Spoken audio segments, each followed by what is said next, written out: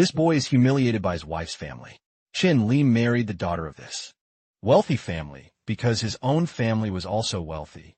But his mother-in-law hates him. She thinks he is weak and has no talent. This is Min Heo. The woman told him she regretted not noticing his talent sooner and said she should have married her daughter to him instead. Min Heo is a family friend. He also hates Chin Li and even offers him money to leave Chu Qingjin. What they don't know is that Chin Li is no loser. He has been training for the last 10 years.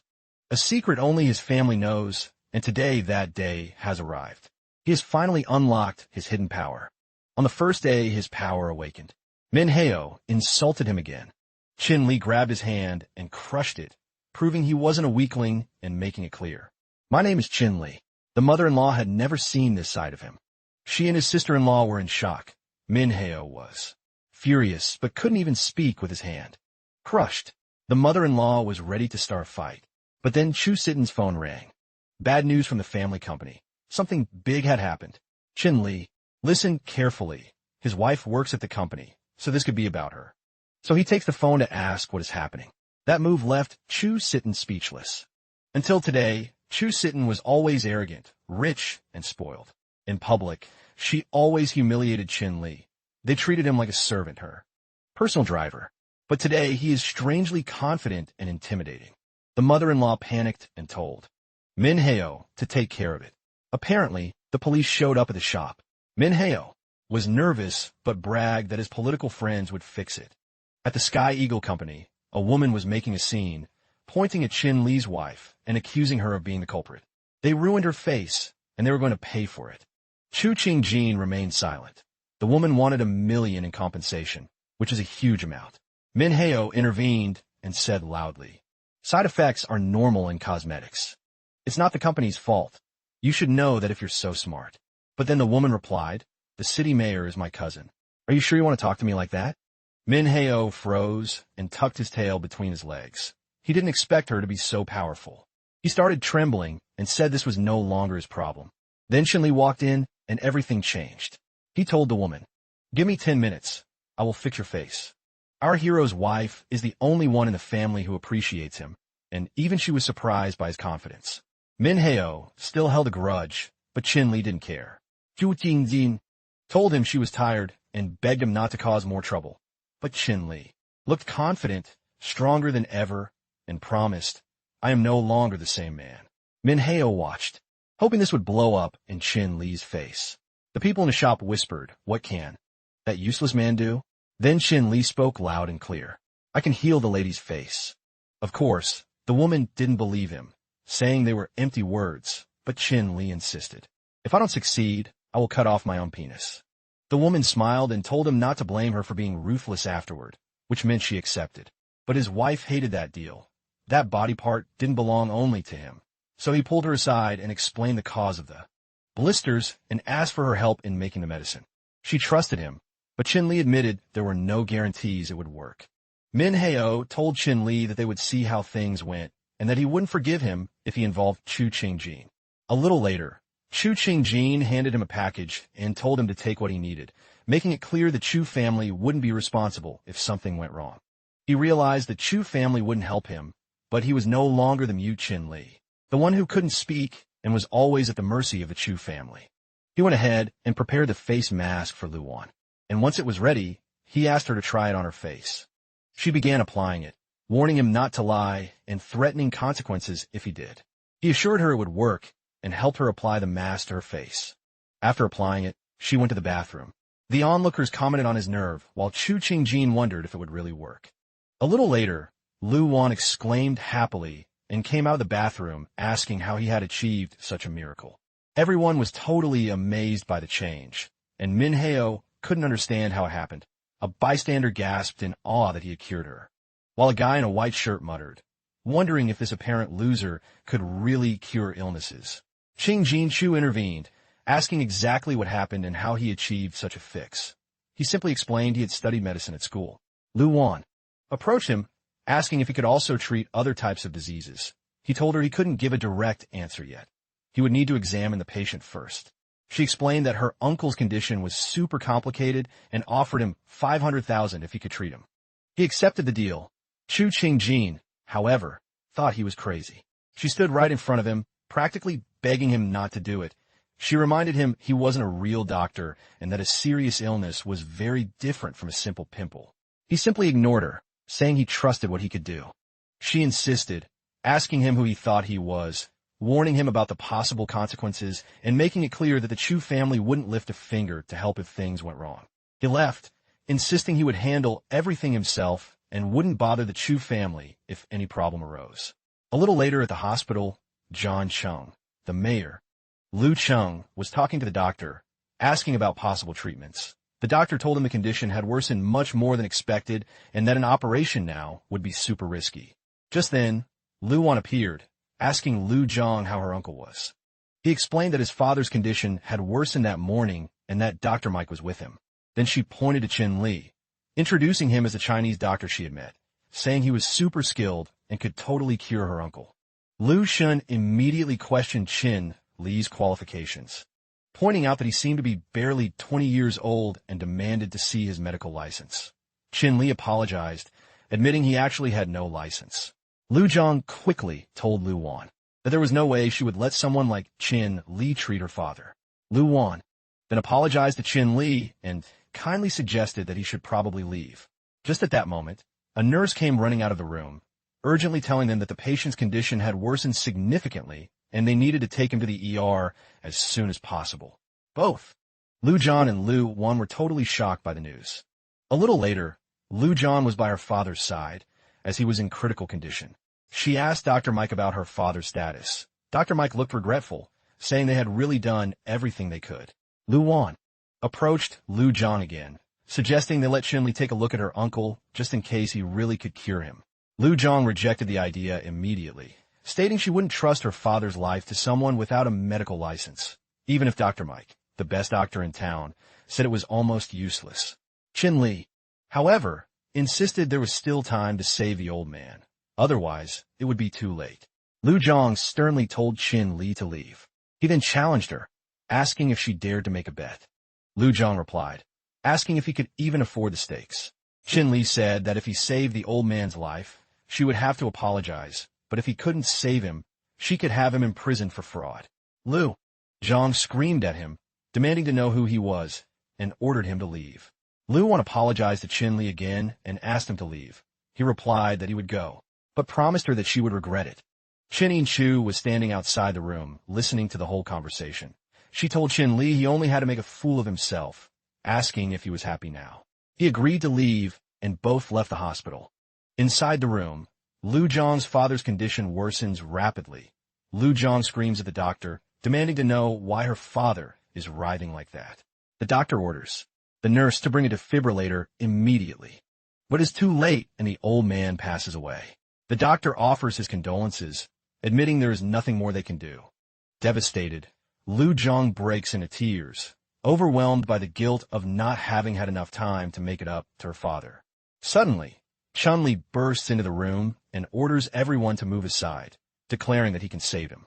He uses his skills to begin treatment immediately.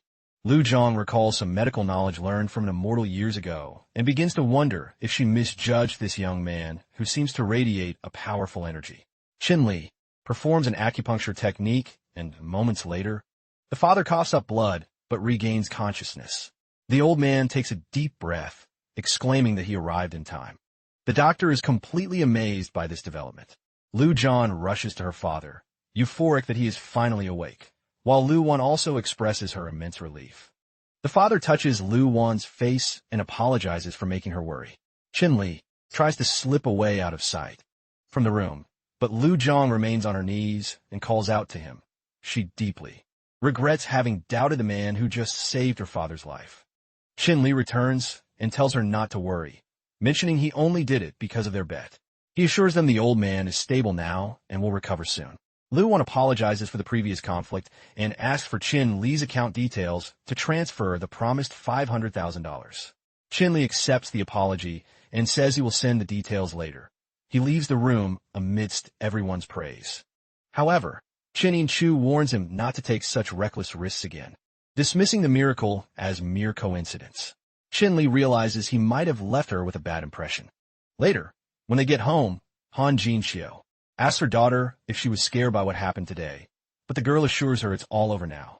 Jin Lee heads to his room, but Han Jinxiu stops him and orders him to clean the house instead of just standing there. He agrees to the request. Jin Jinxiu says she is tired and goes to bed.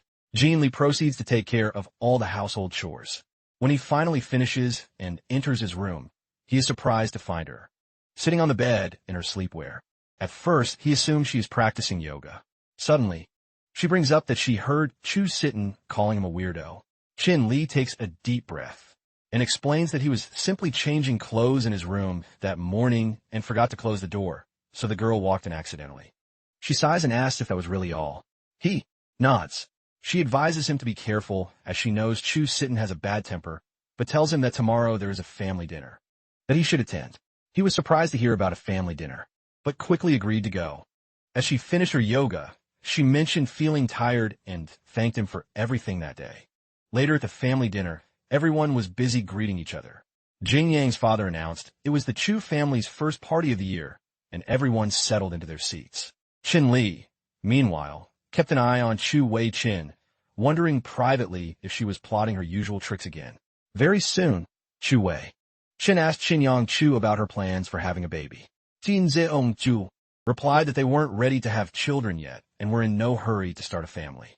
Chu Wei Qin, however, advised her to think about having a child while she was still young. Qin Yang Chu simply acknowledged the suggestion. Then Chu Wei Qin pointed at her son-in-law, Chunwon, saying how relieved she was that he brought her so much peace. She emphasized contrasting him with men who only depended on their wives for everything. Chunwon, with a modest air, accepted her praise. Han Wu Qin chimed in, praising her son-in-law even more, noting that he had a proper official job, unlike others. Chunwon then stood up holding a red box and presented a gift to Qing Yangchu's father, marking their first party together. The father accepted it, telling him there was no need to be so excessively polite. Qing Jianchu's father opened the box and was pleasantly surprised to see a beautiful blue and white porcelain. Chunwon explained that he knew his uncle loved porcelain, so he had spent $30,000 on this gift, hoping he would like it. The sheer extravagance of the gift really took Qin Yang's father by surprise.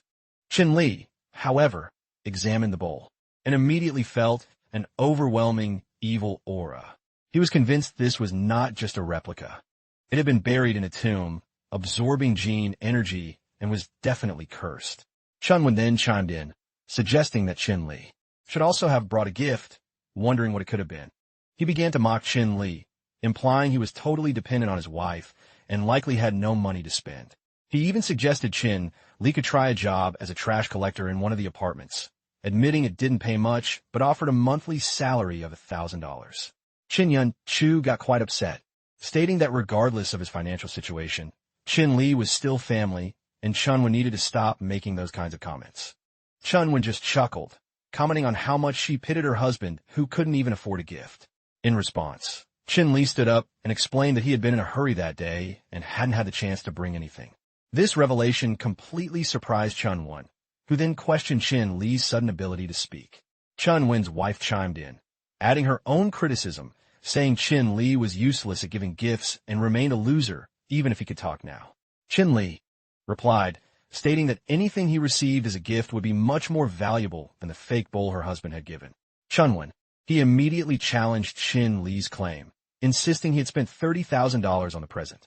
Chu Wei Qin then intervened, mentioning that Qin Li couldn't even afford a gift, but that she wouldn't falsely accuse her daughter's husband. Qin Li stood his ground, saying it was still a fake regardless of the cost. Chunwon, feeling quite offended, called Qin Li a liar and mocked him for daring to doubt the authenticity of the gift. Convinced that no one else would notice, Chunwon decided to prove the gift was real. Qing Yongchu's father told Qin Li to shut up. Chu Wei Qin then criticized Qin Li for his bad manners, suggesting he was just jealous of Chunwon and making groundless accusations. Qin Yongchu intervened again, telling Qin Li not to be rude since Chunwon was his brother-in-law. Qin Li, however, insisted that the bowl his brother-in-law had given was genuinely fake. But Qing Yun Chiu argued that even if it was fake, it still showed his brother-in-law's appreciation, reminding everyone that today was the Chiu family banquet. Just then, Mayor Luing appeared with Hao Feng Mao and immediately asked about the possible fake item, saying he was very interested in seeing it. Chunwen was delighted to see the mayor, greeting him warmly and expressing his surprise at the visit. Chunwen went to shake the mayor's hand, mentioning he didn't expect the mayor to know who he was. He then began introducing everyone else to Mayor Lu, but Mayor Lu Shun completely ignored Chun Wen's outstretched hand and walked directly toward Qin Li.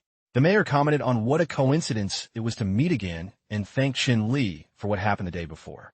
Qin Li downplayed the thanks, saying it was no big deal. Chun Wen interrupted, calling Qin Li a mute and suggesting that Mayor Lu must have confused him with someone else. Mayor Lu Chung became quite upset and demanded to know who Chun Wen thought he was to say such things. Chun Wen introduced himself as the newly appointed section chief. Mayor Lu Chung then turned to Qin Li, asking him if he had any problem with Chun Wen. Qin Li said no, adding that Chun Wen was actually his brother-in-law. He explained they were just talking about whether the antique was real or not. Qin Li looked at the bowl and asked if it was a blue and white one. He then turned to Hao Feng Mao, who was an antique expert, and asked him to take a look. Hao Feng Mao examined the bowl, mentioning he hadn't appraised many antiques recently, but blue and white bowls used to be his specialty. And just by seeing the color, it looked like a real piece from the Yuan dynasty. Chun Wen confidently stated he was sure it was real, pointing out how much money he had spent on it, and that it seemed Qin Li's doubts were totally groundless. Qin Li, wanting to be absolutely sure, asked Hao Feng Mao if he also thought it was an original. Hao Feng Mao snapped back, asking if Qin Li doubted him and if he thought it was a forgery. Qin Li simply asked, "Isn't it?" Hao Feng Mao then explained why Mayor Lu had praised Qin Li, confirming that it was indeed a fake. He said that although the blue and white bowl might look real from afar, a closer look showed clear signs of being a forgery. He added that while the design was intricate, it simply didn't have that elegant touch to make it a high-quality fake. Furthermore, he believed this fake bowl had been buried in a tomb with a dead person and might even be cursed. Chu Wei-chin immediately questioned Chun Wen, asking him how he could give such a gift. Chun Wen replied that he honestly had no idea. Hao Feng Mao congratulated Qin Li on how good the imitation was and praised his sharp eye. He then suggested they go for a drink together later. Mayor Luing agreed, inviting Qin Li to be his guest. He also mentioned he was about to ask Qin Li for a meeting to discuss something.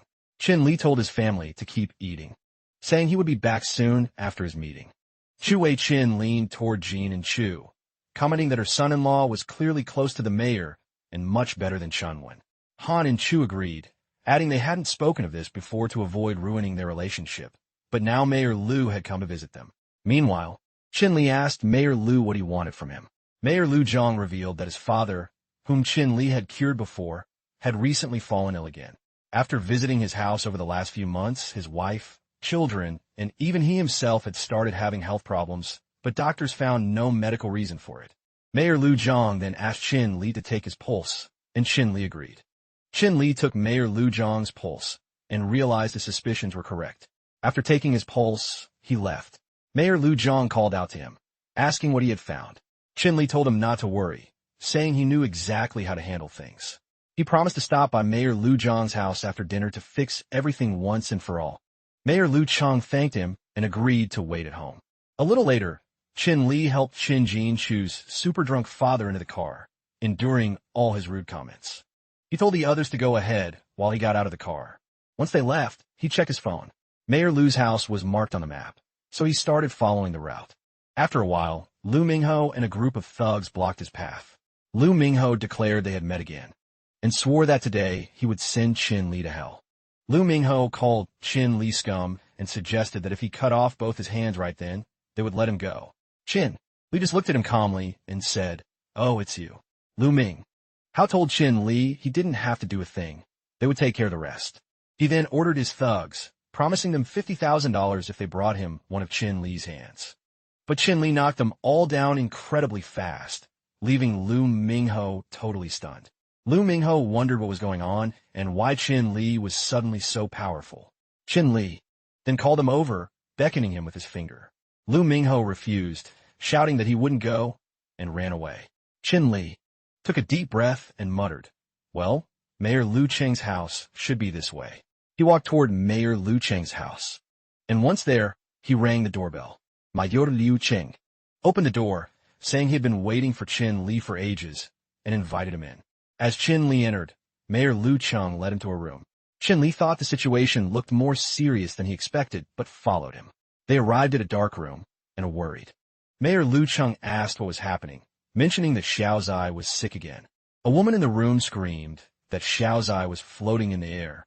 Chin Li was shocked to see Xiao Zai floating, and Mayor Lu Cheng begged him to save his son. Chin Li told him not to worry, promising he would save him, all while noticing a strange shadow behind Xiao Zai. Chin Li used his magic, and Xiao Zai fell back onto the bed.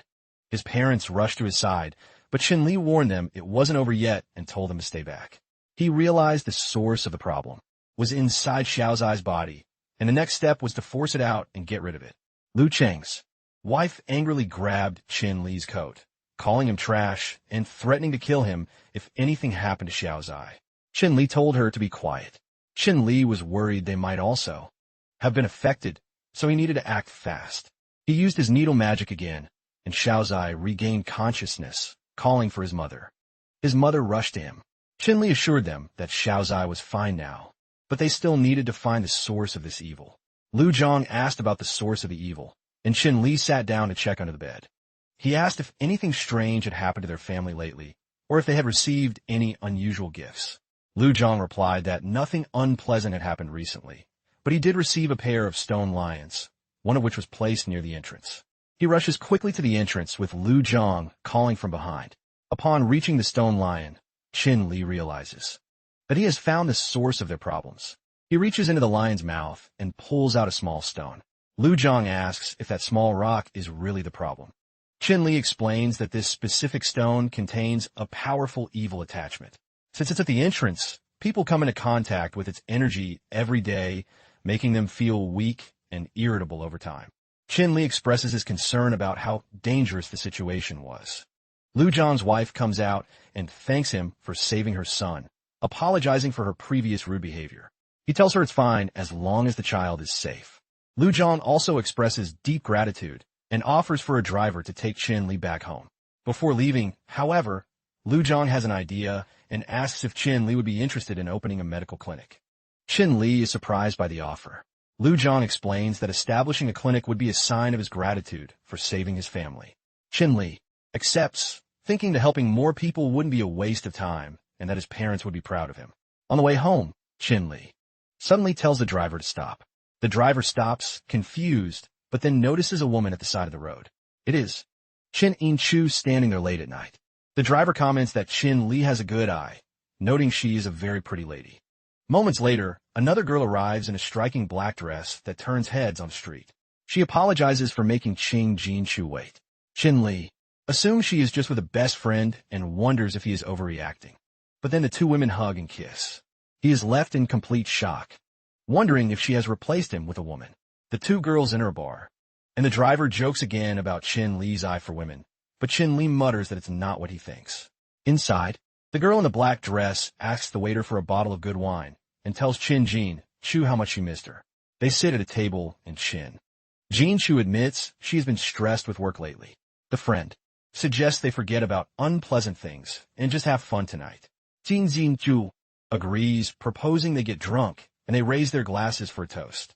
The woman in the black dress mentions Qing Jin-chu's difficult situation, acknowledging the pressure she has to avoid an arranged marriage. She apologizes for that and encourages her to drink more. Finally, Qin Jin-chu drinks too much wine and loses consciousness.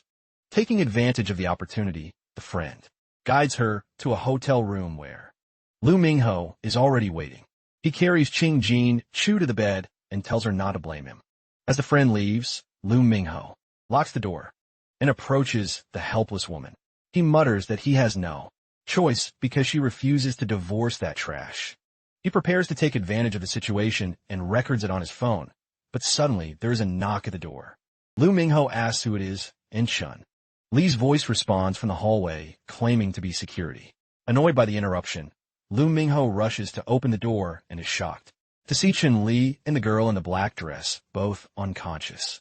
He immediately asks Chin Li how he got there, quickly adding that he shouldn't misunderstand. He claims that Chin In-chu was just drunk and that he was only looking after her. Chin Li wastes no time, hits him, and sends him flying.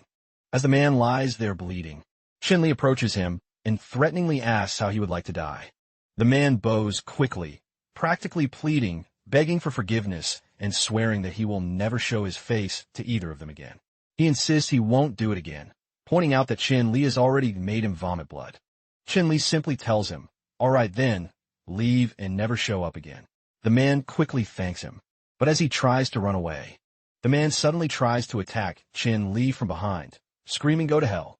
Chin Li catches his hand easily, telling him he had already let him go twice, but he clearly never learned his lesson, so he has no one but himself to blame. Using his needle power, Chin Li knocks him unconscious and then kicks him out of the room. He closes the door, then looks at Chin Yin-Chu, saying he's glad he ran into her today. He uses his special needle treatment on her hand, and she slowly opens her eyes, waking up. He tells her she is awake and asks how she feels. She responds, "How what?" and then quickly gets up and slaps him across the face. He protests, saying he just saved her life, and asks why she hit him. She accuses him of trying to do something shameful to her, mocking his talk of having saved her after what happened. Looking at her torn dress, she declares she won't believe any of his nonsense. He gets up and leaves, saying he didn't do anything to her whether she believes it or not, and then closes the door behind him. She continues to verbally abuse him, looking directly at the camera. A while later, Chin Li is sitting in a park when his phone rings. He answers, and Luan asks if she is speaking with Chin Li. He recognizes her voice and confirms that yes, it is Chin Li. Luan then asks why he is calling so late. She asks if he has more of the ointment he gave her before, and if he could make another batch, this time with added skin whitening effects. Chin Li asks how many she needs, explaining he'll have to go back and prepare it. She suggests starting with 200, assuring him that 2 million will be deposited into his account. Chin Li accepts, saying it's no problem, but notes his medicine doesn't actually cost that much.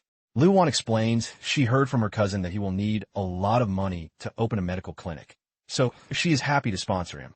He smiles, grateful for her generosity. Meanwhile, Chin Yin-Chu arrives home and waits for Chin Li. The clock strikes 1. She notes the late hour and wonders why he hasn't returned yet. She wonders if he is upset because she misunderstood him earlier today. Just as she thinks this, he enters the house. He tries to sneak quietly to his room, but she asks him what took him so long. He replies that he had work to do. She then tells him to pretend she didn't ask, and tries to say something else.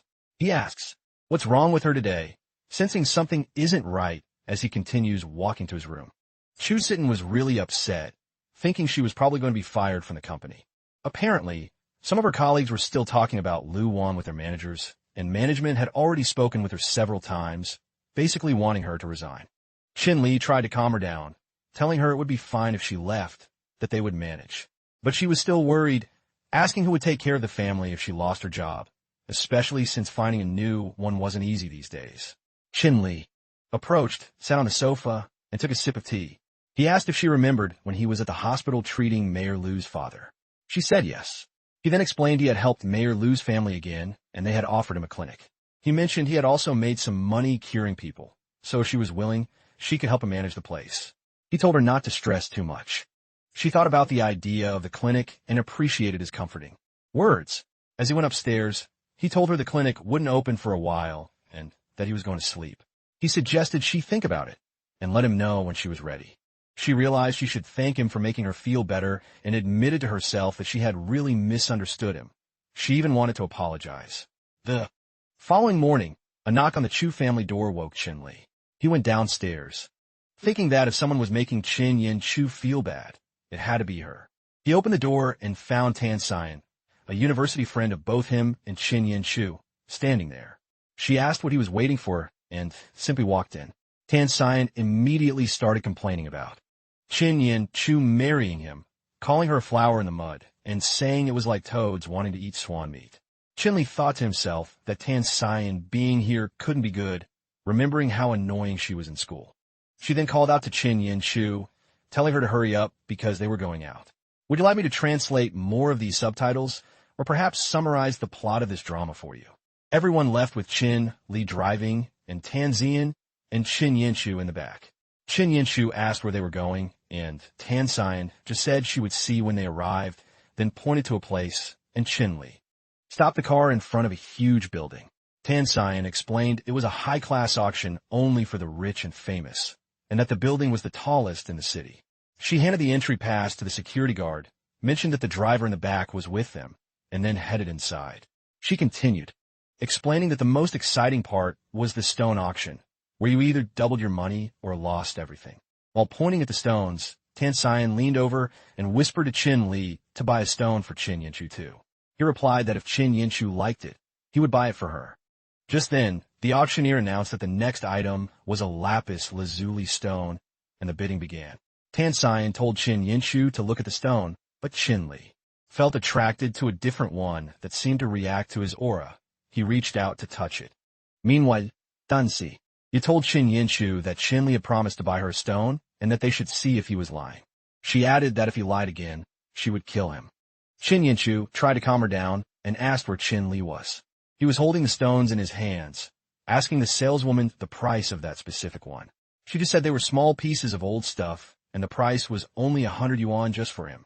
Qin Li pulled out some coins and cash from his pocket, handing them to her, and told her to use it to help cut the stone. Tan Sion couldn't believe he actually went to the scrap pile. She thought he was just being himself, and that his actions were totally humiliating. She wondered why he even mentioned opening a medical clinic, then raised her voice at Qin Li, asking how he could deceive her with only a few hundred yuan. As the saleswoman cut the stone, she was totally shocked by what she saw. She exclaimed that it was done, and it was completely green. Everyone gathered to see it, commenting on its amazing green color. They all agreed it was the best find from the scrap pile, and a total stroke of luck. People immediately tried to buy it, but Qin Li insisted he paid for it first, so they shouldn't take his stone. One person suggested he sell it for 300,000 yuan plus a special gift, while another offered 500,000 yuan and something extra in return. Tan Lao, who was Tan Sion's father and president of Tanchi Jewelry in Yongqin, stated that this stone was worth at least 500,000 yuan. He asked Qin Li who he was, then introduced himself as the Jade King in the city, known as Tan Lao. He then offered the staggering sum of 5 million yuan for the stone. Qin Li replied that he bought the stone for his wife, so Tan Lao should ask her instead. Tan Sion was totally surprised, exclaiming to her father that it was the first time she had seen something like this. She wondered if he was really spending so much money. Qin Yanchu looked at the stone and commented that good jade should go to people who truly knew its value. She added that Uncle Tan Lao was the Jade King in Yongqin, and it was an honor for her to meet him. Uncle Tan Lao chuckled, saying Qin Yanchu was quite eloquent. He mentioned that his assistant would send her a check later and asked if he could take a look at the stone Qin Li had just bought. Qin Li handed him the stone casually, saying, "Well, it's just an ordinary stone, nothing special." Qin Yanchu quickly interrupted, insisting the item was chosen by experts, and since it was Mr. Tan Lao, there was no way that stone could be ordinary. Tan Lao laughed, commenting that jade was just a stone, genuine or not, and one had to examine the inside to be sure. His daughter Tan Sion told Qin Li that it was his first time there and he was just gambling, relying totally on luck. She added that the stone was her father's favorite and he wouldn't dare lie. She threatened to see what Qin would say later. Someone from inside came out and announced that it had been checked and it was just a worthless stone. Tan Sion questioned how that was possible, insisting her father had never been wrong about anything. However, Tan Lao admitted that Qin Li was right this time. He told Qin Li that Tanchi Jewelry still needed jade experts and suggested that if he was interested, he could come and try out. Qin Li tried to respond, but Tan Lao stopped him, advising him not to answer too quickly and to think it over carefully. He suggested Qin Li let him know his decision later. As he was leaving, Tan Sion asked if her father was really sure about this, and he only responded with a question, asking her what she thought. Later, Qin Li was in the car with Qin Yanchu driving toward their home. She asked when he learned to bet on stones. He replied it wasn't hard to learn from books and offered to teach her later if she wanted. He handed her a check, but she simply threw it and asked if he had been lying to her all this time. She questioned why he pretended to be mute and acted like a loser. She also asked when he would take her out for a drive again. He replied that it would be next Saturday. She thought, too, herself that he was an idiot who couldn't even understand that she needed attention and love. Qin Li remembered what the old man had told him. He said that if Qin Li practiced with his special book, he would be famous in only 10 years. The old man had given him the book, explaining it would take a century of blocking his qi to build an aura within him. He called it Qin Li's destiny. saying the rest was up to him. The old man also mentioned they would meet again someday. Returning to the present, Chin-Li quickly assured her he wasn't lying and wasn't a fool. She told him he didn't need to explain, but then asked why he had agreed to marry her in the first place. He countered by asking if she didn't remember what happened before. The scene flashed back to a time when a thug was harassing Chin-Li, pouring soup on his head and mocking his special dish. Chin-Li couldn't even respond. That was when Qin Yinshu stepped in, kicking the thug and scolding him for picking on someone weak. Back in the present, she recalled the incident and said she remembered it now. Chin-Li nodded, revealing that when she asked him to marry her after graduation, he was quite happy. Would you like me to translate the next set of IDs for you? Even though I knew I was just a shield for her. She then asked if he had never resented her. He responded by asking how he could ever resent her. He pointed out that the Chu family had never wronged him, and neither had she. In his heart, he had always seen her as his wife. She thought to herself, damn it, why did he say that? He quickly changed the subject, mentioning he would open his clinic tomorrow and suggested she come see it. She asked if he was joking, but he assured her he was serious, adding that saving lives was not as easy as she might think. He told her not to worry, since he was only treating people with normal illnesses. She turned her face away, muttering that if anything happened, no one would go to jail for him. He wondered why she couldn't understand that she was actually worried about him. The scene then shifted to the opening ceremony of Chin Li's new medical clinic. Chu Wei-Chin commented that the Chu family had a good son-in-law, admitting she didn't even know when Chin Li became a doctor. Her husband chuckled in agreement, adding that even if Chin Li suddenly opened a clinic, he shouldn't try to deceive people. Qin Yinshu's father intervened, telling everyone not to worry. He explained that his son-in-law was a man of many secrets. He had heard Chin Li helped Mayor Lu's family not long ago, and Mayor Lu had insisted on helping Chin Li open a clinic, so they really couldn't say no. He then suggested everyone have tea and snacks. Chunwon, however, challenged Chin Li, asking if he thought he would be fine just by knowing Mayor Lu. He criticized Chin Li for even daring to open a clinic, calling him crazy. Chin Li replied that he didn't understand how a medical clinic could be so dangerous to people. Chunwon reiterated that Chin Li shouldn't forget that his place was under the inspection of his men, reminding him of the embarrassment he caused in front of Mayor Lu last time. Just then, Mayor Lu arrived and greeted Chin Li, congratulating him on the opening of his clinic. Lu also offered his congratulations, and Chin Li thanked them both. Their relatives were all quite surprised to see Mayor Lu there. Chunwon remembered toasting with Chin Li at the banquet and found it amazing that Mayor Lu actually came to congratulate him. He wondered with curiosity what their true relationship was. Lu commented on how good the place looked, and Chin Li gave them a warm welcome. Qin Yinshu pointed out that Chun had been sarcastic a moment ago and was now completely silent. After a while, they heard a voice from outside. Someone was desperately begging for help to save his son. The mayor. Lu asks what's wrong, and everyone goes out to see what's happening. They find a guy holding his son, practically screaming for help. Shen Li uprukas, telling people to step aside because he is a doctor. He examines the boy. Hulong, who is really sick.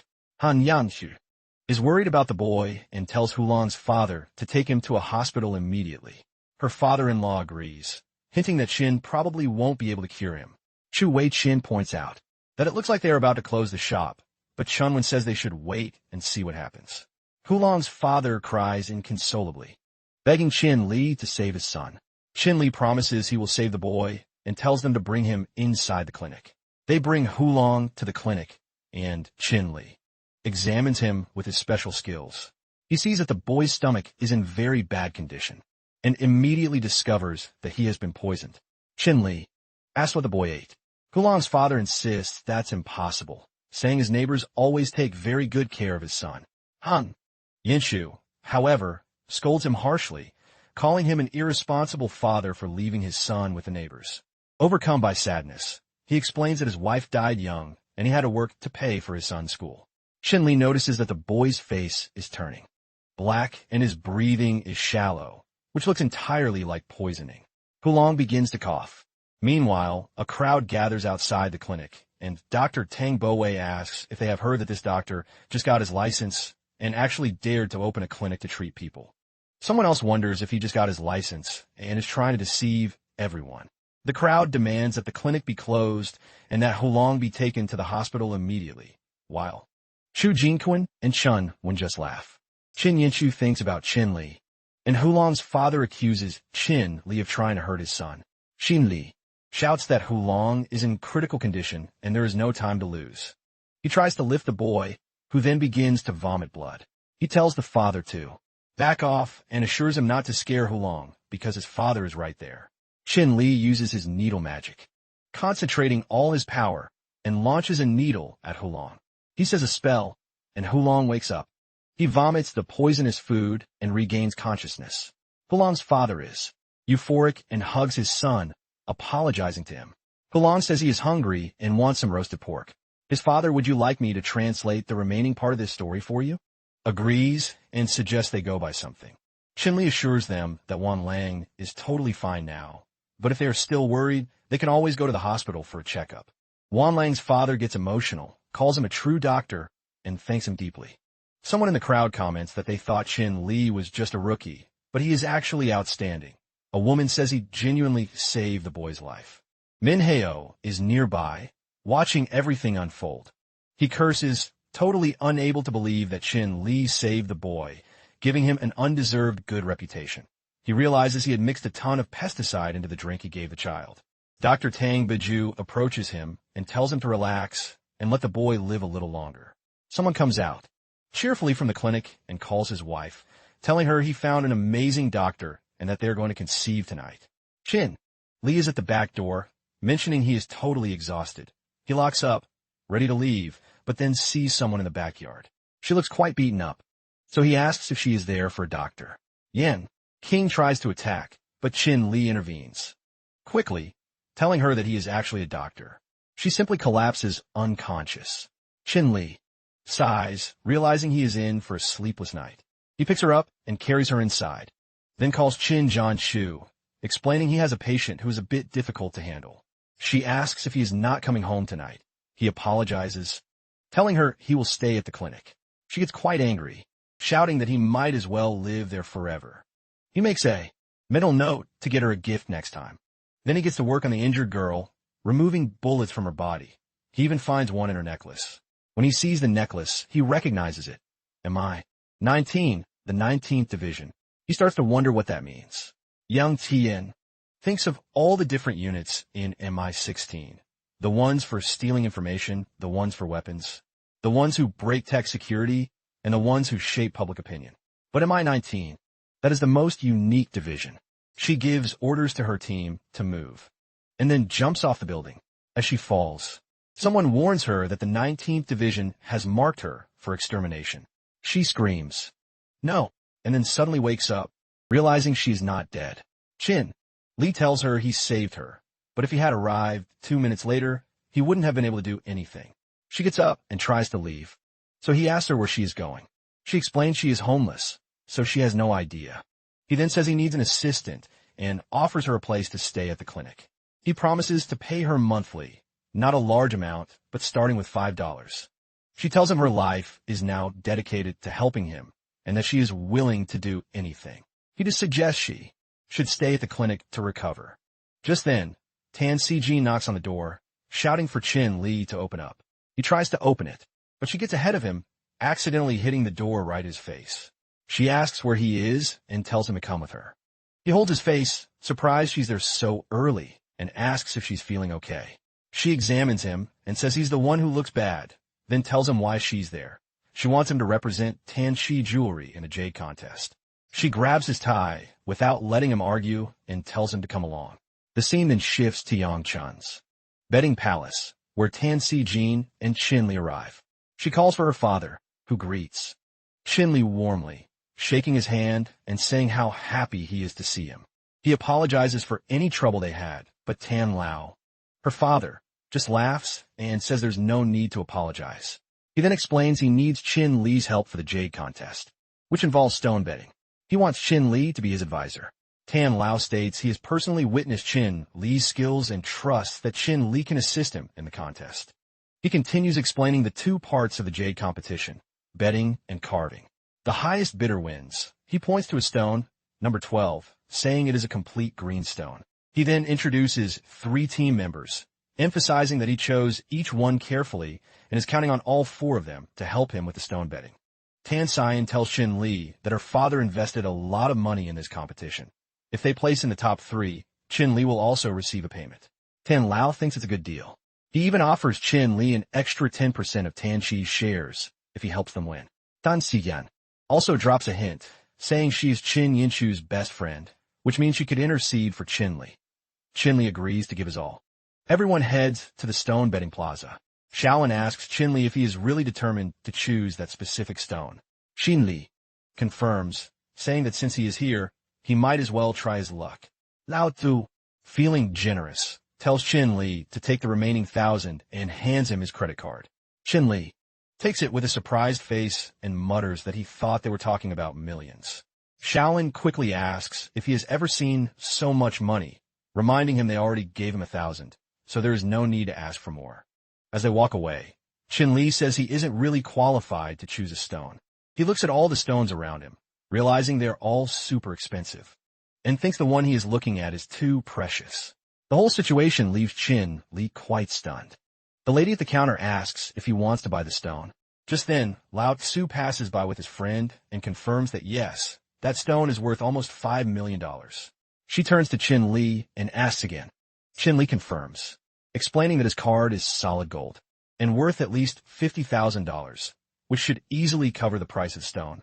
The lady accepts the sale. Lao Tzu and his friends approach Qin Li, asking about the stone he just bought and if he really expects to win first place with it. Wan Qio tells him not to buy just any old pebble.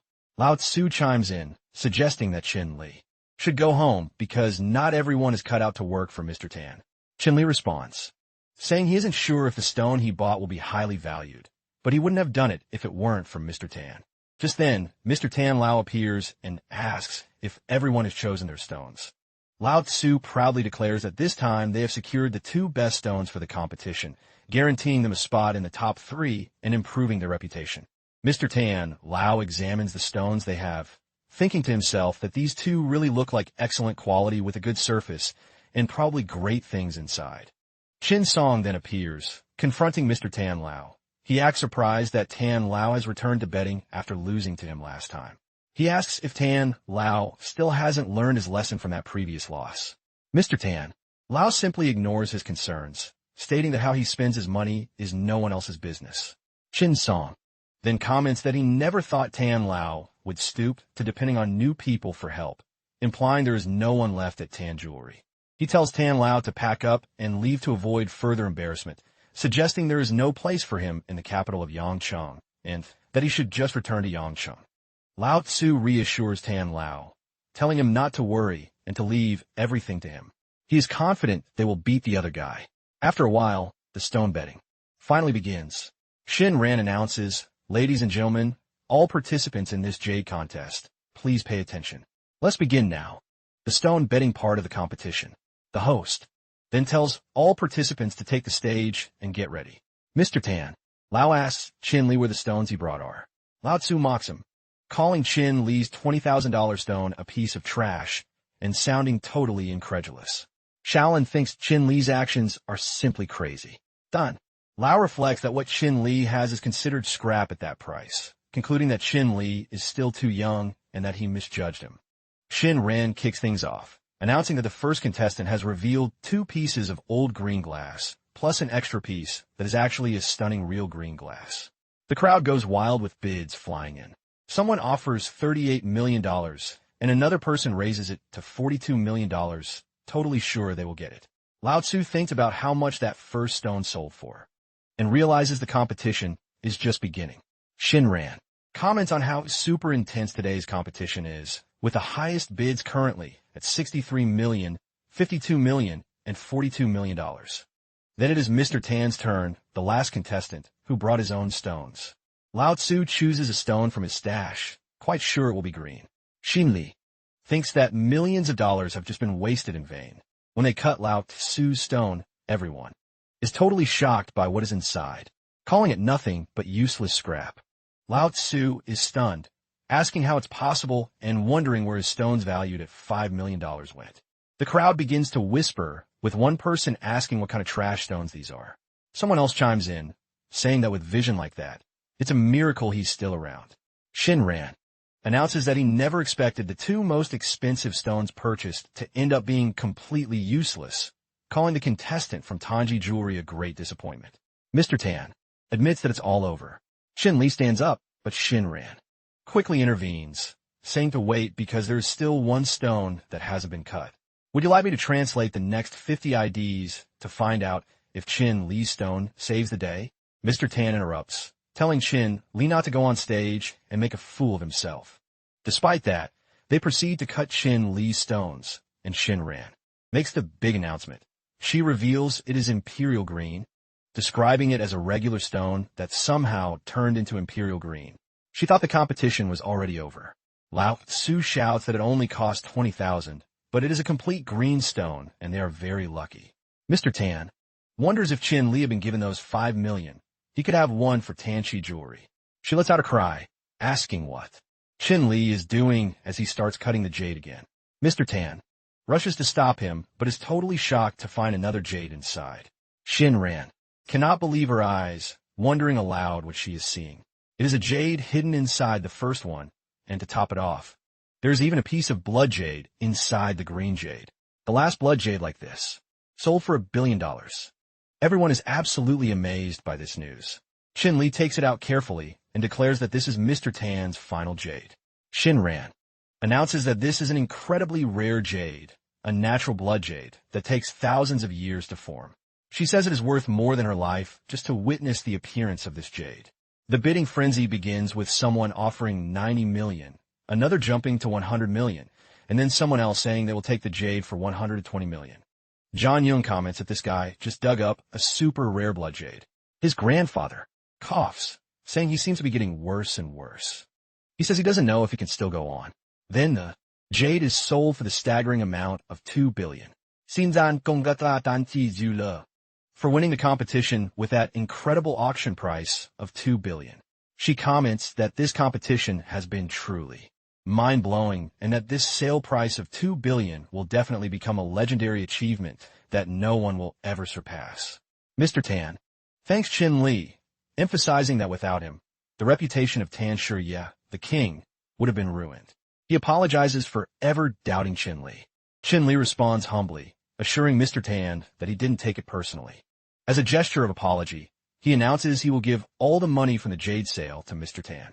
Tan's agent intervenes, insisting that Chin Li is their guest of honor and that they are now making a big name for themselves in this competition. Chin Li believes they will establish a strong presence in Shang province. Just then a bald guy approaches, hands him an invitation, and says that Shang Chun from the contest organizers wants him to go to the Yang family house, and that attendance is mandatory.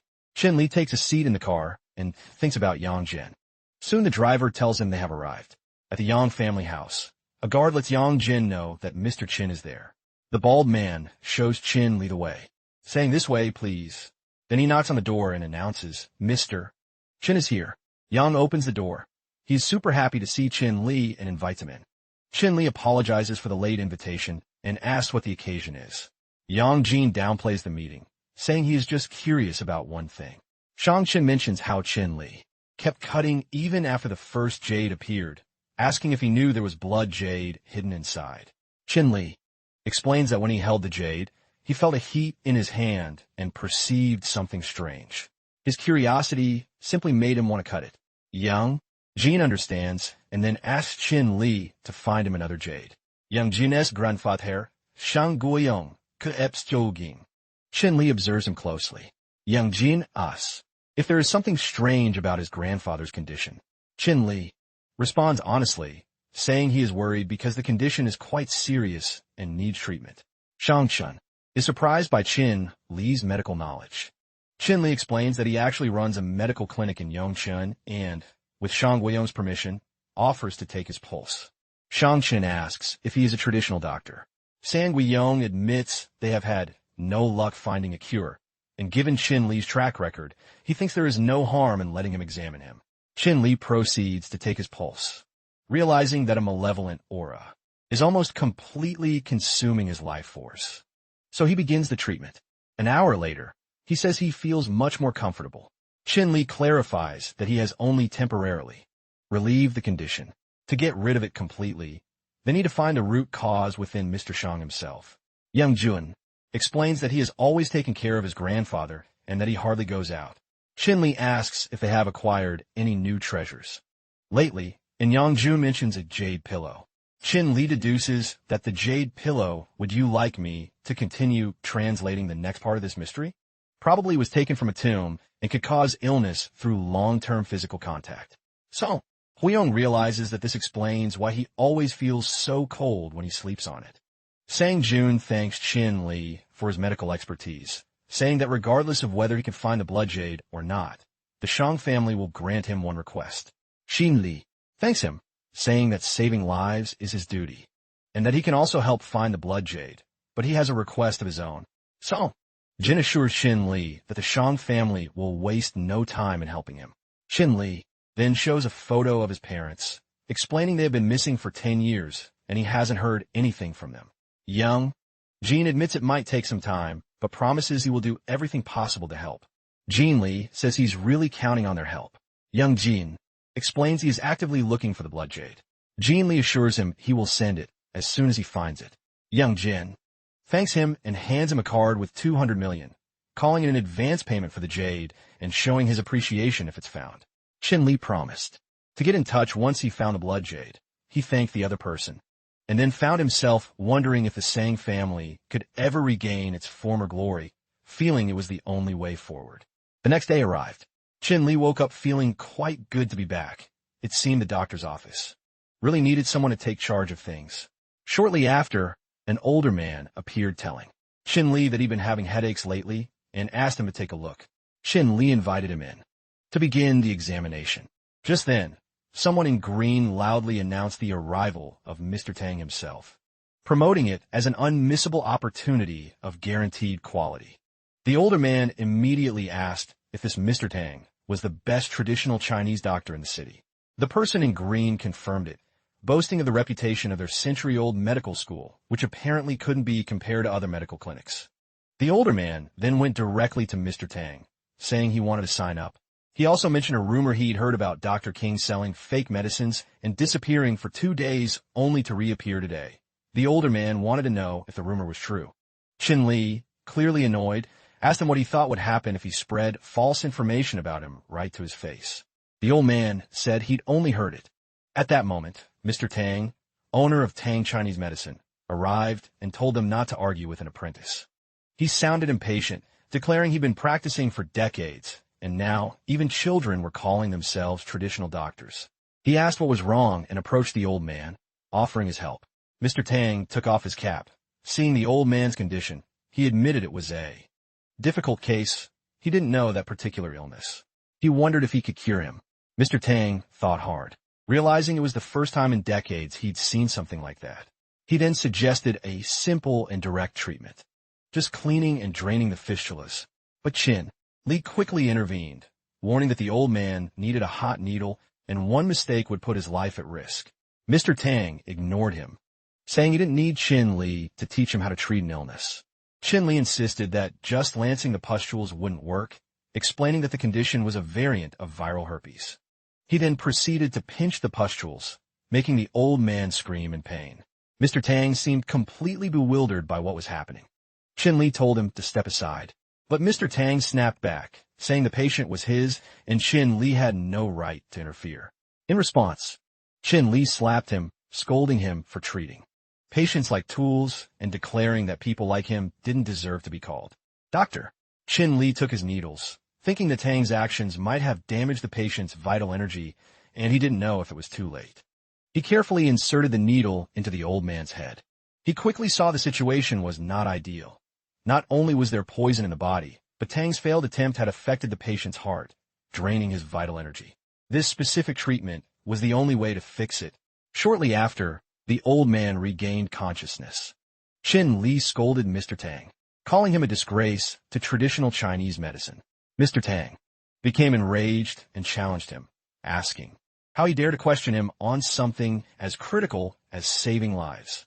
He declared that whoever made the first mistake would have to leave traditional Chinese medicine forever. Qin Li accepted the challenge.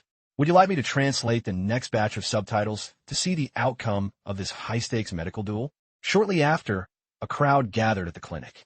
One passerby asked what was happening, and another explained that Qin Li's clinic would compete with the renowned Dr. Tang Beijue of Yongchang in a medical duel.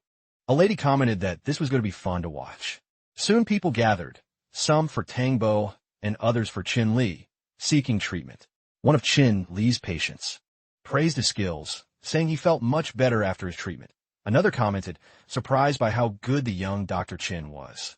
Meanwhile, Tang Bo thought of his 30 years in medicine, confident he had never failed. He called his next patient. He examined him and quickly knew what was wrong. On Qin Li's side, a green-haired woman approached, complaining of dizziness and a swollen chest. She said she couldn't take it anymore and grabbed Qin Li's hand. Qin Li moved his hand gently, telling her not to worry and that he would take her pulse first. He took her pulse and found it firm and strong, her organs in order with no signs of illness. Suddenly, a strange noise caught his attention. Tang Bo's patient was screaming in intense pain, worrying everyone nearby. A doctor asked about the patient. They told him he was critical and needed immediate hospitalization. A girl quickly called emergency services. Tang Bujua's patient suggested going to the Kangun clinic, saying he didn't trust Tang, the Chinese doctor. Another woman agreed, calling Dr. Tang unreliable and saying they should have gone to Kangun from the start. Just then, Qin Li's patient, the green-haired woman, complained of dizziness and fainted. A passerby pointed out that someone should help her. Tang warned Qin Li not to be overconfident, believing he wouldn't be able to cure her, which would result in a draw. Qin Li saw the situation and realized there was only one way to treat her, with a large needle. He emphasized that he had to be very careful, as one mistake could leave her crippled. As he prepared to start, the woman suddenly sat up. She admitted she wasn't sick and that Dr. Tang had sent her. She asked if she could leave. Qin asked Tang if he had lost. Tang Bujul told Qin Li not to worry, reminding him that he was a famous doctor in Yongchang, so much so that even Lu Chun had to yield to him. Qin Li countered by asking if this famous doctor resorted to dirty tricks to ruin the competition. He added that he didn't deserve to be called a doctor. He also promised to remember this and get revenge later. Shortly after, Qin Li entered his clinic, and his assistant Liang Qing offered to handle the Tang situation. He asked her if she had fully recovered. She thanked him for his concern, confirming she was fine. She told him to let her know if he needed anything. Qin Li told her she could recover from her injuries at his clinic, and that he would need her in a few days. Just then, Qin Li's phone rang. He answered, and the person explained that Mr. Chang asked him for information on the origin of the raw stones. She said the goods would arrive in Yongchang in a week, and that she had something else to discuss with Qin Li that could benefit them both. He agreed to meet, and she confirmed she would send him the exact time and place before hanging up. Meanwhile, at his house, Tang Beiji was watching the news. The report said that the previous day, 2 herbalists in Yongchang faced off in a medical challenge, and Tang Beiji, owner of Tang Chinese Medicine, publicly admitted defeat and announced he was leaving the medical profession. Because of this, the entire Tang family was receiving unprecedented backlash. Tang Beiji was furious. He broke a cup and told them to turn off the TV. Just then, Lu Mingho knocked on the door, asking if Dr. Tang was home. Tan Bujui said he wasn't and told Lu Mingho to leave. Lu Mingho responded, saying he could offer a way for Tan Bujui to get revenge and defeat Qin Li. That made Tang Bohu open the door. Lu Mingho handed him a paper, explaining it contained something that only Tang Bohu could do. Tang Bohu asked what it was, if it was a prescription.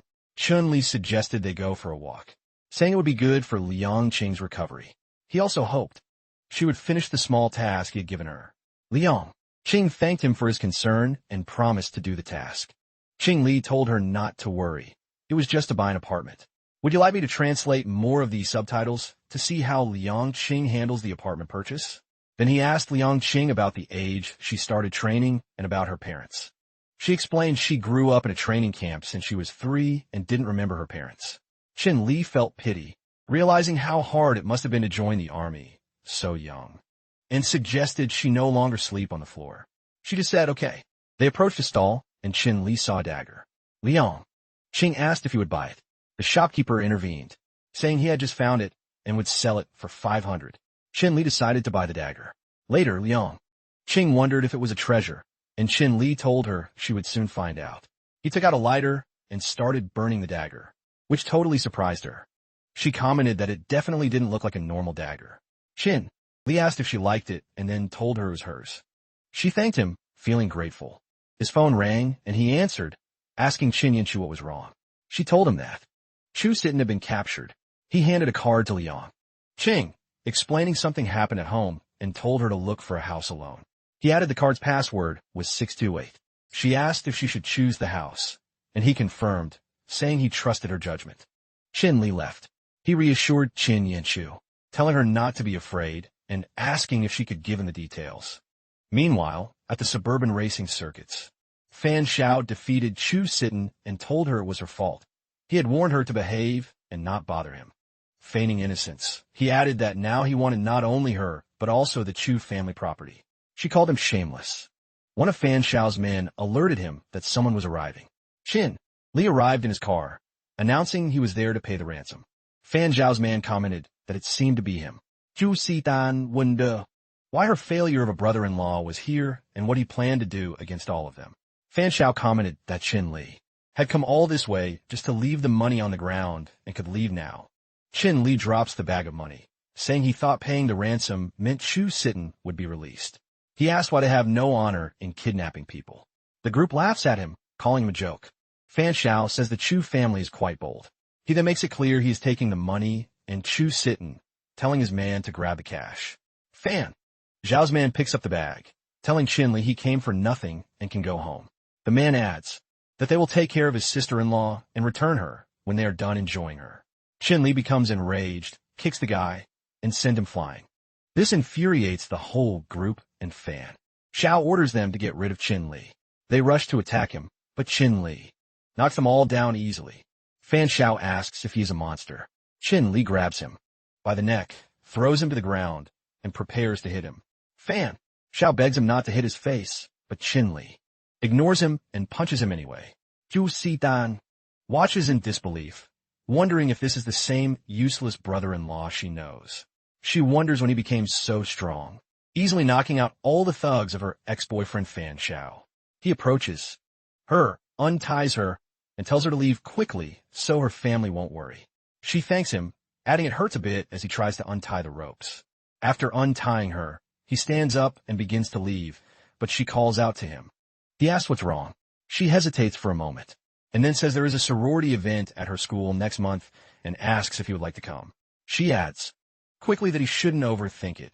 She's just afraid these guys will try to get revenge, so she wants him to accompany her. He is surprised she's inviting him to a sorority event. He tells her he will be there on time. The next day, Qin Li goes to the clinic. Liang Qing tells Qin Li that the task he asked for is done and he can check it today at Tianhu's office. He is surprised, thinking it was fast. He realizes it's time to take Qin Yanchu home, as living at her family's house all the time isn't a good idea. He goes out and asks her to come with him right now. She accepts. She follows him and gets in the car. His phone rings and he answers. Emir Yang tells Qin Li he has good news for him. Would you like me to translate the next set of subtitles to find out what Mr. Yang's good news is? He has bought 10 shops in Yongqing for your traditional Chinese medicine centers, and they are already in your name. Qin Li is watering plants when he hears this. Qin Li starts coughing upon hearing that and asks about the 10 shops. They tell him not to be surprised and that they are still under renovation. Qin Li thanks him, and Mr. Shang Chun recognizes him as a great benefactor to the Shang family. They also remind him that they are waiting for him in Yangchun and will buy him a villa. Qin Li mentions that he already bought a villa and doesn't want him to spend his money.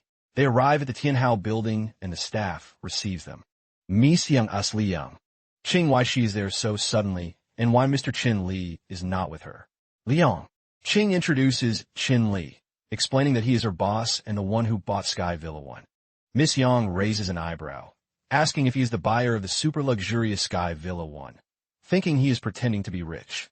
She then comments that Mr. Xiao also wants Sky 1 and offers him $500,000 as a gift. She tells them that the Villa Qin Li ordered has already been resold and asks them to leave so she can return the deposit. Liang Qing gets very frustrated, explaining that she paid the deposit in advance, demanding to know why it was resold to someone else. Miss Yang shrugs, saying Sky 1 is their most luxurious villa and is reserved for the most distinguished guests. Chin Li questions the credibility of Tian Hao, and Miss Yang retorts that someone like him, who only pretends to be rich, is not qualified to live in their villas. Just then, Yang Chu-Chu, the half-sister of Yang Chun and director of Villa Tian Hao, enters and asks if it's true that Tian Hao only serves noble and high-status guests. Miss Yang demands to know what she is doing there, but Yang Chu-Chu simply approaches her and slaps her across the face. Yang Chu-Chu declares that Mr. Chin Li is the most distinguished guest of Tian Hao. She then greets him, introducing herself as Yang Chu-Chu, the director of Tian Hao. She adds that she saw his photo at Yang Chen's house, shakes his hand, and reveals it was actually her who called him about the raw stone source. Chin Li is quite surprised to discover it was her. She apologizes for any trouble her people caused him, and he tells her it's fine. Miss Yang tries to interject, asking if Mr. Chin Li knows Miss Yang. Chin Li approaches Miss Yang and makes it clear that who he is isn't important. He just wants her to never sell his villa to anyone else ever again. She quickly apologizes and promises it won't happen again. He tells her he will return once all the paperwork is ready and then leaves. Yang Chu-Chu calls out to apologize for the delay and assures him that she will personally handle all the villa arrangements. After he leaves, she orders her guards to seize Miss Yang, declaring she doesn't want to see her ever again starting today. The guards quickly obey and drag Miss Yang away. Meanwhile, a lady appears at Chin Li's clinic with the police, making a huge scene. She claims this is the clinic that sold her fake medicine and ruined her face. Another lady supports her, saying she also had a bad experience after taking his medicine. All the women there have many pimples all over their faces. Chin arrives and asks what all the fuss is about. The first lady sees him and screams that he is the fake doctor, demanding his arrest. She screams that the seller of fake medicine is finally here, while Chin Li just wonders what she is talking about regarding fake medicine. She claims her face got much worse because of the skincare products he sold, pointing to her now much worse complexion. Chin Li thinks about the skincare products, remembering he gave 200 to Lu Wan, and immediately suspects a connection. She tells the police that he is a scammer trying to steal her money and insists they arrest him. The police tell him he has to go with them. Liang Qing stands in front of Chun Li, asking the police what they intend to do. They explain they need to take this kind of scammer in for questioning. Another policeman orders him not to move and to raise his hands. Chin Li calms them down, saying he is just trying to find a witness regarding the skincare products. He hands his phone to the police, who then ask for the identity of the witness and begin talking to the person on the other end. The officer introduces himself as being from the Yangchun Police Department and clarifies that Chin Li does not sell fake skincare products. Lu Wan is shocked and asks about those fake skincare products. She rushes to the clinic and asks Chin Li about the new skincare product. He is confused because he had already given her all the ointments. She laughs, explaining she had used all the previous ointments and was admiring her skin, thinking Chin Li might have made a new one. Then, she asks the ladies who used the medicine if they thought they could afford the price. A police officer approaches Lu Wan and asks if what she said on the phone was true. As a lawyer, she solemnly swears that everything she says is accurate and hands over her business card. They take her card and assure her they will investigate thoroughly. They make it clear that if anyone is found lying, whether it's her or someone else, they will face legal consequences. Would you like me to translate the next 50 IDs to see who is actually behind the fake medicine plot? The ladies get scared and the officers demand an explanation of what is going on. The lady agrees to explain and shows them a prescription. She reveals that a man named Tang gave them this prescription and promised them $100,000 if they accuse Chin Li's clinic. Chin Li realizes it's him. The scene shifts to the house of Dr. Tang. Bei Jui and Lu Mingho were there playing chess. Lu Mingho moves his piece and declares checkmate. Dr. Tang Beijue praises his move, commenting that he's a quite skilled chess player. He adds that he plans to deal with that Chin Li kid immediately. Lu Mingho responds that he is even better, mentioning how he created those ointments that made people develop pimples all over their faces in just half an hour, which was quite impressive. Both share a laugh. Suddenly, there's a knock at the door. Dr. Tang Beijue goes to check, and Chin Li keeps ringing the bell persistently, clearly annoyed. He shouts that he is coming and asks who is at the door, trying to look through the peephole. Meanwhile, Chin Li kicks the door down, breaking it, and throws Dr. Tang Beijue aside. He enters and addresses Dr. Tang, telling him that this is a serious injury and asking if he can take a look. At the same time, Lu Mingho asks if Qin Li has been arrested by the police and tries to grab his weapon. Qin Li reveals that the person behind the scenes was actually him and stands up pointing his weapon at Lu Mingho. Liang Qing steps forward and hits Lu Ming. How? Thinking who is he to play with a weapon. He asks her what she's going to do now. Qin Li approaches and calms her down, saying he's just checking if he can still move, so she shouldn't be nervous. The police arrive and arrest them both. A police officer apologizes to Qin Li, admitting that he almost wronged him today, but assures him he will face no more trouble in the future. Qin Li accepts the apology and checks his phone, finding a message from Yang Chu. She informs him that his villa is ready for move-in and apologizes by reserving a spot for him at the Merlin residence this afternoon. He tells Liang Qing that he has to go to work in the afternoon and asks her to continue the case with these two guys. She agrees, and he leaves. The scene changes to the Merlin residence, and Qin Li knocks on the door. Miss. Yang Chu opens the door and greets him. She invites him in, offers him a seat, and points out a French black tea that was prepared for today. She suggests he try it. She also mentions that the paperwork for the villa has been completed and hands him a file of documents. She explained that once he signed and made the final payment, the villa would be all his. Qin Li thanked her. Then she introduced Yang Qi, who was the general manager of the Yang Chun branch of the Yang Group. Yang Qi stood up, bowed to Qin Li, and greeted him. Qin Li was surprised and asked what this cooperation was about. Yang Qi introduced himself, explaining that he was one of Yang Chen's subordinates, just like Miss Yang. He mentioned that he had recently been transferred to Yang Chong to oversee the Yang Group's entertainment program. Yang Qi asked Qin Li to take good care of them from now on. Qin Li thanked him again, but still wanted to know more about the cooperation they had mentioned before. Meanwhile, Miss Yang poured tea into a cup and handed it to Qin Li. Qin Li took the tea while Yang Qi explained that he had heard about Qin Li's ointment, which had successfully treated the face of Lu Chen's cousin. The Shang Group was really interested in working with him to further develop this ointment. They told Qin Li that by utilizing the Shang Group's massive resources and top-tier brands throughout Shang Province, they could ensure the ointment became a super successful product. Qin Li said he wanted to have the majority of shares if they established a new company. Then he asked how large these majority shares would actually be. Yang Qi clarified that the Shang Group wanted to acquire the rights to produce and market Qin Li's ointment. In this deal, Qin Li would own 80% of the shares, and the Shang family would only keep 20%. He asked Qin Li what he thought of that offer. Qin Li thought about how Yang Qi had referred to Lu Chang by name and knew the Chang family had a lot of power in the entire Chang province. With their support, the ointment could have a much greater impact. He began to think about his response. Meanwhile, Yang Qi noticed that Qin Li was still thinking about the offer. He wondered if Qin Li thought his share was too small. So he coughed subtly, signaling to Yang Chu. Yang Chu took the opportunity to speak to Qin Li, saying they really wanted to make up for what had happened before. She presented a document and explained that with the permission of young master Yang Chun, they wanted to offer him ownership of the largest casino in Yangchang. She asked him to please accept the offer. However, Qin Li politely rejected it, saying that Yang Chun was already being incredibly generous. He insisted he couldn't accept such a gift, especially since she had already resolved the previous day's problem.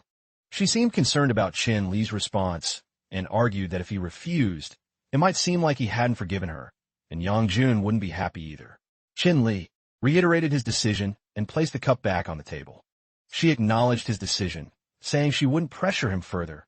Instead, Yang Chu offered him a golden card that would give him free access to all the Chang Group's entertainment clubs from now on.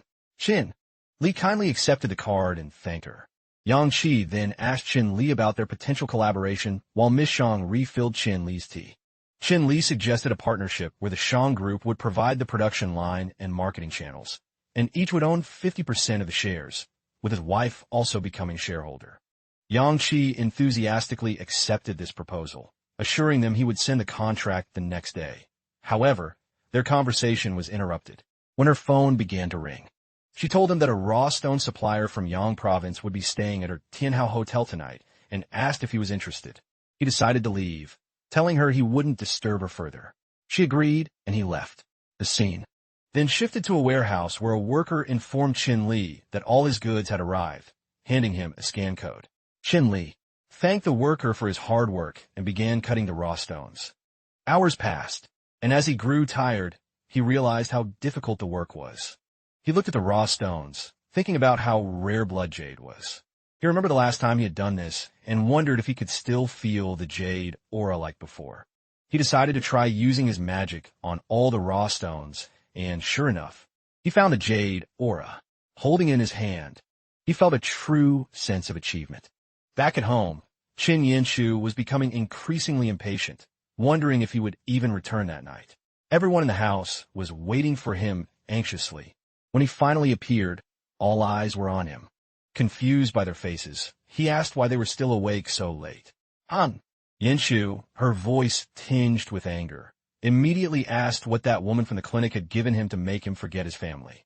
He was totally confused by her mention of a little vixen at a medical clinic. She then pointed to some photos on a table and told him to take a look. Han Yanshu quoted, angrily, accusing him of cheating on her daughter and demanding he leave the Chu family immediately to avoid ruining their reputation. He picked up the photos and realized they were images of him with Liang Qing. Zhu Sidan then raised her voice, asking if he had anything else to say. He asked where the photos came from. She insisted he shouldn't question the photos and just tell her the truth about who the woman was. He explained that the girl had been injured and homeless before, and after he saved her, she volunteered to work at his medical clinic. He told her to call the woman, and she would understand everything. Handing over his phone, he dialed Liang Qing's number. She answered the call and, right in front of everyone, asked what she could do for her boss. After about 10 minutes, Qin Yinshu explained the situation to her. He replied that the woman in the photos was Liang Qing, who had no parents and had been trained by a special organization since childhood, leaving her with nowhere else to go. Qin Yinshu then suggested he should have told them about her sooner. Han! Yinshu assured him it wasn't a matter of trust and that they understood the situation was complicated. He relaxed, saying it was no big deal. Qin Yinshu took his hand and suggested they go upstairs so as not to disturb her parents' rest. Han Yanshu whispered to her husband to quickly hide something from Qin Li while he opened a special torture kit. Qin Li then told Han Yinshu that the Shang group had established a business connection with them and would come to their house tomorrow to sign the contract. Han Yinshu thought about how important the Yang group was, being the leading family business group in the entire Yang province. The next day, Yang Qi arrived for Qin Yinshu to sign the contract. She signed it, and he congratulated her on her new position as CEO of the new company, hoping they would enjoy working together. She replied that it was hard work, and she might need his help if she didn't understand the business later. He replied that she was very kind, and that he had heard Qin Li speak of her before. She realized he saw her as too kind and whispered that Qin Li had gone to Yangshan again today. She then asked if it was for the company's opening. Yang Qi explained it wasn't that. Chun Li had previously sold a blood jade for hundreds of millions, and now Yang Shun, the Yang family, needed him to find another one. The scene then shifted to the Yang City airport where Yang Chun was waiting to pick up Chun Li and called him. Onlookers began to whisper, "Would you like me to translate the next 50 IDs to see what happens when Qin Li arrives at the airport?" Wondering if the person Yang Chun was with was the reason he had come to the airport himself. Yang Chun put a hand on Chun Li's shoulder, saying he didn't expect him to find the blood jade so quickly and that it must have cost him a lot of effort. Qin Li humbly replied that it was no big deal. They both headed to the Sang family home. Once there, Shang Qin shared that his father had rescheduled some social commitments to personally thank Qin Li after hearing about his visit. Qin Li commented that it was the first time he had seen Shang Qin's father greet someone so cautiously. He hoped the blood jade would not disappoint Uncle Yang Lin. Yang Lin saw them arrive and asked if Qin Li was the doctor who saved his father's life, surprised by how young Qin Li was. He humbly said he had only acquired limited knowledge from medical books. Yang Qin then asked about the blood jade. Qin Li excitedly confirmed that he had indeed found a rare 7-color jade for the Yang family, a gem that had not been seen in decades. San Lim, surprised, asked if it was the 7-color jade valued at $10 billion at its auction. His father confirmed it, saying that this jade was incredibly rare and that he never thought he would see it again in his lifetime. He continued explaining that the last time a 7-color jade was for sale was many years ago and it sold for tens of billions of dollars. Sang Lin told Qin Li that it was truly a blessing for his Shang family and that he had done them a great favor once again. Qin Li humbly replied that he was glad Uncle Shang appreciated it. They left the room with Shang. Chun. During their conversation, Qin brought up Qin Li's previous request about his parents' whereabouts. He handed him an envelope and suggested he read the information inside. While Qin Li opened the envelope, Yang Shun added that, as he had mentioned before, most of the information seemed mysterious and not entirely reliable. Furthermore, there was an extra piece of information not in the documents. In the last 2 years, Qin Li's parents have been seen in Kimiko. Qin Li asked about the accuracy of the information and sang. Jun responded that he had obtained it recently and was still verifying it. He assured Qin Li that he would update him once the details were confirmed, and Qin Li said he understood.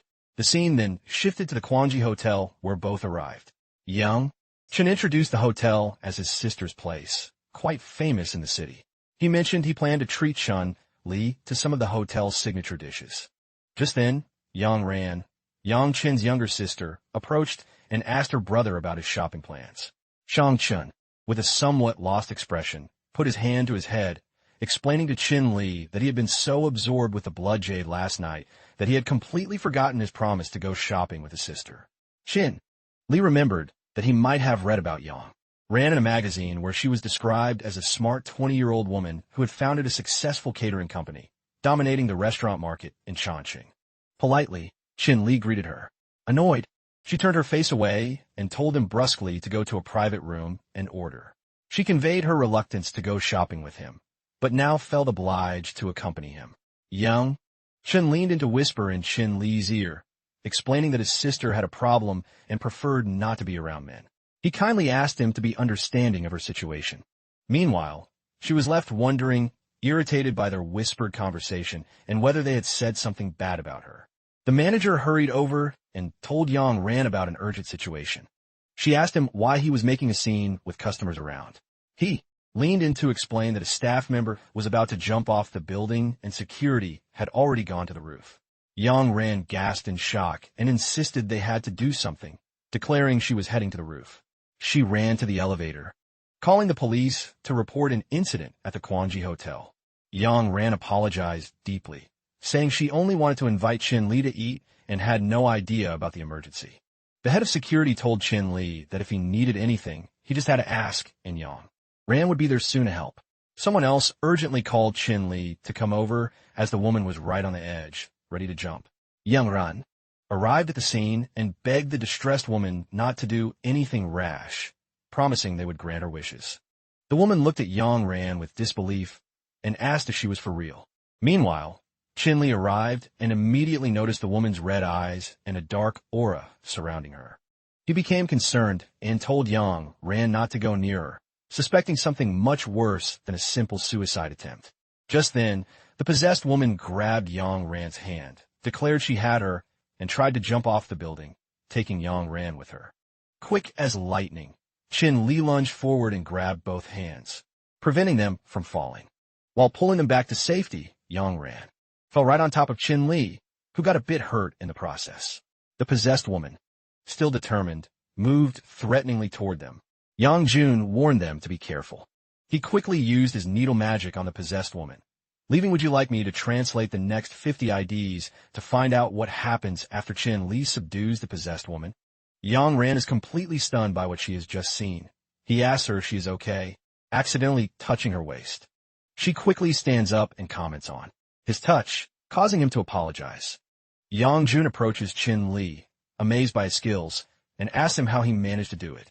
He modestly responds that it was nothing, explaining he felt something was wrong beforehand, which made him act fast.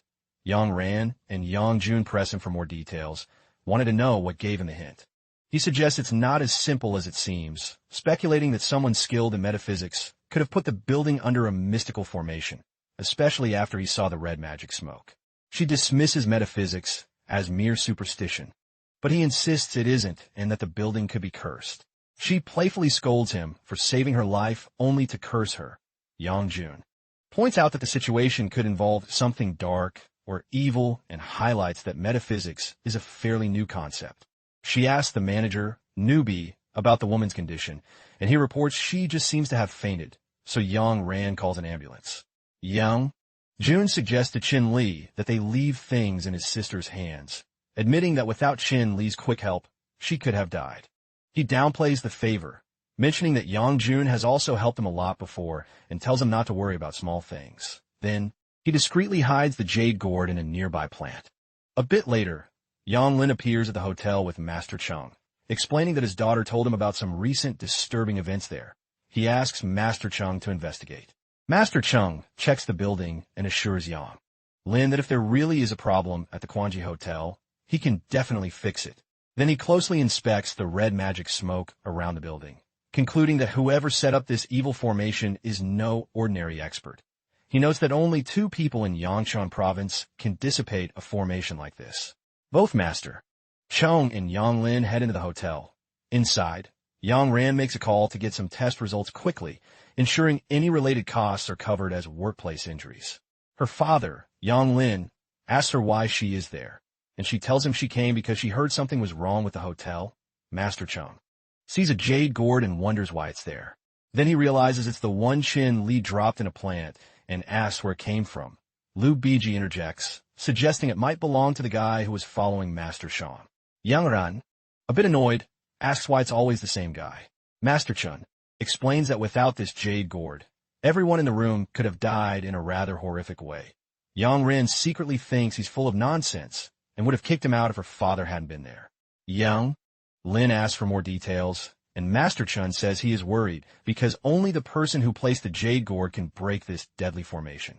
Yang Lin then asks where Mr. Qin Li is, but Yang Ran just shrugs, saying she doesn't know and that her older brother took him away. Yang Lin insists she call him, and Yang Ran, still confused by everything, dials her brother's number. Very soon, Yang Jun appears, asking why they needed him back so urgently.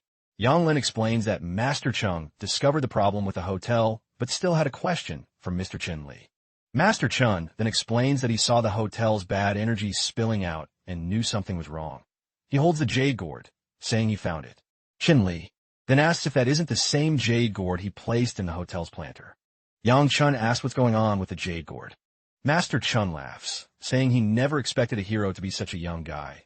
But well, the new generations are full of surprises. He adds that without this gourd, there could have been another disaster. Yang Lin suggests that since the jade gourd can keep the formation in check, there should be no more accidents. But Qin Li explains that the problem is not yet fully solved. He remembers how the intense formation of deadly energy had trapped the woman who jumped from the building. He had thrown the jade gourd right into the center of the formation to temporarily contain it. A bit later, everyone heads to the rooftop. Qin Li points out that this is probably the weakest point of the formation. Qin Li asks Master Chun if he can borrow some coins. Master Chun hands him over, telling him to go ahead. Qin Li thanks him and then performs a spell on a coin that causes an explosion of deadly energy. The evil spirits scatter everywhere. Master Chun comments that he never thought such a fierce formation could be as strong as a real evil spirit. Qin Li maintains his spell. Yang Jun is totally confused by what Qin Li is doing, which looks like a whirlwind of energy. Qin Li assures him he is finished, and that the person who tried to jump off the building should be safe now. Master Chun says today has been a great revelation for an old man like him.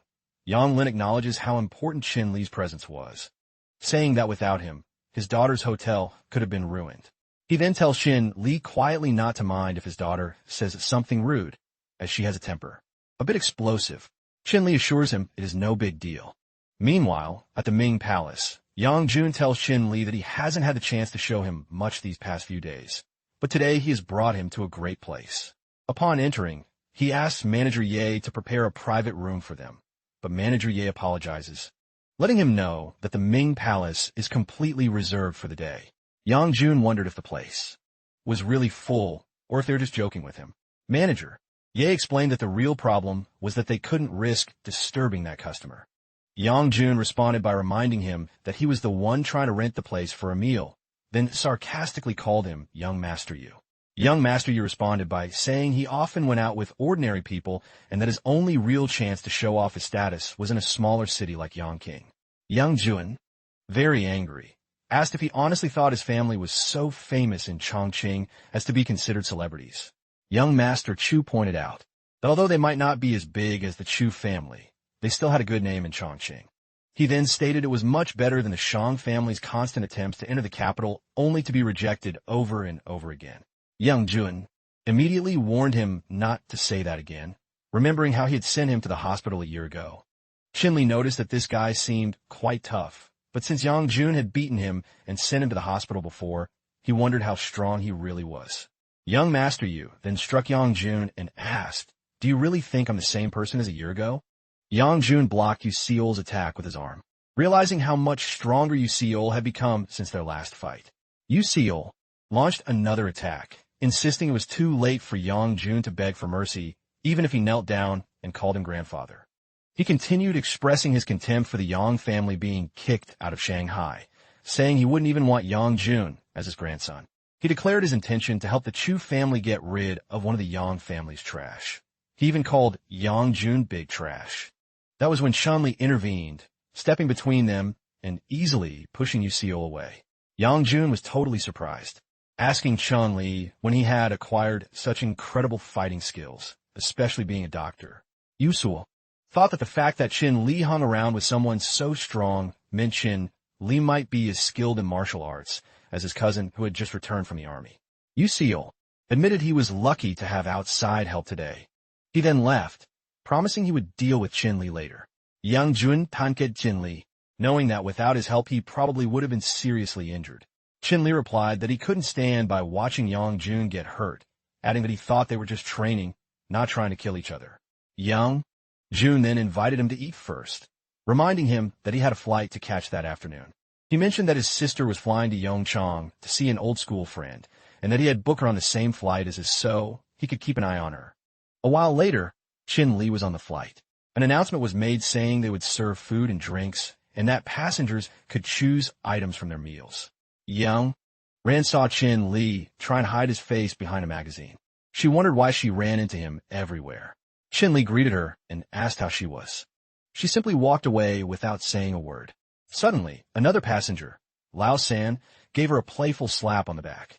Yang Ran screamed, and a flight attendant immediately asked what was going on. She accused him of harassing her, but he just replied it was only a touch. And so what? The captain arrived and demanded an apology for his rude behavior. He warned that if Lao San didn't apologize, they would report the incident to the city's airlines, and they had the power to put him on a permanent no-fly list. Suddenly, a punk with a gun appeared behind the captain and commented, "Looks like you're the captain." He then asked what the captain wanted.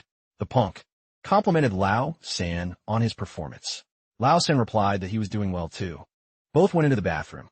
Qin-Li told Yang Ran to stay still and lock the door while he went out. Yang Ran asked Qin-Li what he is trying to do. He tells her he is going to confront the thieves outside. She is confused as to why he would want to mess with those thugs and suggests he just give them his phone and wallet. She's worried they'll get angry and hurt him. He secretly thinks she is super annoying. Meanwhile, Lao San is busy taking valuables from passengers' bags, grumbling that it's harder than he thought since he hasn't found a single rich person yet. He even points his gun at a crying child, warning him to shut up or he'll shoot. Just then, Qin-Li appears and delivers a powerful punch to Lao San. The punk demands to know who he is and tells him not to move. Qin-Li ducks behind a seat, realizing it's too risky to save a hostage from that distance with a gun pointed at them.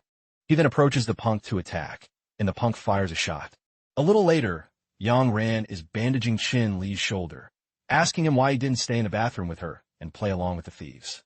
She wonders if he just has a massive hero complex. A flight attendant approaches and tells Yang Ran that if it weren't for her boyfriend, everyone on the plane could have been in serious trouble. Would you like me to translate the next 50 IDs to find out what happens when the plane lands?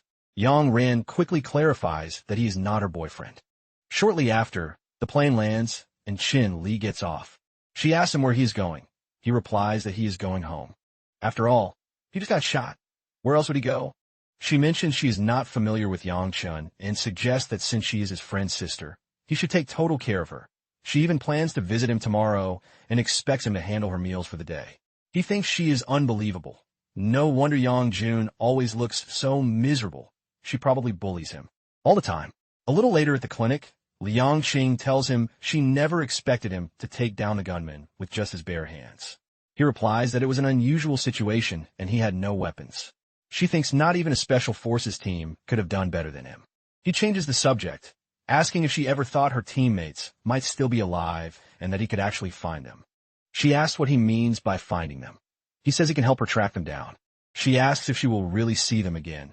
He asks how she will know if she doesn't try. She begins to cry and agrees, saying she will give him all her personal information. He thinks this normally tough girl actually has a sensitive side. She hands him a bag, explaining she has kept these documents for years without thinking they would ever be useful again. He reassures her that he will do everything possible to find them for her. A little later, he returns to his villa. Chin Yen Chu is working on her laptop and notices him. She greets him, noticing he is back and looks a bit tired. He replies that luckily everything is settled. She, on the other hand, is under a lot of pressure since her company just opened and she is working very hard on everything. She showed him her laptop, saying that she was doing very well and that she had good news about the company. She told him that their recently launched trial product was already generating a lot of buzz. He congratulated her on her ability to run a cosmetics company. She thanked him, explaining she was able to start her own company and build her career all thanks to him. Then she changed the subject, mentioning she had a meeting in Yongchang tomorrow afternoon. The boss of her old company had invited her through the organizer, but she really didn't want to see him. He asked if she wanted to go, and she said yes, explaining it was the largest business exchange meeting in Yongchang. She thought she could make valuable contacts there for the future, but was worried they might give her trouble. He reassured her, saying they probably just wanted to see her make a fool of herself. Then he asked if she was still worried that the Yang Group wasn't as good as the Sky Eagle Company. She emphasized there was a huge difference between them. He told her not to worry and promised to go with her to the event. A little later, Chin Li was in his room doing some magic on his wound, thinking it was almost healed. Just then, Chin Yanshu walked in and asked if he was hurt.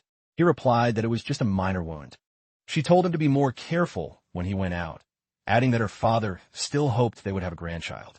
He understood, but pointed out that having a child was a different matter. Then he asked if she liked girls. She wasn't sure how to answer, but shared her past experiences. She explained that before meeting him, she had loved a superior who cheated on her, and that experience had traumatized her, making her fear intimate contact with men. She went on to say that she then decided to fall in love only with girls, but ended up being cheated on by a girl too. He said, so that's how it is. He told her not to worry, promising he wouldn't let anyone hurt her again. She apologized for everything she had done before. He hugged her and said they should simply forget the past. The next morning, a street sweeper was cleaning, commenting that the wind had been very strong last night, so he had to clean everything all over again. Meanwhile, Chin Yanshu told Chin Li to wash his hands and eat. He asked if she was okay and if she wanted his help. She said no, that she was fine. He mentioned that they would be going to the exchange meeting later. She said okay. A while later, they found themselves at a car dealership.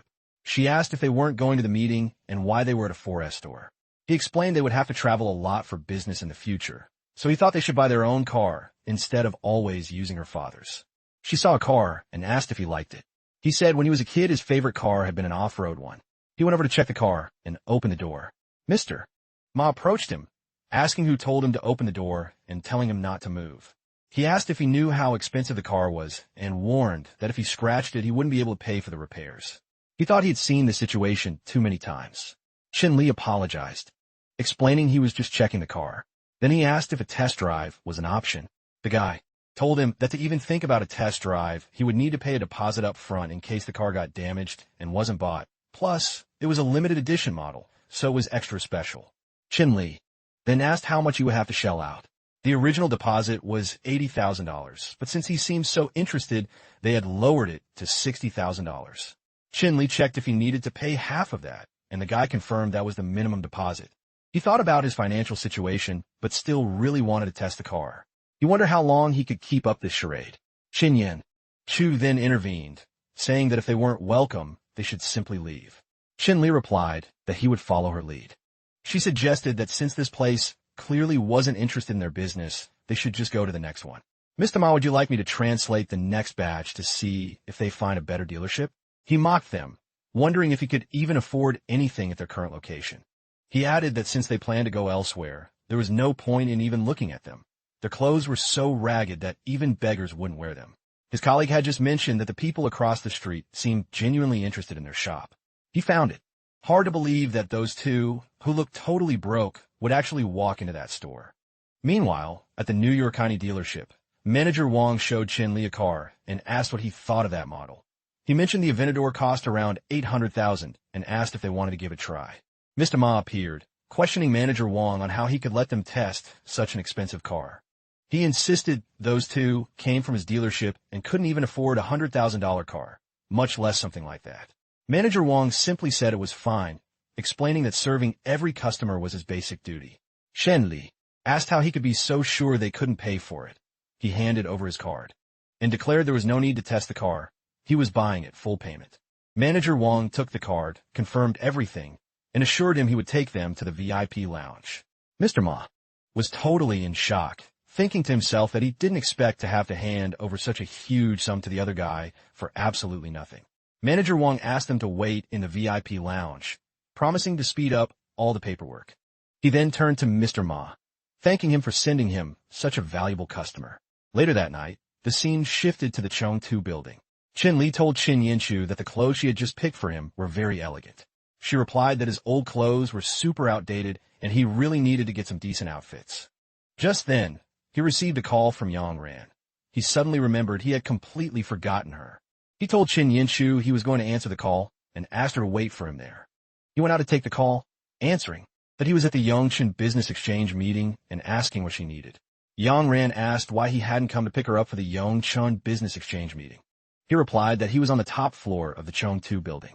Just then, Yang Chushue appeared and told him she was there too. He apologized and asked if she could pick someone up for him, explaining he didn't know the area very well. She asks who the person is. He tells her it is Miss Yang Ran, a member of her Yang family who is staying on the second floor of the Chengtu building. She agrees to go immediately, wondering when Miss Yang arrived in Yongchang, and if her family even knew she was staying in the Chengtu building. Meanwhile, Director Lu Xian approaches Qin Yinshu, saying she asked her to come, and she actually showed up. Lu Xian immediately begins making nasty comments about Qin Yinshu's clothes, calling her outfit provocative and asking which millionaire she was trying to seduce. Qin Yinshu tells her to watch her mouth, but Lu Xian simply slaps her and tells her to leave, saying it's not her place to give advice. She adds that just because Qin Yinshu left her job doesn't mean she won't go after her. Just then, Qin Li arrives and asks what's happening, noticing Qin Yinshu's bruised face. Lu Xian asks if he isn't Qin Yinshu's husband, calling him a trash husband and suggesting he should help discipline his wife. Qin Li asks if she hit his wife, and Lu Xian admits it. Qin Li immediately hits her and throws her aside, demanding to know how she dared to hit his wife. Lu Xian screams, claiming Qin Yinshu and her husband assaulted her. Manager Chun appears and asks what the fuss is about. Lu Xian tells him that Qin Yinshu let her husband assault her. Manager Chun asked how she could let her husband attack her and why she hasn't knelt down to apologize yet. Qin Yinshu admits she should apologize and that she started the conflict. She also mentioned she left Sky Eagle a while ago. Manager Chun mocks her, saying that starting a new company doesn't make her a great person. He points out they just secured a big contract with the Yang company, which means they are now basically connected to the Yangs. He warns Qin Yinshu not to mess with him, or she won't be able to stay in Yongchen. Yang Ran walks in and asks what all the trouble is about. Director Lu Xian challenges her, asking who she thinks she is to interfere. Yang Chushue explains she is the young lady of the Yang family. Manager Chen is shocked and asks why she is there. Director Lu Xian quickly introduces herself to Yang Chushue as the director of the Skyhawk company and also introduces her manager, Chun. Yang Chushue asks if Lu Xian was the one scolding the young Miss Yang. Lu Xian denies it, claiming it's all a big misunderstanding. She explains they are there for a business meeting, but Qin Li is the one who hit her. Manager Chen supports her, pointing out Lu Xian's bruised face and insisting they have been mistreated. They then try to appeal to Yang Chushue, calling her the business partner of the Yangs and asking for help with the situation. Yang Chushue confirms that her company is indeed Sky Eagle. Manager Chun confirms it. She then declares that the business contract is canceled and that the Yang group will pay compensation for breaking it. Lu Xian asks if she's confused about who they are. Manager Chen argues that they should be punished, but Yang Chushue disagrees, saying she is not wrong at all. She explains that they insulted Miss Yang Ran, offended the second largest shareholder of Chong and Yang. Chun and disrespected her young master's friend. Manager Chun is in disbelief, saying that Shin Yinshu is his former subordinate and couldn't possibly be a shareholder in the Chong company. He regrets not knowing about her solid track record sooner, implying he would have acted differently. Young Ran mentions that it's the first time a stranger has scolded her and tells Yang Chu-Chu to handle it. Yang Chu-Chu asks if they will leave on their own or if she needs the security guards to escort them. Yang Ran welcomed Chin Li, saying his timing for the exchange meeting was perfect. Chin Li thanked her, but she quickly suggested that if he really wanted to show his gratitude, he should first serve her a glass of wine. Chin Yen Chu stepped forward, offering to serve the wine and thanking Miss Yang Ran for her previous help. Yang Ran then asked who Chin Yinshu was, and Chin Li clarified she was his wife. Yang Ran remembered her brother had mentioned it, realizing Chin Li was married. Chin Yinshu noticed Miss Yang was looking at Chin Li in a slightly different way. Yang Ran then downplayed her previous help as a small favor, telling Chin Yinshu she didn't need to bother serving wine. Chin Yinshu appreciated the gesture, still wanting to thank Yang Ran on behalf of her husband. Chin Li observed their exchange and had the feeling it was probably better to just leave. He said he was going downstairs, but both women insisted he wouldn't leave that easily. He claimed he was just going to the bathroom. Leaving the hallway, he muttered that those two women were giving him a headache. Yang Chu-Chu heard him and asked if Mr. Chin also had something on his mind. He replied that honestly, he didn't understand why both had suddenly become so upset. She playfully suggested it was because of his outstanding qualities. Then he brought up something he wanted to talk to her about and handed her a drive. He explained he wanted to find out where the people on the drive were and asked if she could get Yang Chi to help gather information. He emphasized that the identities of these individuals were confidential and super important to him. She thanked him for his trust and promised to personally deliver it to Mr. Yang. She asked if he planned to go to the banquet hall. He said he would be back there in a few minutes. A little later, Chin Li and Chin Yinshu were in the car, and he asked what she and Yang Ran had talked about for so long. She replied they were just discussing how much he irritated her. He denied doing anything wrong, insisting he hadn't done anything to her. Then she said, playfully, that she was just joking and mentioned Miss Yang was actually very kind, but added that Miss Yang did say he owed her a meal and seemed to be in love with him. He mentioned that Chin Yen Chu had come to Yongcheng to meet her friend, and he had promised to look after her. He just didn't expect things to turn out like this. Chin Yen Chu told him she had already spoken to him about it. She also mentioned Mr. Yang had approached her after he left and asked if she wanted to go to Yongcheng for a business trip. He asked her opinion, and she expressed some uncertainty, but said she didn't want to limit herself to her current situation forever, especially since opportunities in Yongcheng could be more significant with better resources. He revealed he had also thought about it, but found it difficult to make a decision. Then she asked if he planned to go with her. He replied that if she wanted to go, he would accompany her once he finished some business at the clinic. When they got home, Chu Sitten was waiting for them outside, exclaiming that he had finally returned. Chu Sitten then asked Chin Yinshu if Chin Li had really bought this villa because it was too luxurious. Not even the richest person in her class had a place like this. Chu Sitten playfully hits her head, apologizing for being rude, and then calls him brother-in-law. She repeats the title, and Chin Li, surprised and happy, thinks it's the first time she's called him that. Then she teases him about his wealthy lifestyle, asking where he got all his money and hoping he didn't struggle too hard for it. Chin Li assures her it's decent work, and she shouldn't think poorly of him. Noticing she hasn't said why she's visiting yet, he offers her a drink. Ju Si-dan responds that she almost forgot, but her school is holding a sorority event in a couple of days. She reminds him, didn't you promise to go with me before? She explains she couldn't find him for days, and her sister kept saying he was busy, so she had to come all the way here to find him. Chin Li realizes she's talking about the sorority, thinking he had assumed she was just joking about it. Chu Sitten then asks if he's trying to abandon her again, worried that people might bully her. Chin Li tells her that if she's really afraid of revenge, she should just skip it, but Chu Sitten refuses, insisting that if he keeps hiding like a coward, she will be totally embarrassed at school. Chin Yinshu then intervenes, saying that since he promised Chu Sitten, he really should help her. Chin Li agrees, and Chu Sitten excitedly asks Chin Yinshu if that isn't great. Chu Sitten then brings up something that happened before, but Chin Li doesn't seem to care, wondering what she's talking about. Even more excited, Chu Sitten declares she wants to eat pork ribs with slices. Chin Li asks what she's muttering and invites her to help him, saying he'll cook for her today. Qin Yanchu smiles and suggests Chu Sitten can help them too. 1 month later, we are at Qin Li's medical clinic. Qin Li enters while Qin Yanchu waits outside. He thinks about how skilled Liang Qing is becoming at the clinic. Since he hasn't heard from his comrades in a while, he thinks it might be a good time to tell her something important. Liang Qing asks, what will happen to the clinic after he leaves? Qin Li tells her not to worry, explaining that other renowned Chinese doctors will be available to run the clinic in a few days.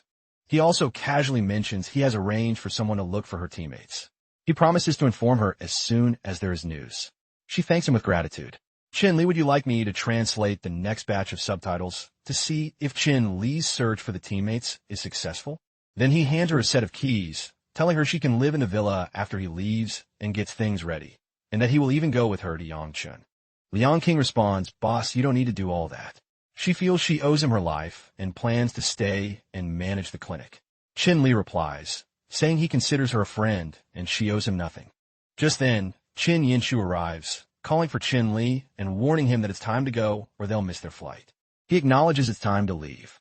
The scene changes to Qin Li's villa in Yangchun. Guards are carrying their belongings inside, and one reminds them to be careful not to break anything. Yanchu comments that they've finally arrived, and Qin Li mentions it's been a long time. Qin Yanchu thanks Yang Chen for taking care of everything for them in Yangchun and helping them settle in. Yang Chen responds, sister-in-law, you're welcome. Yang Chen explains that Chun Li is his brother, so it's just a small favor. He adds that Chun Jinchu is also a partner of the Yang group, so she really shouldn't worry about it. Chun Li responds by saying he will rely on Yang Chen's care in Yangchun. He simply laughed, telling Qin Li there was no need to be so formal since they were brothers. Oh, and by the way, today he had an appointment with a colleague and wanted to introduce Qin Li. Qin Li then mentioned he needed to leave, and she replied she would handle things at home. She told him to feel free to go if he had something important to do. A bit later, Qin Li and Shang Chun arrived at the Ming Palace. Yang Chen explained that this guy was not only a super-educated doctor, but also quite famous in Yangchun. He had even established a large medical clinic called Xinfeng Tang in his hometown. Yang Chen told Qin Li might be interested in Chinese medicine since he planned to open his own clinic in Yangchun, so he offered to introduce them. Jin Li asked about it, but Yang Chen then let the cat out of the bag. This guy had been trying to win over his sister, but she had rejected him for Jin Li. Jin Li was surprised and asked if it was really because of him. Yang Chen confirmed it, saying his sister considered Jin Li her idol and that anyone wanting her affection needed to be on his level. With that, he opened the door and announced they had arrived. Yang Ran greeted him warmly, saying it had been a long time. He replied that it certainly had. Dr. Xiao Wenbo then asked if he was the legendary Dr. Qin Li that Miss Yang Ran admired so much. Qin Li simply greeted him back and confirmed he was Qin Li. Dr. Xiao Wenbo mocked him, saying he had expected someone amazing, but Qin Li was just a guy from the countryside. Qin Li wondered what on earth Yang Ran had told him, noticing how angry Dr. Xiao Wenbo seemed. Dr. Xiao Wenbo then told Yang Ran that someone like Qin Li wasn't even worthy of being his rival. Qin Li was truly confused, thinking, what did Yang Ran say about me? This guy has such a strong prejudice. Dr. Xiao Wenbo proudly declared he had a medical degree from Aerobridge University in the USA and had even won a bunch of international medical awards, then pointed out Qin Li challenged Shang Ran, asking if she honestly thought Qin Li could compete with him. He continued, boasting about having cured President Brantley of the United States of his stubborn polycystic tumor, then sarcastically asked what Qin Li could do. Yang Ran retorted, asking how he could know Qin Li wasn't as good as him, suggesting that perhaps there are still many things Dr. Xiao Wenbo could learn from Qin Li. Dr. Xiao Wenbo was heating up more and more, but then his phone rang. He answered, saying he didn't realize he was taking a day off. The person on the other end urgently told Dr. Xiao Wenbo to return to the hospital ASAP because the patient he treated in room 903 was not doing well. He exclaimed, "What the hell?" and said he'd be right there before running out. He quickly told Yang Ran that there was a patient emergency at his hospital, so he couldn't hang out today. Yang Ran replied it was totally fine. His work was the most important thing. Then she suggested that the great Dr. Xiao Wenbo take him along and let him watch him work, adding that perhaps Qin Li could even help him with something. Dr. Xiao Wenbo, still arrogant, challenged Qin Li, saying if he had guts he could tag along. Yang Ran agreed. All right then, reminding Dr. Xiao Wenba, he had just said it himself.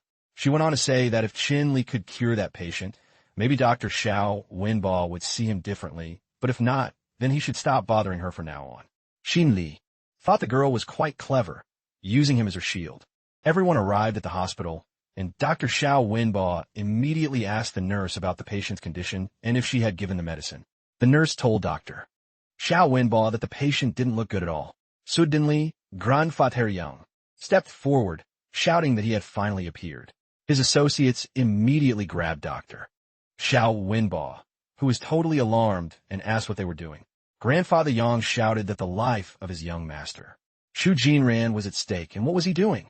He grabbed Dr. Xiao Wenba by the collar, accusing him of breaking his promise to cure his young master Shu Jinran. Dr. Xiao Wenba tried to calm him, insisting his treatment method couldn't be wrong and only asked to be released so he could check on Shu Jinran. He even added that if he wasn't telling the truth, he'd let him teach him a lesson. The man tried to slap Dr. Xiao Wenba, but Qin Li quickly grabbed his hand. Qin Li firmly told him to stop, explaining that hitting people wouldn't help his young master Shu Jinran at all. He suggested they let Dr. Xiao Wenba in to take a look first. The man shouted, "Who are you? Are you a friend of that useless doctor? You want a beating too?" Qin Li let go of his hand and said, "Just let him go. I'm just telling you this could be a curious turning point." The man asked about this turning point. Qin Li explained that the patient's condition had already been checked and no one could really guarantee if it would get better or worse now. The man thought about it, realizing the young man's words had some truth, and finally let go of Dr. Xiao Wenba. Dr. Xiao Wenba couldn't believe it. He hadn't even received any favors from Qin Li yet, and now Qin Li was doing him a huge one. Grongful Tadgong grabbed him again, asking why he was still hesitating. Grandfather Gang told Dr. Xiao Wenba to go in and take a good look, warning him he couldn't promise he wouldn't want to hit him again later. Everyone entered the room, and Dr. Xiao Wenba immediately checked the patient's pulse. Meanwhile, Qin Li was thinking that the poison in this person's body was super complex, and he couldn't even feel life in him. Qin Li believed he must have overlooked something and decided to take a closer look. "Dr. Xiao, would you like me to translate the next 50 IDs to see if Qin Li can identify the mysterious poison?" Wenba, conscious that Grandfather Gang was still standing right behind him, knew he couldn't afford any mistakes. He secretly looked at Grandfather Gang, telling himself he just needed to stay focused. Dr. Xiao Wenba thought he had overcome countless obstacles before, so this should be simple as always. But then Qin Li spoke, telling Dr. Wenba to wait a minute. He asked if Dr. Xiao Wenba was trying to kill the patient. Dr. Xiao Wenba responded that he feared if he continued with the needle, he might kill the patient. He opened the patient's shirt from the collar, revealing a terrible wound, and said, "Take a look at this." Qin Li asked when such a large tumor had appeared, saying he didn't expect the disease to spread so fast. Qin Li stated that to save him, all his internal organs would need to be replaced. The patient's condition suddenly worsened even further. Save his life. Why are you just standing there? Dr. Xiao Wenba looked scared and said he feared it was too late. Qin Li then instructed him to come closer and help, saying they needed to fix the patient's limbs. Grongful Targong asked what they were trying to do, reminding them that this was the young master of his family. Dr. Xiao Wenba tried to argue, saying he couldn't do anything and asking if Qin Li didn't see whose place this was. Qin Li told him to shut up and watch while he used his needle technique to heal the wound. He calmed the patient, telling him that everything was fine now, he would wake up soon, and after a quick checkup there should be no more problems. Dr. Xiao Wenba checked the heart monitor and noticed that the patient's pulse had returned to normal. The patient woke up and Grandfather Gang immediately burst into tears, exclaiming that young Master Shu Jinran was finally awake and that he thought he was going to die. The patient asked Grandfather Gang where they were. Grongfo Targong responded that they were at the Yang City Hospital, pointing to Qin Li and explaining that he was Dr. Qin Li who had just saved his life. The patient then asked Qin Li why he was there. Qin Li was surprised and asked what he meant, wondering if he didn't know who the young master was. He apologized, saying he was very sorry as he had thought Qin Li was a friend of his from Beijing. Qin Li wondered if it was Beijing again, thinking it might just be a coincidence. Grongfo Targong asked if the young master was out of danger. Qin Li responded that no major problems remained, but he wanted to see his medical records to prescribe some supplements. Grongful Targong handed over the records, apologizing for the inconvenience. Qin Li took the records and reviewed them, thinking to himself that there were no memories of Beijing in his mind. He really needed to find an opportunity to go there and investigate. Dr. Xiao Wenbo then asked Qin Li if he would be interested in becoming the deputy medical director of Chunfeng Hall. Qin Li responded that Chunfeng Hall was also missing a headmaster. Young master Xu Jinran was surprised and expressed his gratitude, saying that Qin Li had truly helped him a lot today and that he would definitely find ways to thank him once he got out of the hospital. Qin Li responded modestly that he was very kind, but that he was only there by chance today. Young master Xu Jin Ran told Grandfather Gang to reserve a private room for 3 days at the Heaven and Earth in Yang City. Grongfo Targong nodded and left. Young master Xu Jinran told Qin Li once again that he hoped he could join them when the time came. Qin Li responded that he should rest well first and that he wouldn't disturb him anymore.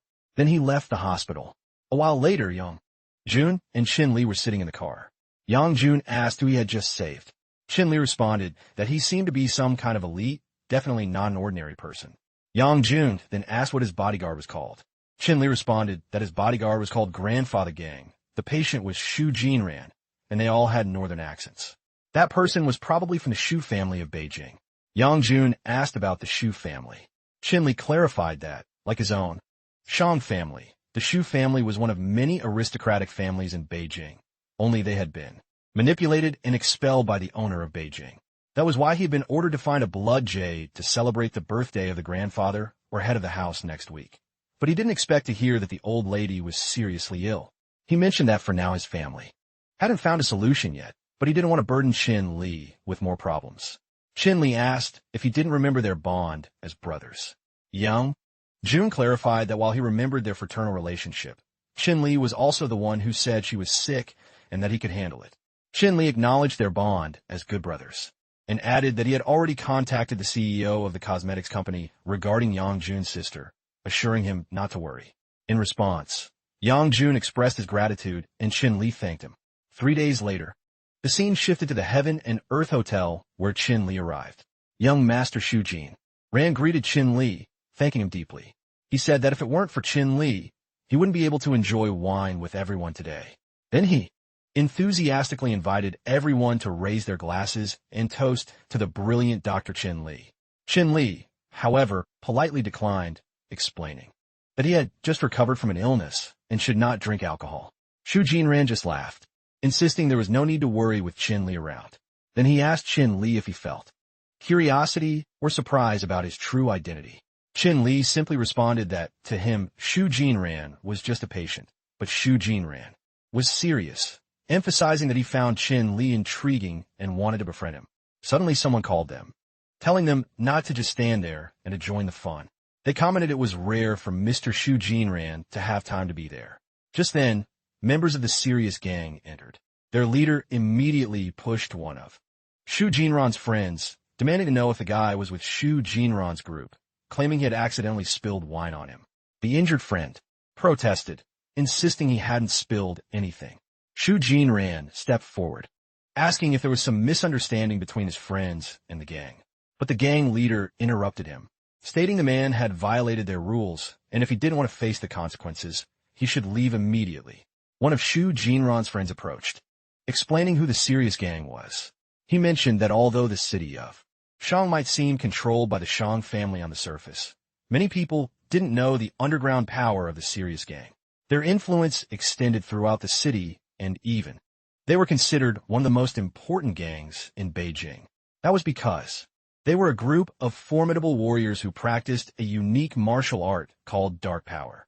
This made them incredibly difficult to deal with, and no one wanted to provoke them. Another friend then told Xu Jinran that they would probably have to leave early today. The injured friend pleaded with the serious gang, explaining that he had only dropped money near the wine racks and wasn't trying to eavesdrop. Xu Jinran intervened, offering to settle things by reimbursing the gang member for his friend's supposed loss, asking how much it would cost. The gang members just laughed, saying Xu Jinran seemed to think they were beggars.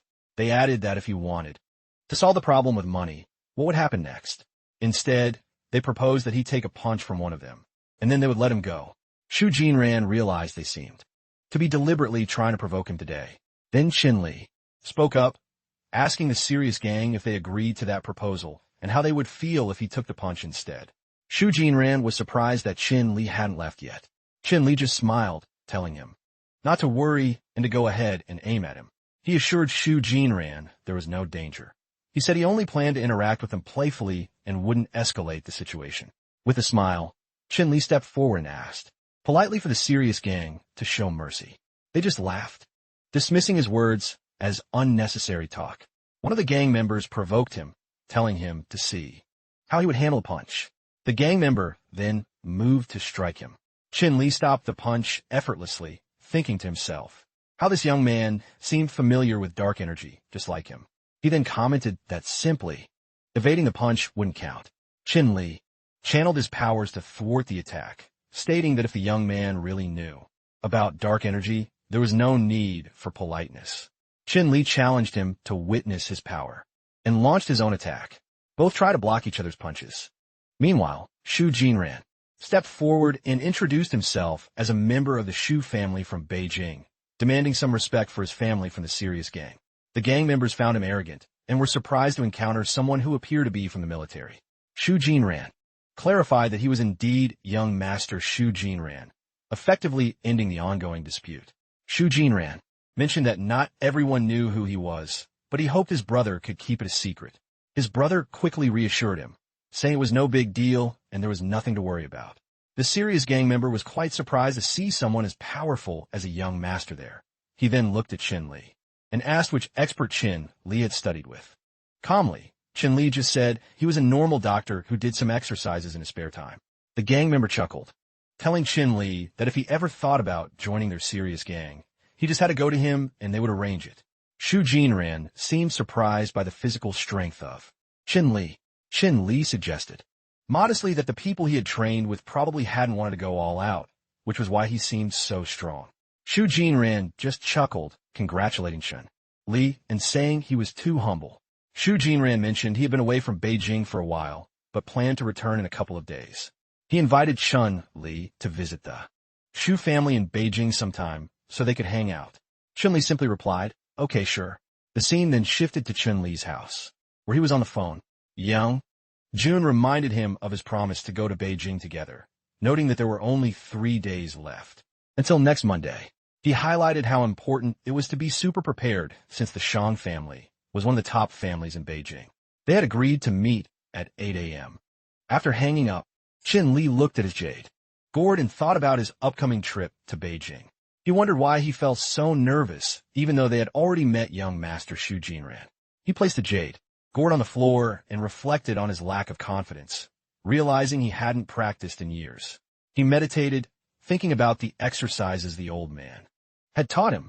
He realized that despite the enormous cost, he was worried the old man had only taught him common skills. He wasn't sure about the identity or strength of the people who had taken his parents. He thought he really needed to boost his own skills because even if he found his parents, he was still afraid that reuniting with them could be difficult and unpleasant. The next morning, Yang Jun appeared at Qin Li's house, asking if he was ready and if he needed help. Qin Li replied he was almost finished and just needed a little more time. Then he came out carrying several packages. Yang Jun asked what was inside, and Qin Li loaded everything into the car, explaining they were the clothes Qin Yinshu had bought him in Yang City, plus some food. He realized he had forgotten a pair of shoes, but Yang Jun stopped him before he went back inside, saying it wasn't necessary since anything he had at home could also be found in Beijing. They then headed to the airport to catch their flight to Beijing. While driving through Beijing, Yang Jun suggested his good brother should take him to some famous clothing stores on the street to buy new clothes.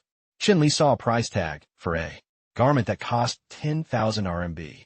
After shopping, they went to a restaurant for lunch. Qin Li looked at the menu and commented that prices in Beijing were quite high, definitely not affordable for common people. Yang, would you like me to translate the next 50 IDs to see what happens when they arrive at the Shang family's residence? Chun laughed, saying this was just an ordinary place, hinting that his good brother would take him to much more expensive places later. Qin Li asked about the place, and they ended up at a billiard club. A girl with gray hair recognized the young master of the Shang family and gave him a warm welcome, saying it had been a long time. She assured them there were enough spots for two and invited them in to play billiards. While they were playing, the girl with gray hair called someone, asking for young master Yusuo and letting him know that Yang Jun had arrived. Yang Jun congratulated Qin Li on how quickly he had learned to play billiards, and Qin Li said he was really enjoying the game after losing to Yang Jun in the first 30 games. Yang Jun suggested playing one more, but Qin Li thought they should save it for another day. Yang Jun mentioned they had a birthday event to go to tomorrow. Taking a deep breath, Qin Li, noticing his concern, asked what was wrong. Yang Jun explained that it was about the birthday gifts for tomorrow, saying he didn't think they could easily return them. Yang Jun then asked if someone had been blocking him. Qin Li confirmed it, explaining that his father was framed a long time ago, which led to a car accident that injured some family members. This whole incident was the reason he was expelled from the family. Qin Li mentioned that although the person who framed his father was caught, he never had the chance to explain things to his grandfather face to face. That was why he was worried about how to introduce himself, and he also felt something was wrong with his own body. Qin Li then agreed to find an opportunity to examine Yang Jun tomorrow. Just then, Yusuo walked in with some police officers. He addressed the young master Yang Jun, acting surprised to see him there. Yang Jun shouted, recognizing Yusuo. Yusuo then told the chief that Yang Jun was the one causing trouble and even damaging public property at the venue. The chief ordered his officers to take them all to the station for questioning. Qin Li tried to step forward, but Yang Jun stopped him, telling him he should leave. Yang Jun explained that Yusuo's family was there specifically for him, and that he needed to find his father to resolve things. Qin Li asked about the power of the Shu family. Yang Chun responded that while Yusuo's family might not be a top-class family, they had a lot of influence in Beijing. Qin Li's question about the Shu family seemed to surprise Yang Jun. Yang Jun confirmed that he was indeed talking about Yusuo's family in Beijing, but then emphasized that although that particular Shu family was powerful, they were actually overshadowed by the Chu family. Qin Li wondered why Yang Jun suddenly brought this up. Yang Jun reminded Qin Li of a past incident where he saved someone from the Shu family in Shang City. Yang Jun then pulled out his phone and dialed the number of Yu Qinren. Yusuo found it hilarious, commenting that Qin Li, being an outsider who had just arrived in Beijing, shouldn't try to get help from others.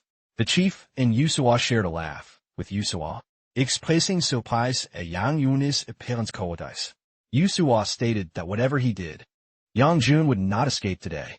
He boasted that in Beijing there was nothing to fear.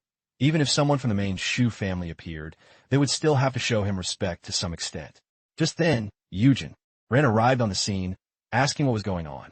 Yusuo was completely shocked, thinking to himself, why is this young master here? Yujin Ran, known as the Little Leopard, had a reputation that prevented everyone from daring to offend him. Yusuo couldn't understand why he had suddenly appeared. Yujin Ran then asked if Yusuo was hinting that his Yu family was afraid of him. Yusuo quickly knelt, explaining he didn't mean it that way at all. He emphasized that his Yu family truly respected and feared the other Yu family. Eugene Ran kicked him, accusing him of enjoying deceiving others.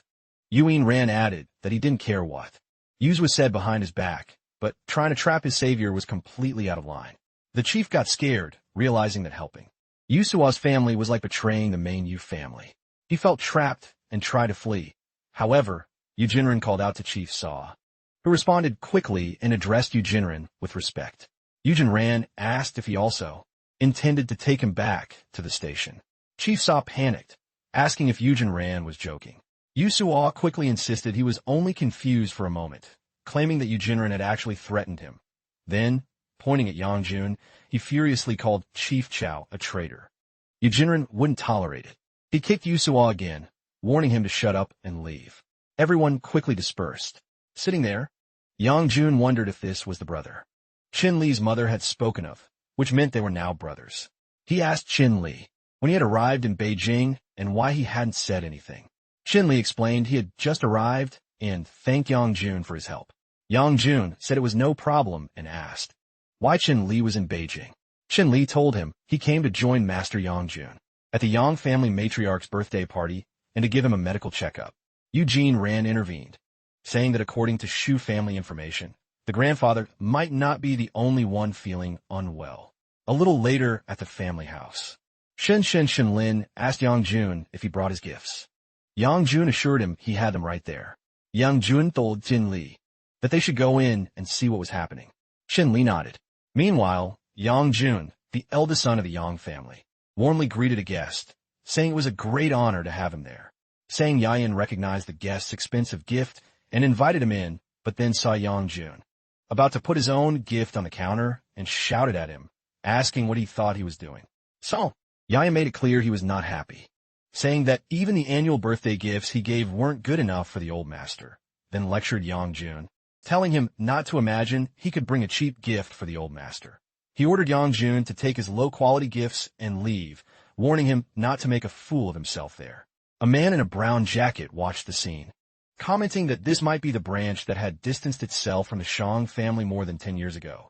Still, he admitted that at least Yang Sheng was a member of the Shang family, which gave him the right to be at the birthday banquet. Chun Li, holding Yang Cheng's gift box, suggested they first see what Yang Cheng planned to give. Yang mocked him, saying there was probably nothing worth seeing, then asked if the master of the family even needed Yang Sheng's gift. But then surprise spread through the crowd upon opening Yang Sheng's gift box and finding a beautiful piece of jade inside. Someone immediately recognized it as a 7-color blood jade. Another person commented that they never expected to see such a rare item here, suggesting the Yang family must have invested a lot of money in it. Someone else even offered to buy the blood jade if the Yangs didn't want it.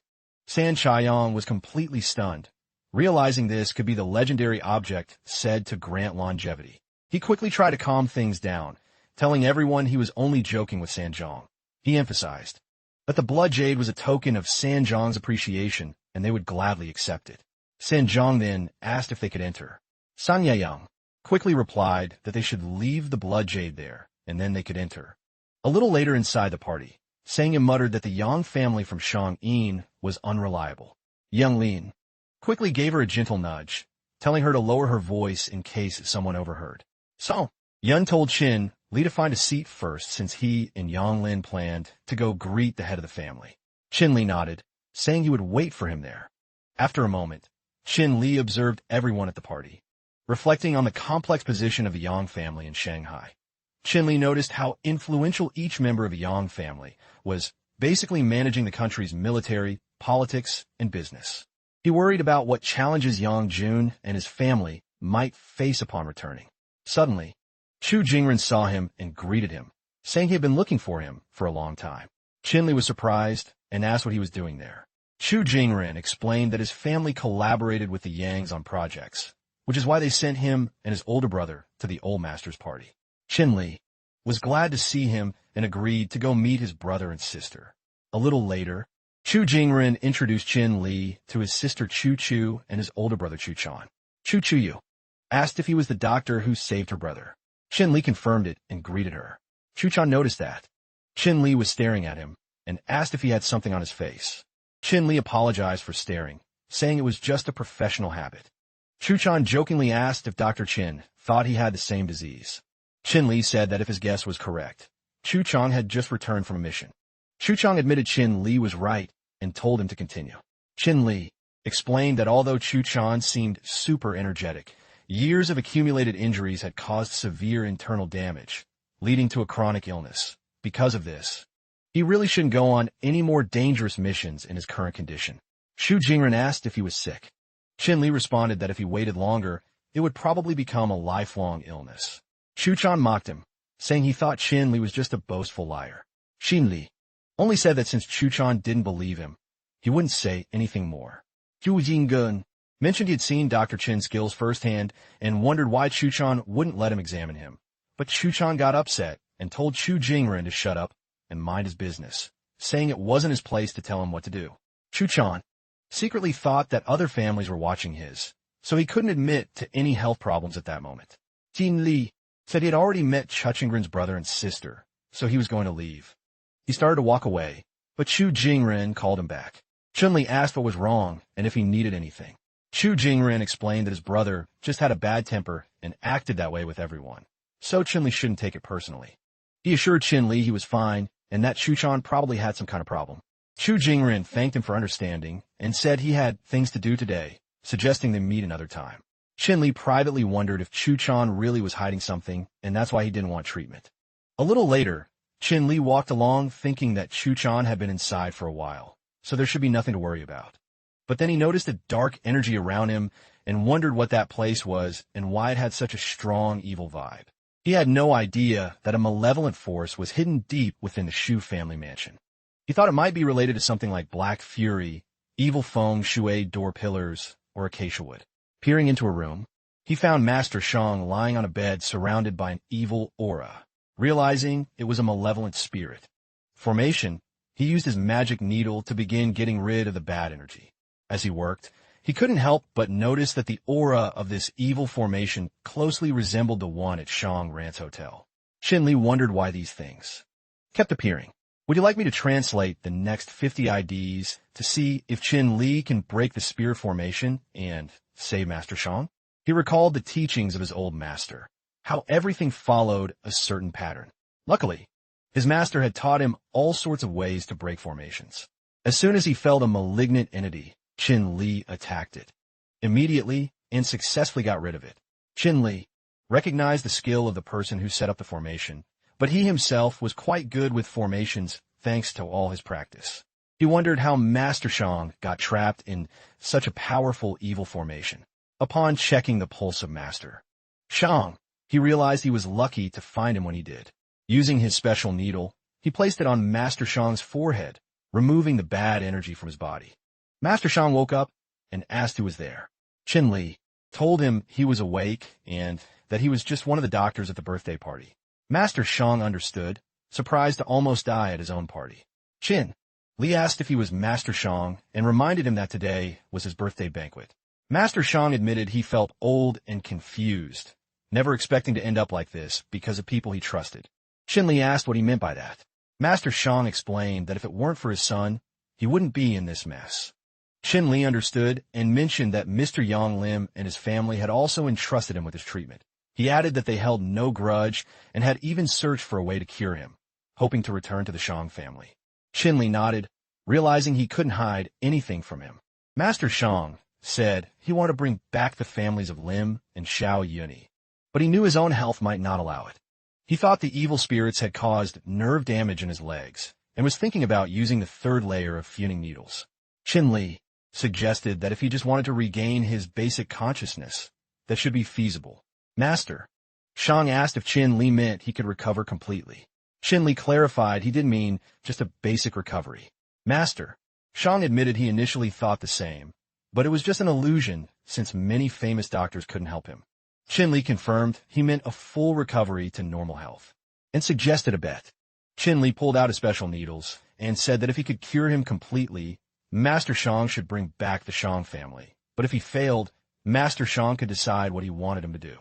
Master Shang found this interesting and accepted the bet, adding that to bring back the Lin family, they would still need to organize an event. A while later, everyone was sitting in the private meeting of the Shang family committee. Shang Qinsi wondered why the old patriarch suddenly looked so refreshed and had even called back Yang Lim's family. Master Shang spoke to the group, explaining he had called them to discuss something. He said he intended to bring Yang Lim's family back home. Yang Cao Yang questioned his grandfather, asking if he had forgotten the past or if his illness was affecting his judgment. Sang Zenzi intervened, asking how he could let someone who had done wrong return so easily. Another family member agreed, saying their Sangjing clan had never encountered such a situation. Master Sangjing turned to Yang Lin and asked him to explain what happened that year. Yang Lim nodded, saying, "All right, eldest uncle, about that incident that year. Please take a look at what Xiao Yang sent." Everyone read the document. Sao Shen 11 pointed out that although Master Sang wanted Lim's family back, the clan elders still doubted the authenticity of the documents and wanted them reviewed. Qin Li arrived and apologized, explaining he had some documents he had forgotten. So, Xiang asked who he was, and Qin Li clarified they were separate documents from young Master Sang Chun intended for the head of the family. Sao Shongxi suggested they should carefully review the documents. Someone asked how a stranger like Qin Li could enter their house without the bodyguard stopping him. Master Shang intervened and revealed that he had personally invited Dr. Sun to stay. Sang Chun, she was quite surprised to notice that Master Shang's legs seemed to work. Master Shang only said he thought he didn't need a wheelchair anymore. Song Shen, 11, was elated, saying there was nothing happier than seeing him potentially recover. He approached, whispering a reminder that he knew all about the things he had done. Then he told him to take a good look at what Dr. Chen had brought. Sang Chun, she took the paper from Chin Li and quickly realized that Master Shang, that old hawk, had only been pretending to know nothing. Master Shang then asked what everyone thought after reviewing Lim's documents. So, Chensi suspected that Master Shang's intentions were not as innocent as they seemed. He hinted that Lim's family could possibly return, but it wouldn't be without some conditions. A guy in a red shirt pointed out that no one had managed to become a martial artist in decades. Another bald man chimed in, saying that if the Yang family could produce a martial artist, they could reach the status of a first-class family. A lady with brown hair admitted Lim's family had faced injustice, but emphasized they still had responsibilities to bear. Someone in a blue coat agreed, suggesting that if they could use a martial artist to regain their status, no one would dare oppose them. Master Shang, would you like me to translate the next batch of subtitles to see if Yang Lim's family can meet these conditions? He explained that becoming a junior martial artist was a great achievement for anyone. It required natural talent and a decade of constant training. Then he turned to Yang Lin, asking what level of martial arts little Jun had reached lately. Yang Lin replied that although Yang Jun was young and strong, it would still take him about 10 more years to become a martial artist. Just then, Yang Jun appeared, asking Yang Lin why they were enduring all this hardship when it was obvious they were being deliberately mistreated. Sang Zenzi intervened, suggesting it was because Yang Jun seemed to be giving up on the idea of bringing back his family. Yang Lin admitted that returning to Beijing in this lifetime seemed impossible to him.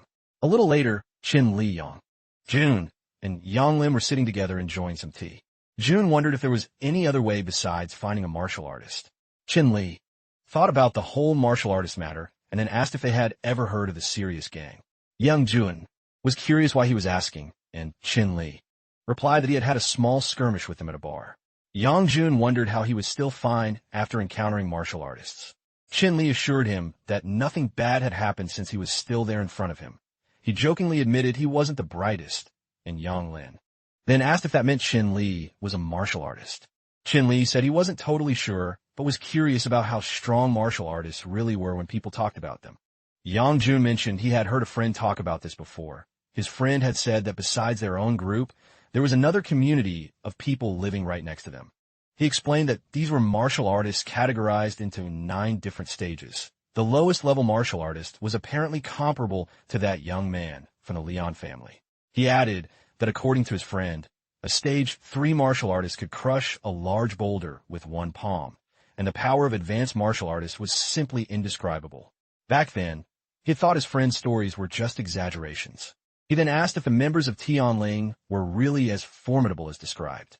Qin Li replied they weren't exceptionally powerful, just a bit more skilled than ordinary people. Yang Jun next asked if he could crush a rock with his hands. Qin Li replied that he hadn't tried, but reaching a level where he could break stones with his own hands wasn't totally impossible. Yang Lin then asked about any methods Chun Li might have to help them. Qin Li suggested that if they were interested in testing this, he had something that might be worth a try. The scene then shifted to later that night. Yang Jun was getting ready for bed when he noticed a strange smell. He wondered where it was coming from, noting it was already midnight and wondering who would be in the kitchen at that hour. Meanwhile, Qin Li was in the kitchen busy preparing something. He commented on its quality, saying it matched the color and aroma of what the old man used to make for him. Yang Jun enters the kitchen and asks what Qin Li is doing there. Qin Li hands him a bowl and says, "Look." Yang Jun is totally confused, asking, "What the hell is this?" He adds, "Don't tell me you pulled this off your body." Qin Li dismisses the idea, saying that's not possible. Yang Jun sniffs the air and comments on the pleasant smell. Asking for the source, Qin Li explains that he wants him to become a martial artist, and that when he was training, his master used to make these cleansing pills for him to take. Yang Jun eats one and comments on how delicious the cleansing pills taste. Qin Li then asks if he only took 2 pills. Yang Jun responds, wondering what the problem is, confirming he did eat 2 pills. He adds that he's quite strong, so there's no need to be stingy. Chin Li clarifies he meant that Yang Jun ate too many at once and should have taken him with some additional food. The next morning, Yang Lim appears and thinks it's strange that Yang Jun isn't around, especially since it's still early. He asks Chin Li if he knows where Yang Jun might be at this moment. Chin Li responds that Yang Jun is probably still busy with his martial arts practice. A little later, Yang Jun comments that he didn't expect those concoctions to be so strong, almost making him feel super uncomfortable last night. Chin Li defends himself, saying it's not his fault. He had to ingest it last night too. Meanwhile, Yang Lim, who is outside the door, overhears their conversation. Yang Jun tells Chin Li to keep going since he still feels uncomfortable. Yang Lin opens the door and enters. Chin Li proceeds to give Yang Jun a massage. Yang Jun asks what he's doing, and Chin Li explains he is clearing his meridians. Yang Jun says it's fine and tells the others to go ahead and leave the room. Chin Li mentions they are almost finished, adding that although it's harder to use external force to extinguish the fire, Yang Jun's body has been completely refined. Yang Jun asks if this means he is about to succeed. Chin Li clarifies it's not that simple. The Shui pill only helps change his body, and his true talent will show during the training that follows. Yang Jun urges him not to wait any longer and to go down to practice. Just then, Chin Li's phone rang. He answers, saying, "All right, thank you, Chu Jingren. Would you like me to translate the next 50 lines to see if Yang Jun's martial arts training pays off?" Yang Jun asks if he is from the Chu family and if it has anything to do with him. Chin Li responds that Chu Jingren mentioned a military banquet this afternoon and invited him to tag along. Yang Chun is surprised, asking if the Chu family really invited him to their military banquet. Chin Li confirms it and asks what is going on. Yang Jun explains that it was part of the competition between the prominent families of Beijing. Chin Li then asks about the combat in the ring. Yang Jun asks if Chin Li knows why Yu Sui is afraid of the young Master Chu. Chin Li asks if it isn't because of the Chu family itself. Yang Jun responds that no, the Chu family is just a facade. Yu Sui is actually terrified of Chu Qin.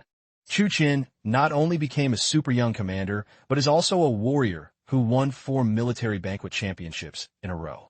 Yang Jun thinks that if he attends the military banquet, he could rub shoulders with these high-ranking warriors. Chin Li nods, admitting he had no idea things were like that. Meanwhile, Chu Chong is in the middle of a fight, throwing his opponent aside. Chu Jingren and Chu Chuyu quickly run to help him.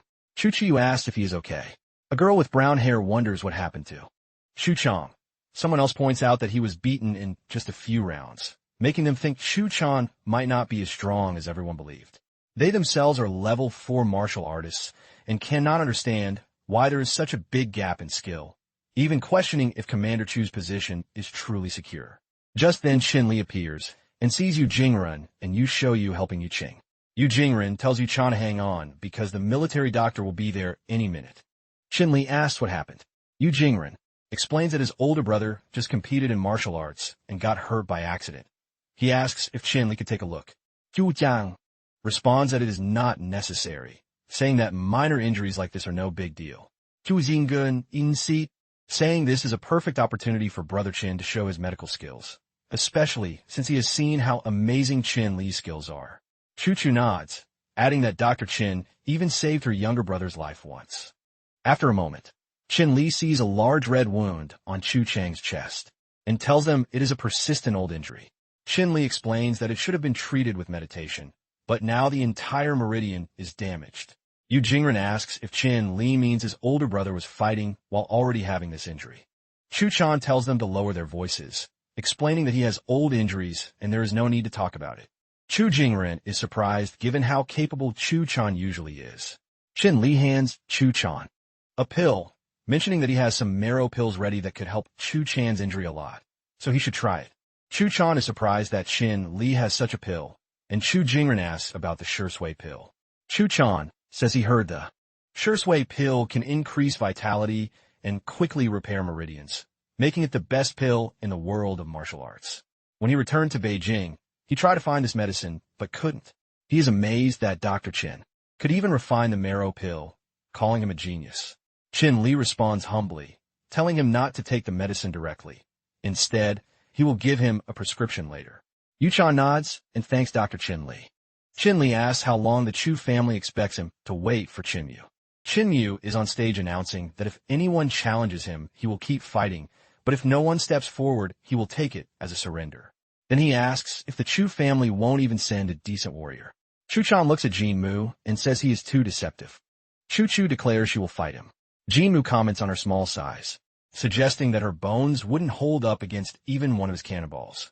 He provokes her, saying that 1 hit and her soul will disappear, and 2 hits will send her straight to heaven. Chu-chu moves forward to attack him, but Qin-lu keeps mocking her, calling her the flower of the army. Chu-chu tries to attack Qin-lu, but he grabs her leg and tells her not to attack. He warned her he was not merciful, and then simply kicked her out. He lunged to throw a punch, but Qin-li quickly intervened and blocked it. Qin-li then asked him where he got the idea that he was so cocky. He said he was just curious and wondered if the guy was really as powerful as he acted. He challenged him to win at least 1 or 2 rounds and then apologized to his sister. The other asked if he would apologize, and Qin-li replied, "Let him apologize? I think he's just getting impatient and wants to die." Yusho quickly warned Qin-li not to be reckless, reminding him that he was no match for Mu. Chief of Staff Wang commented to Mr. Chu, "What kind of master is this friend you invited? He seems quite formidable." The other commander explained he was a doctor friend of Chu Jingran, and they hadn't asked much about his background.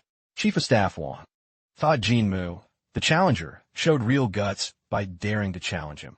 He hoped they could choose a good candidate for the CEO position this time. Jin-mu told Qin-li that he had pushed him far enough, and now it was too late to back down. He declared that God would show him what a true warrior was, and then lunged at him to attack. But Jin-li simply dodged his attack calmly. Jin-li then teased him, asking how he was enjoying the fight. Jin-li suggested that Jin-mu couldn't keep up with his speed, and then reflected that even with his little strength, Jin-mu was nothing. Jin-mu tried to kick him, but Jin-li narrowly escaped, and Jin-mu's foot slammed into the ground, breaking it. Jin-li retorted, "This is the strength of the strong. Do you understand now?" One of the soldiers commented that Jin-mu truly deserved his reputation as a level 4 powerhouse. Another soldier added that it was exactly what would be expected from a member of the Qin family. Jin-mu tried to attack again, boasting that he could take down his opponent with a single move, but Qin-li managed to block his punch, and then counterattacked with his other hand, knocking Jin-mu out of the ring with 1 punch. This totally unexpected turn of events left everyone completely shocked. Chief of Staff, Wang, would you like me to translate the next section to see how the other commanders react to Qin-li's victory? He thought this young man's performance was quite interesting. Shu Kong wondered who this Qin-li was, as his little brother had never mentioned him before. He assumed that Qin-li must have learned from some kind of expert. Qin-li downplayed the praise, saying they were giving him too much credit. He said he was just an individual not connected to any school or organization. Major General Wang, Chief of Staff of the Beijing Army, expressed his surprise, saying he didn't know Qin-li had any interest in the military. He approached them, and Shu Kong and his siblings greeted him. Chun Li responda pulitedi. Chief of Staff Wang asked why, saying that if Chun-li's brother wasn't going to give him power, then he was interested. Chun-li asked about the position and Chief of Staff. Wang confirmed there was still a vacancy in his leadership team. He wondered if Chun-li might be interested. Chun-li asked who the person was. Chu Kan revealed it was the Chief of Staff of the Yinshi General Military Region. Xin-li greeted him and thanked him for his kindness, but mentioned he only wanted to remain an ordinary doctor. Sergeant Wang pointed out that opportunities like this don't come to everyone and encouraged Qin-li to think about it carefully. He further explained that since Qin-li, an outsider, publicly helped the Shu family defeat Jin-mu, things could get complicated for him if the Qin family ever found out. Qin-li was perplexed and asked what he meant by that. Sergeant Wang continued explaining that the military banquet was actually an opportunity for the Yang army to scout for talented individuals. Since Qin-li managed to defeat Jin-mu, he was now eligible to join the army and even become a commander. He would even be renamed Shu Kong, effectively making him part of the Shu family. Qin-li hesitated, saying he was just an ordinary guy who valued his freedom. He wasn't sure about taking on such a big role. But Sergeant Wang quickly reassured him, explaining he had already made all the arrangements. It wasn't really convenient for Qin-li to stay in Zhanchang, and there were no plans to assign him a job there anyway. Qin Li thought to himself that it seemed this person had already planned everything. Sergeant Wang then asked if he was unwilling to serve in the army during the summer or if he simply thought the rank was too low. Qin Li considered the idea of serving the country as a responsibility, thinking that if he didn't overthink it, he could simply attend the meeting, but if he decided not to, he could always come back to it later. Just then, Xu Shui approached and handed Qin Li a badge, congratulating him. Sergeant Wang commented that his task was done and hoped they would see each other again soon. Qin Li wondered what Sergeant Wang meant by seeing him again. Xu Jingran then intervened, saying he had been there a long time and that Qin Li was quite talented. He asked if he could take a look at something. Qin Li thought about the martial arts he had practiced in the past, and if it connected to the destiny Xu Jingran had mentioned before. He handed it to Xu Jin, ran and reflected on how much he resembled the Master Shin who had been mentioned before. Xu Jin ran, then told him they would become family in the future and that Qin Li could choose to stay in Jinda. Xu Jin ran asked Qin Li his opinion on the matter. Qin Li responded that it was no big deal. He simply didn't have a good opinion of Qin Shu, the former leader of the Qin family. Jin didn't think Qin Shu was a good master and asked Xu Qingran if he knew him. Zhu Jindan responded that he didn't really know him, but had met him once in the past. When he was still a member of the family, he had sought Xu Jinran's help to treat his deceased brother's illness. Qin Li then apologized for his previous comments. Xu Jinran commented that judging by Qin Shu's clothes and how he behaved, he didn't seem like an ordinary person at all. He seemed more like a warrior. However, Xu Jingran admitted he hadn't heard from him for quite a while. Xu Kong then suggested that if Qin Li wanted to know more about Master Qin, the badge he was holding might be useful. Qin Li was curious and asked what the badge really meant. Xu Kong explained that army badges came in 4 levels: iron, bronze, silver, and gold. Anyone with a silver badge or higher had the special privilege of entering and leaving certain places in the martial arts world. Qin Li then asked for more details about this martial arts world and what specific places it included. Xu Kong explained that, for example, there was a warrior's bar on Taiping Street in Shanjing. To enter and enjoy the benefits, you had to meet certain martial arts level requirements and follow their rules. He mentioned he had heard that advanced warriors sometimes gathered there to share knowledge, but he personally had never been there. Qin Li thinks that if he wants to find Master Qin, he will have to go to this martial arts bar in search of clues. A few nights later, a guard stops Qin Li, telling him he is in the wrong place and must leave. Qin Li simply shows his badge and asks if he can enter.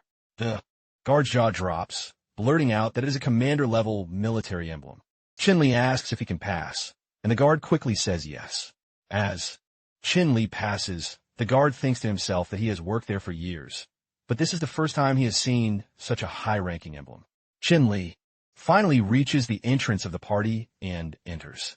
He sees Xiaoma casually lifting a dumbbell with a single finger, totally amazing everyone around him. A guy with a pimple shouts how incredible Xiaoma is. Then a man in a black shirt intervenes, saying that lifting a dumbbell like that is pretty standard for a level 2 martial artist.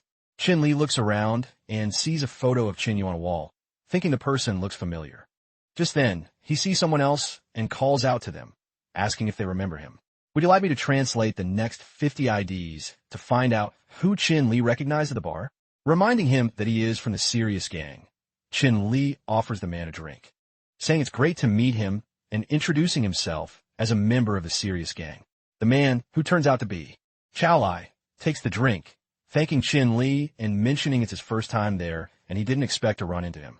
They shake hands, and Chao Lai congratulates Qin Li on beating Jin Mu and becoming a commander. In his head, Chao Lai wonders if Qin Li is really as strong as the rumors say, especially since his dark power seems much stronger than the last time they met, which should be almost impossible. Chao Lai comments on Qin Li's super strong grip, thinking that if they could get him into the Serious Gang, they would have another top-tier member. Even though his hand hurts a bit now, Qin Li says he still needs to find someone, so he has to go. Curious, Chao Lai asks who he's looking for. Qin Li explains that he only knows the person's last name is Qin and that he's a martial artist, but he has been missing for a long time. He admits he doesn't have much information, but is determined to find him no matter how difficult it is. Chao Lai agrees it will be hard with so little information, especially if the person is intentionally hiding, but suggests there might be someone who can help. He tells Qin Li to come with him and trust him. He takes Qin Li to an elevator. Qin Li, wondering where they're going, asks about their destination. Chao Lai explains he is taking him to meet someone who is very good at digging up private information and who could lend a hand. They get off the elevator on a different floor, and Qin Li asks if this is still part of the martial arts bar. Chao Lai clarifies it's much more than just a bar. He explains that when Qin Li saw it from above, he was only seeing a small part. He continues, saying these are some of the serious gang's venues that span 10 whole floors. The lower you go, the stricter the security, but he has heard that martial artists below the 6th floor have moved to a different place to train. Opening a door, he welcomes Qin Li to the serious gang's main base. Qin Li realizes that his first impression of the serious gang as just an underground group was totally wrong. Xiao Lai points to Xiaofeng, identifying him as the person he mentioned. Xiao Lai tells Xiaofeng that his friend here has some questions for him. Qin Li greets Xiaofeng and explains that he is trying to find a martial artist named Qin who looks familiar. He admits he doesn't have much information and asks if Xiaofeng can help him. Xiaofeng realizes that he is also looking for a martial artist with the last name Qin, which is quite a coincidence. Xiaofeng asks if Qin Li has any idea where this person might have been seen or what events they were at. Qin Li remembers that the Chu family asked him to save their young master back then. Xiaofeng thinks it's a solid lead and tells him to give it a try. Qin Li thinks it over, wondering if he can really find someone with such little information. He sees a badge on Xiaofeng and it looks super familiar. He asks if he can take a closer look, but Xiaofeng apologizes, saying it's a personal item and he can't let anyone touch it. He then asks Qin Li if he's also one of the 19 people and if he knows Liang Qing. Xiaofeng responds that everyone knows the super talented Liang Qing of the 19, but unfortunately, she passed away recently. Qin Li is shocked and says he has been looking for these people. He asks if there is any way she could still be alive. Qin Li then pulls out a photo of her, explaining that she came to his private clinic for treatment when she was injured and now she actually helps him run the place. Xiaofeng is totally surprised she is alive, saying she is much tougher than he ever imagined. He admits he promised to help her find these people, but has been super busy with his own affairs lately and never expected a run into Qin Li. He wonders why, if she is okay. She hasn't tried to find the others herself. Xiaofeng explains that his boss has done a lot for him, and some things are hard to talk about. Chao Lai steps in, reassuring him that it's okay. He says Brother Qin is his friend and even saved his friend, so helping him is totally the right thing to do. Xiaofeng agrees, adding that getting any information on this would take at least 2 more years and that perhaps none of the 19 people will even be left alive. He remembers how he almost died back then. Luckily, he found a super powerful boss, and now all he wants is to get information about the traitor and set things right. But since the group is so mysterious, his only real leads are the commander in charge and a 9th rank martial artist named Qin. Xiaofeng says he actually investigated this person before. Qin Li asks what the problem is. Xiaofeng explains that the person he is looking for seems to have a super important identity, probably the same person Qin Li is looking for. He says all their information is blocked by a super secure system, making it hard to find out quickly. Qin Li asks what he means by a high-level security system. Xiaofeng reveals it is a secret security system used by the Yanxi army, practically impossible for outsiders to access. Qin Li thinks about how mysterious this person is, with their military ties, and wonders who they really are. But at least now, he has a lead for his investigation. Chao Lai agrees, knowing how hard it is to break into something like that. He points out that while it's difficult to find someone, it's not impossible. He asks how the serious gang got its reputation if they couldn't handle jobs like this. Chao Lai then opens a screen showing the serious gang's internal intelligence network. Qin Li realizes that the serious gang isn't just any gang. They are a serious underground organization with great fighting power. He says he is super anxious to help.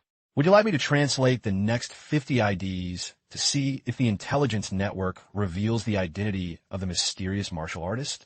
And he assumes the terms are already settled. Chao Lai, being direct, told Qin Li that there were no specific terms. He was simply glad Qin Li was there and hoped he would join his side.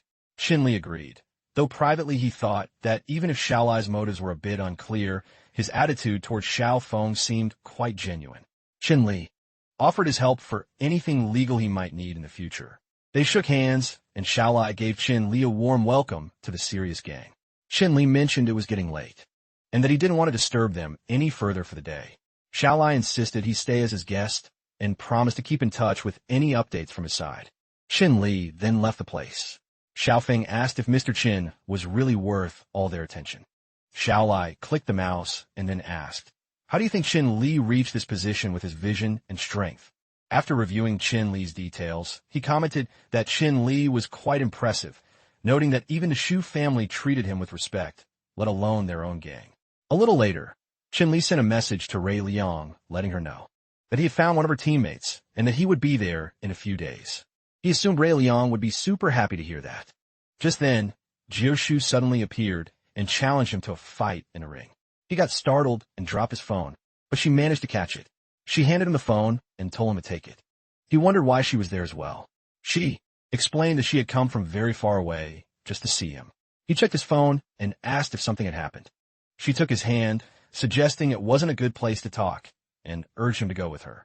She led him outside, and then asked him to please leave Shanghai. He asked her to explain why she was asking him to do that, as he didn't fully understand. She explained that she didn't want her Chu family to suffer any consequences due to his conflict with Jin Mu. He assured her he wouldn't let the Chu family suffer for anything he did. She insisted that he was still young and that the Qin family's cunning strategies were what made them such a large family in Shangjin. She emphasized that she was giving him this advice for his own good. He apologized, but said he had responsibilities that prevented him from leaving Shanghai at this time. She acknowledged his decision and added that she would say no more about it. She then discreetly pulled out a magic needle and suggested they return to the Chu family. Zhu Xindan appeared accompanied by Chu Chu and was surprised that Qin Li actually came, since he couldn't reach him by phone. Qin Li was equally surprised to see two Chushus. Chu Jinran was totally baffled by this, asking if there was another sister or if there were really two Chu Jinrans. He then asked why there were two sisters standing there. He approached the fake Shushu and asked why she had come alone when she had said she would wait for him. The real Shushu warned him not to get close to the imposter, suspecting she was an advanced fighter expert in disguise. The fake Shushu, however, claimed she was the real sister and had come to meet Qin Li to talk about the previous military banquet, suggesting they discuss how challenging it was. Considering the skills of an advanced fighter who can assume anyone's identity in minutes, there might be no one in the world they couldn't impersonate. Qin Li thinks about this, remembering how even the intelligence networks of some serious gangs had spoken of fighters who could disguise themselves perfectly. Since she managed to sneak into the Shu family's military banquet, she probably isn't just any warrior, so he holds back for now, unsure of her true intentions. Chu Jingran asks if she really claims to be his sister, then mocks him by mentioning he used to wet the bed until he was 7, which totally embarrasses him. She points out that the Chu family history is super detailed in their family records from birth, so anyone could find those things out. Eugene-Ren understands her point. Both Yushus then continue bringing up embarrassing stories from Eugene-Ran's childhood. To his absolute horror, Eugene-Ren tries to get them to stop, and the first Yushu is surprised by how much the other knows about her family. The second Yushu declares that whatever her motive, she won't let her win. Both begin to fight, and Qin Li jumps between them to separate them. He grabs his magic needles with both hands and says, "If there's no other way to find out the truth, you should try my method." He apologizes for intervening. Shu Jinran then tells Qin Li that he actually met his sister yesterday. Shu finds this strange. She feels no pain, and her body feels warm and comfortable. Shunlai explains that if not for the damage to Miss Shu's meridians from the military banquet, it would have been very difficult for him to distinguish the real from the fake. He takes her pulse and says that only Miss Shu's injury is something no one else could fake. The fake Chu then says she originally only wanted him to leave Beijing, but now that he has discovered her secret, he can no longer leave. Qin Li points out that even without him contacting her, she has been making quite reckless moves. She admits it, adding that's why she still has a few tricks up her sleeve. She then pulls out a needle and swings at Qin Li, but he stops her and pushes her back. She leaves quickly, saying that with his current strength, he still has a long way to go in Beijing. Qin Li thinks that if he's going to stay longer to get more information, he really needs to get stronger. He says he didn't expect the girl to escape so fast, demonstrating her power.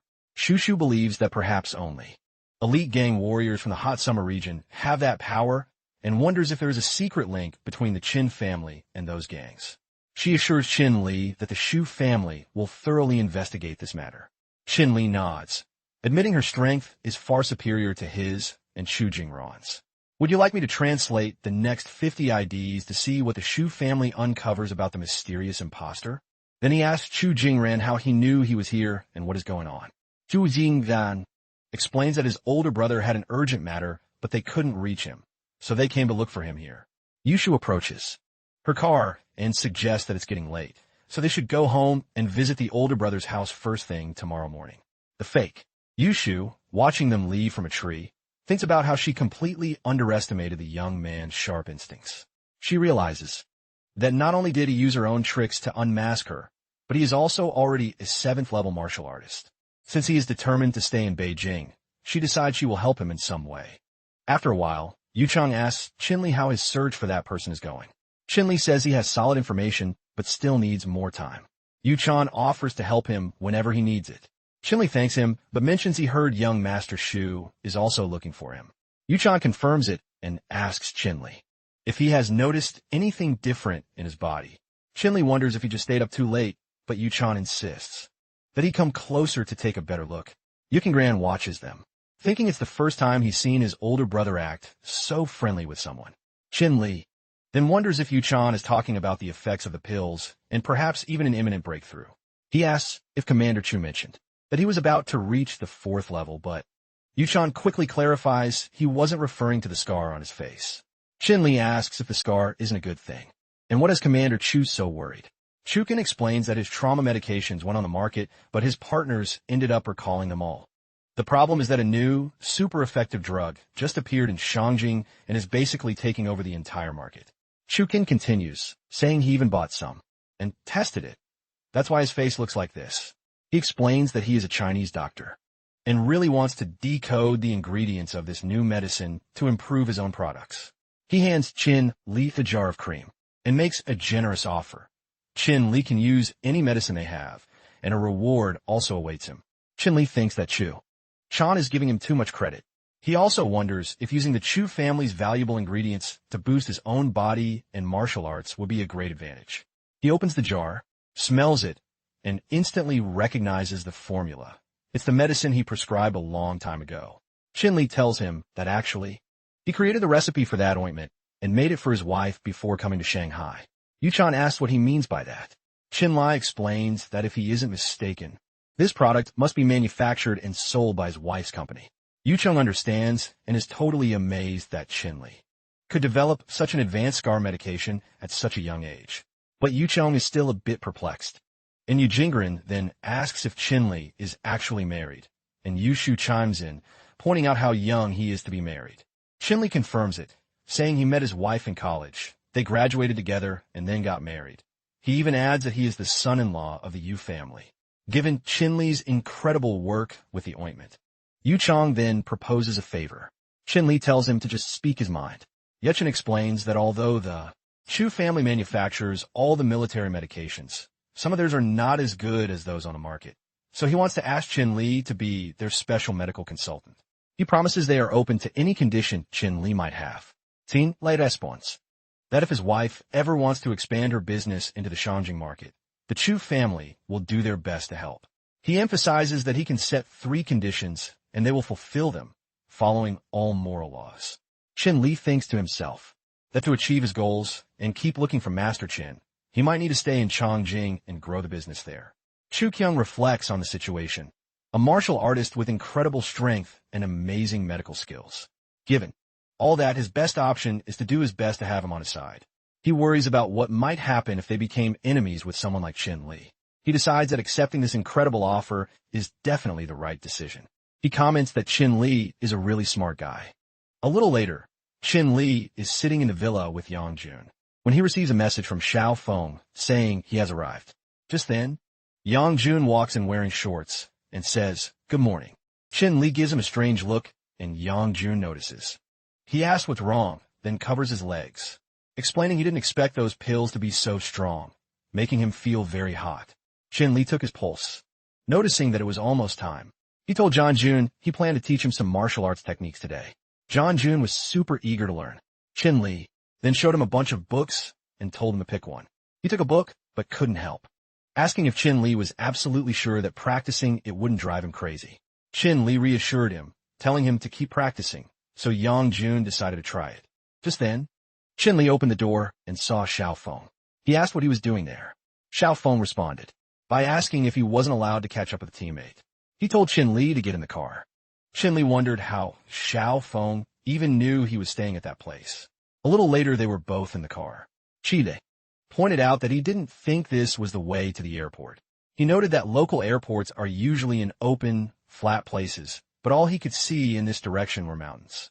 Xiao Feng explained he was just taking the shortest route.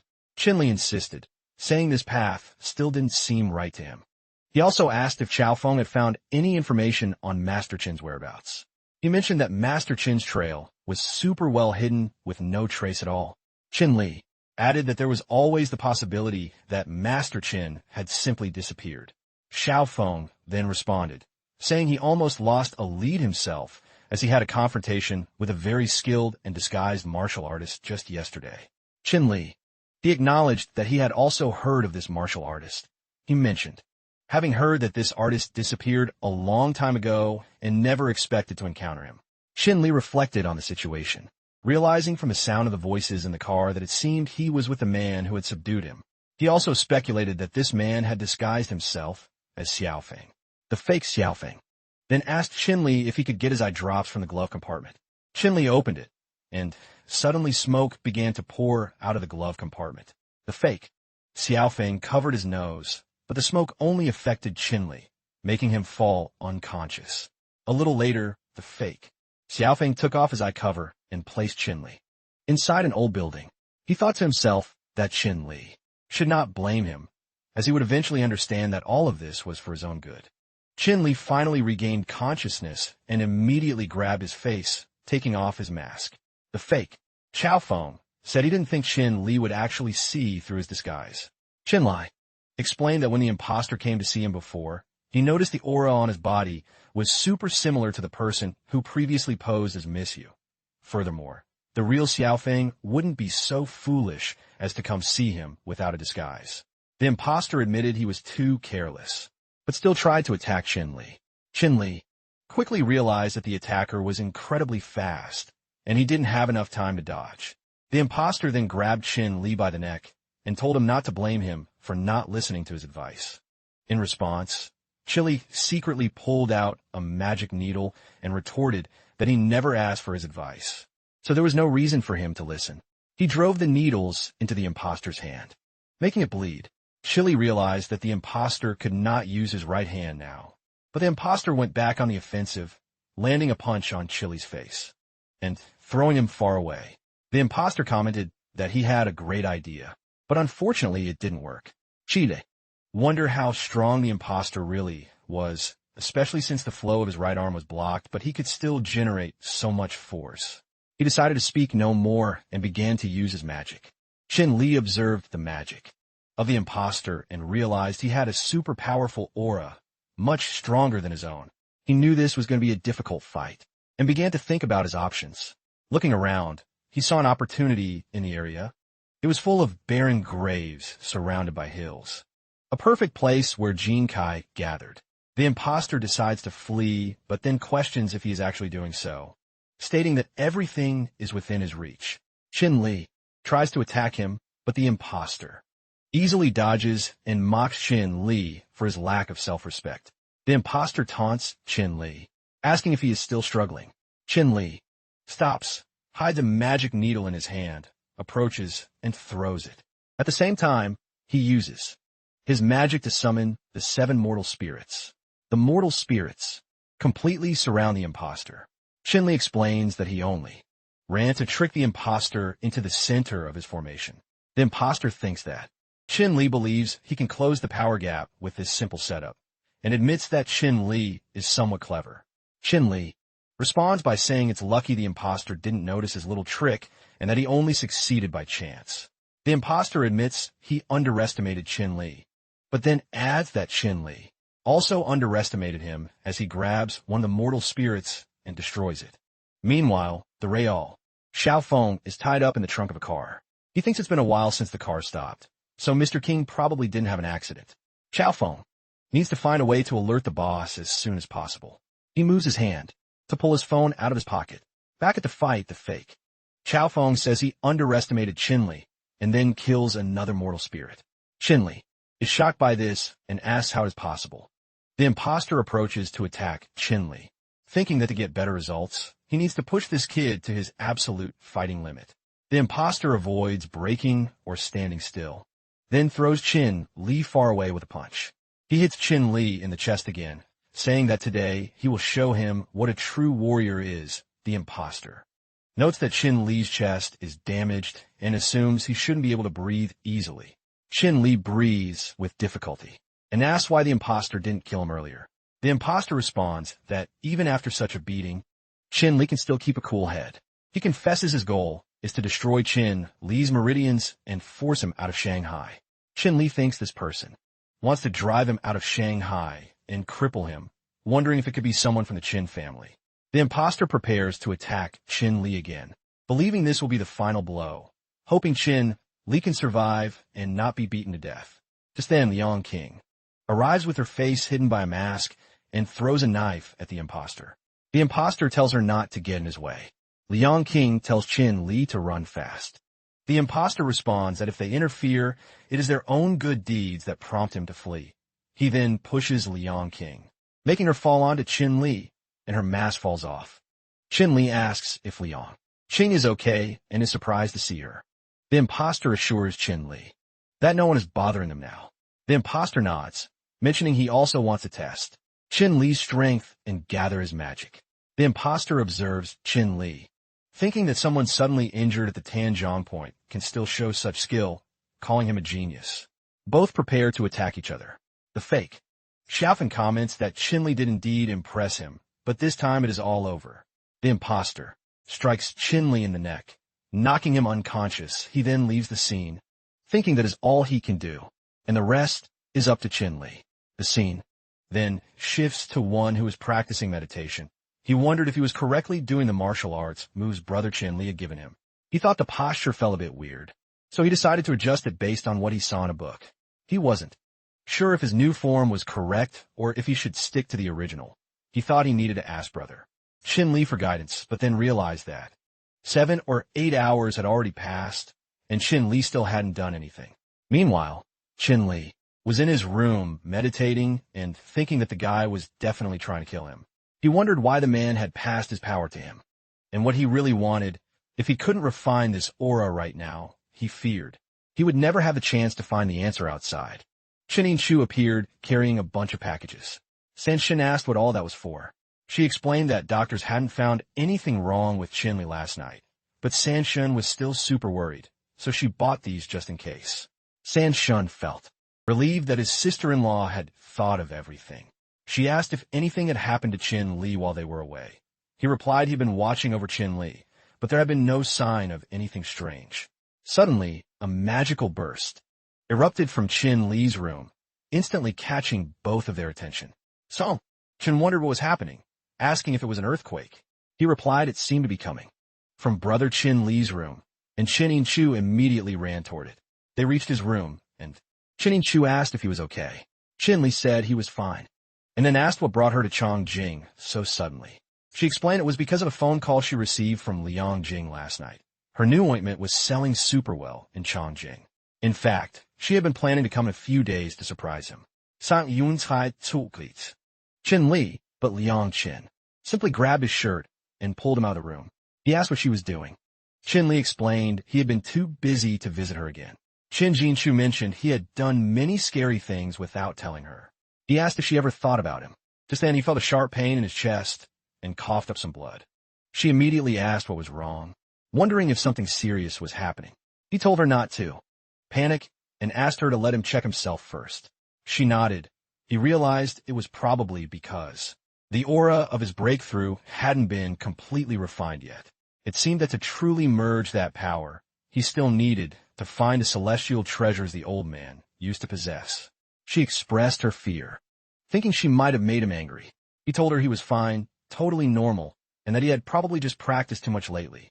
She then mentioned that, by the way, he had helped Master Yang Shun enter the martial arts world, so he could train too. He asked if she wanted to train as well. She responded that she was his wife and hoped to be by his side one day, especially since last time. She decided she would be his for life. He said, "Well, now that I've thought about it, let's give it a try." After a while, Chin Li quietly left the room while Chin Yin-chu was sleeping and went downstairs. He saw Yang King and asked her why she was still awake. She explained she had just been at Xiao Feng's house, and after exchanging information with him, she believed that what happened in the 19th Division back then couldn't be that simple. Chun-Li told her the military only saw her as a glorified soldier, so she really should stay away from Shangjing. She nodded and thanked him for looking out for her. As he headed for the door, she asked if he was going out. He replied that he needed to check on the old man from yesterday. She offered to go with him, but he turned her down, saying he had his own plans for this and would see if the old man had anything to do with it.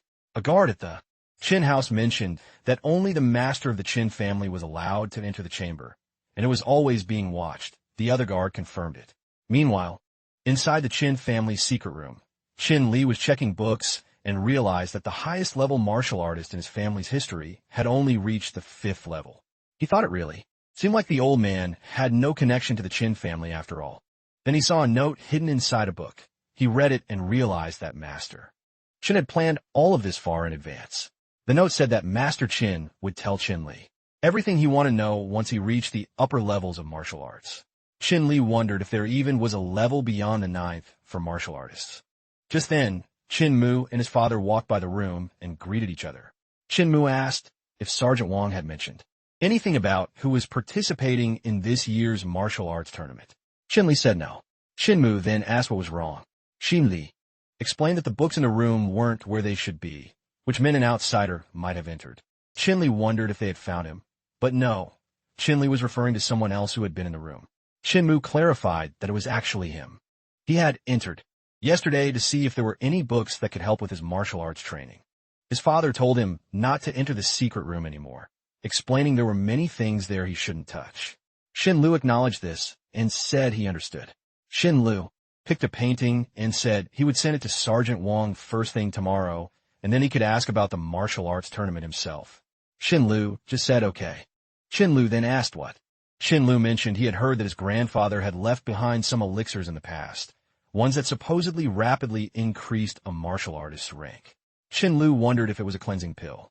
Xin Lu's father confirmed it, saying his grandfather really did have one of those pills.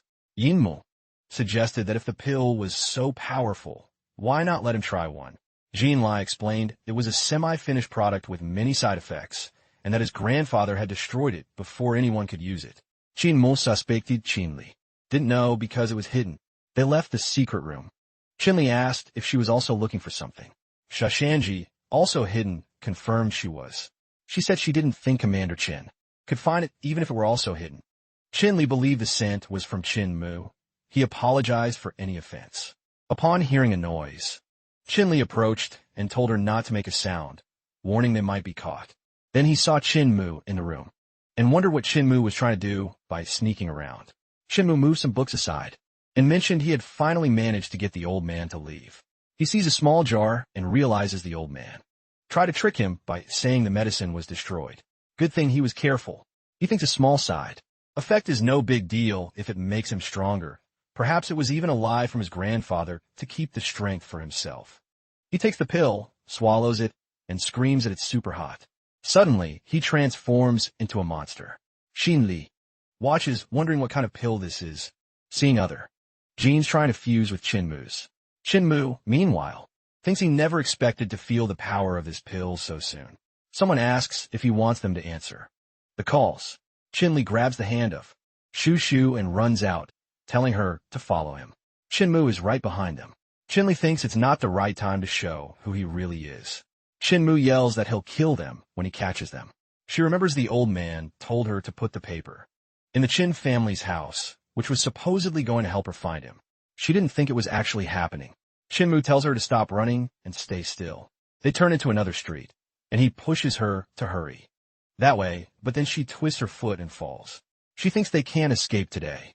She also thinks Godfather should have told her that if she could master this guy, increasing her cultivation levels quickly would be easy. She tells Qin Li that Commander Qin Mu is too fast, and she simply can't keep up with him.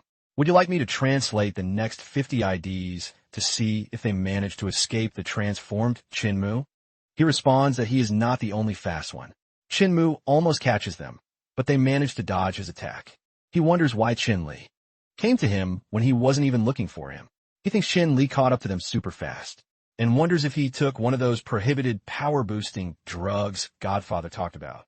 He also wonders why she is with Chin-Li, perhaps on Officer Wong's orders. He reminds himself that everything is still in his hands. So it's not the time to bother Officer Wong.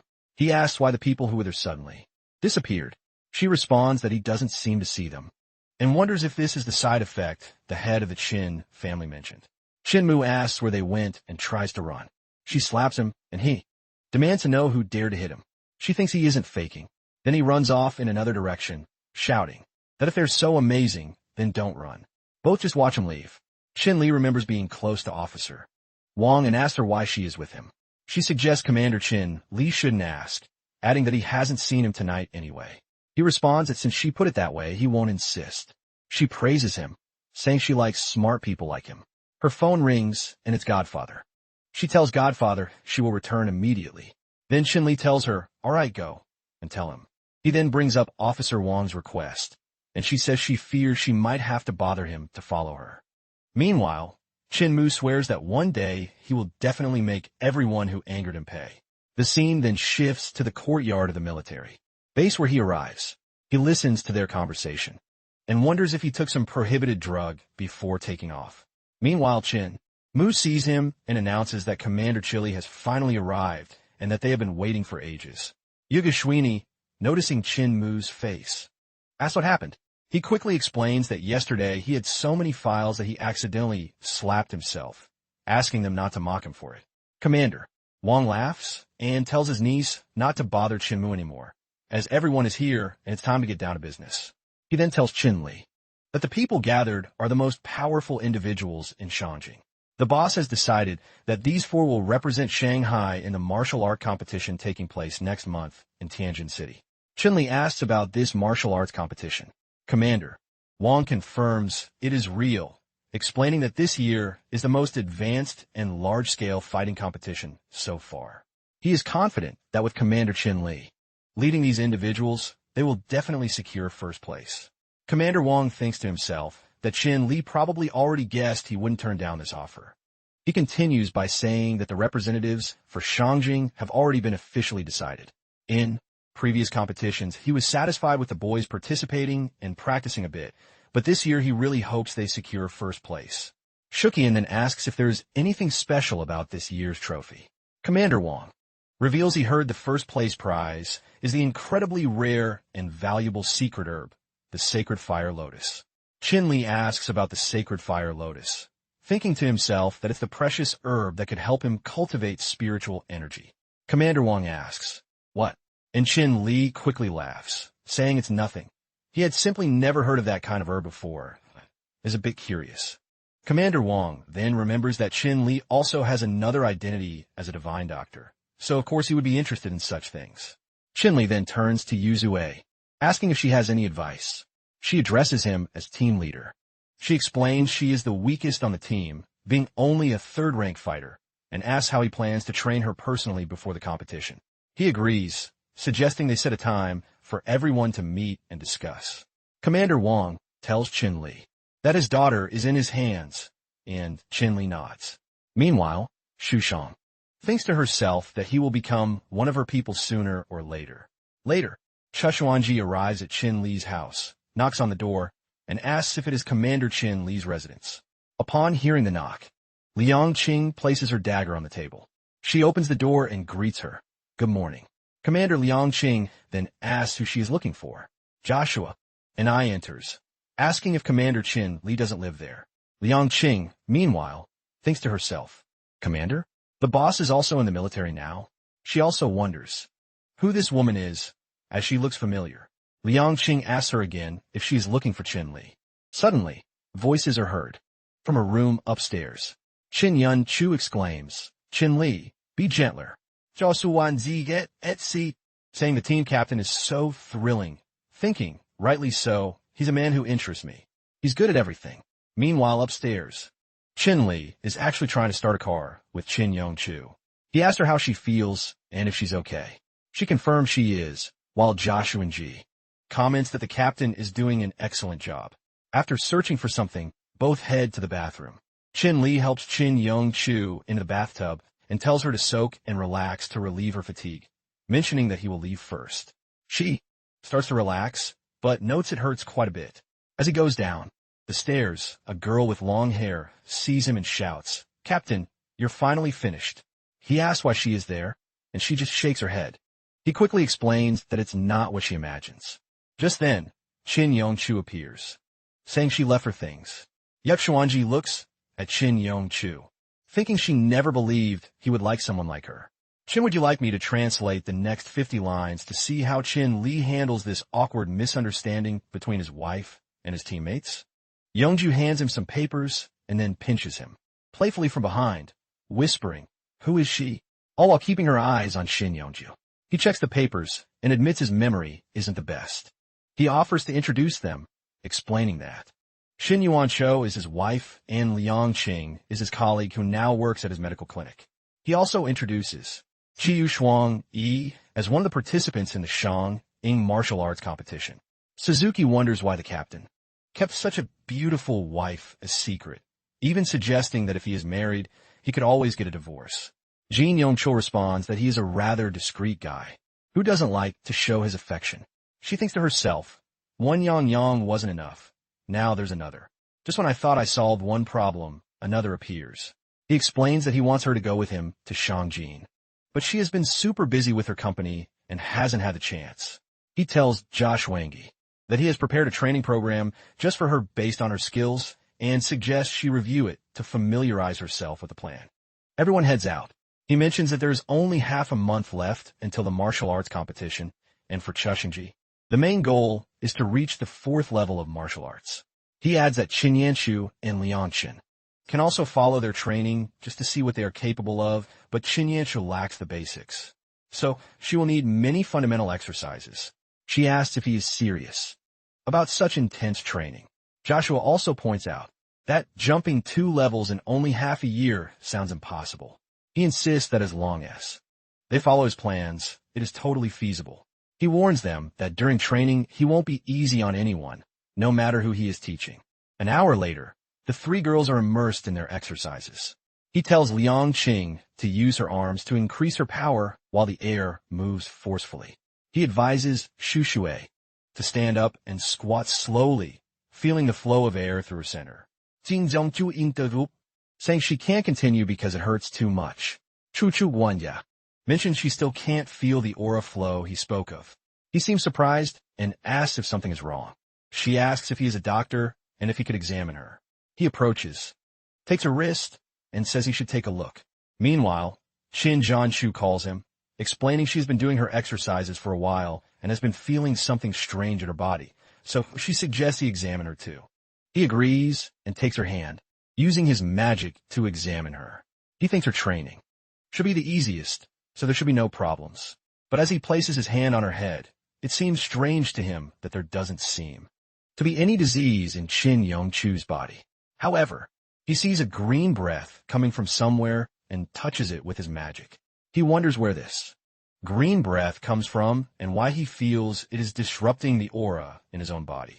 He wonders what this thing is, and then he sees a magical shadow behind Shin Yinshu, asking why it has appeared in her body.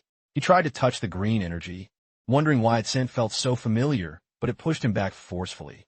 He thought about how close he was to having his mind dominated. Jean John Chu asked if something was wrong with her body, and he suspected this entity was probably what made her feel unwell, but he had no idea what it was, and it seemed it had been inside her for a while.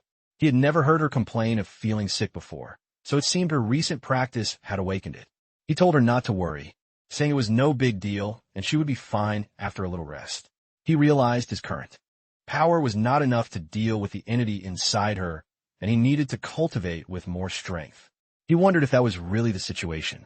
Just then Yang approached and asked for his brother. Young Jin said he had been practicing the secret book he gave him, but hadn't felt anything. He thought about why Yang Chun felt nothing and considered that perhaps Yang Chun had been practicing so much lately that he hadn't noticed the changes in his own body. Shin Yanchu then suggested to Yang Chun that he try running a lap around the area, which surprised him. She confirmed her request and encouraged him to run. Yang Chun sat down to prepare, thinking to himself, and then he began to run very fast. Jin Yun Chu asked if she could keep practicing, and Yang Chun, who had just finished his run, returned, mentioning how effective his marrow elixir was. Yang Jun suggested that if he gave him more it could help even further, but he explained that the marrow pill's job was to transform the body, and taking more wouldn't make it work better. Shin Yanchu then asked what a marrow pill was, and Yang Jun explained it was a bone-cleansing pill made by Shin Lee that could turn someone into a martial artist. Sushuan commented on the high quality of Would You Like Me to translate the next IDs to see how the girl's training progresses? The captain's elixir, and she asked for one for herself. He gave her one, saying there were still a few left, so that everyone could have one. Yang Chen then whispered to him in a low voice that they wouldn't feel the same as he did when he took it and ended up sleeping naked. He explained that the elixir had strong yin properties and weak yang ones, so women wouldn't have the same reaction as he did. Shu Shui secretly thought how generous the boss was to give such an expensive elixir.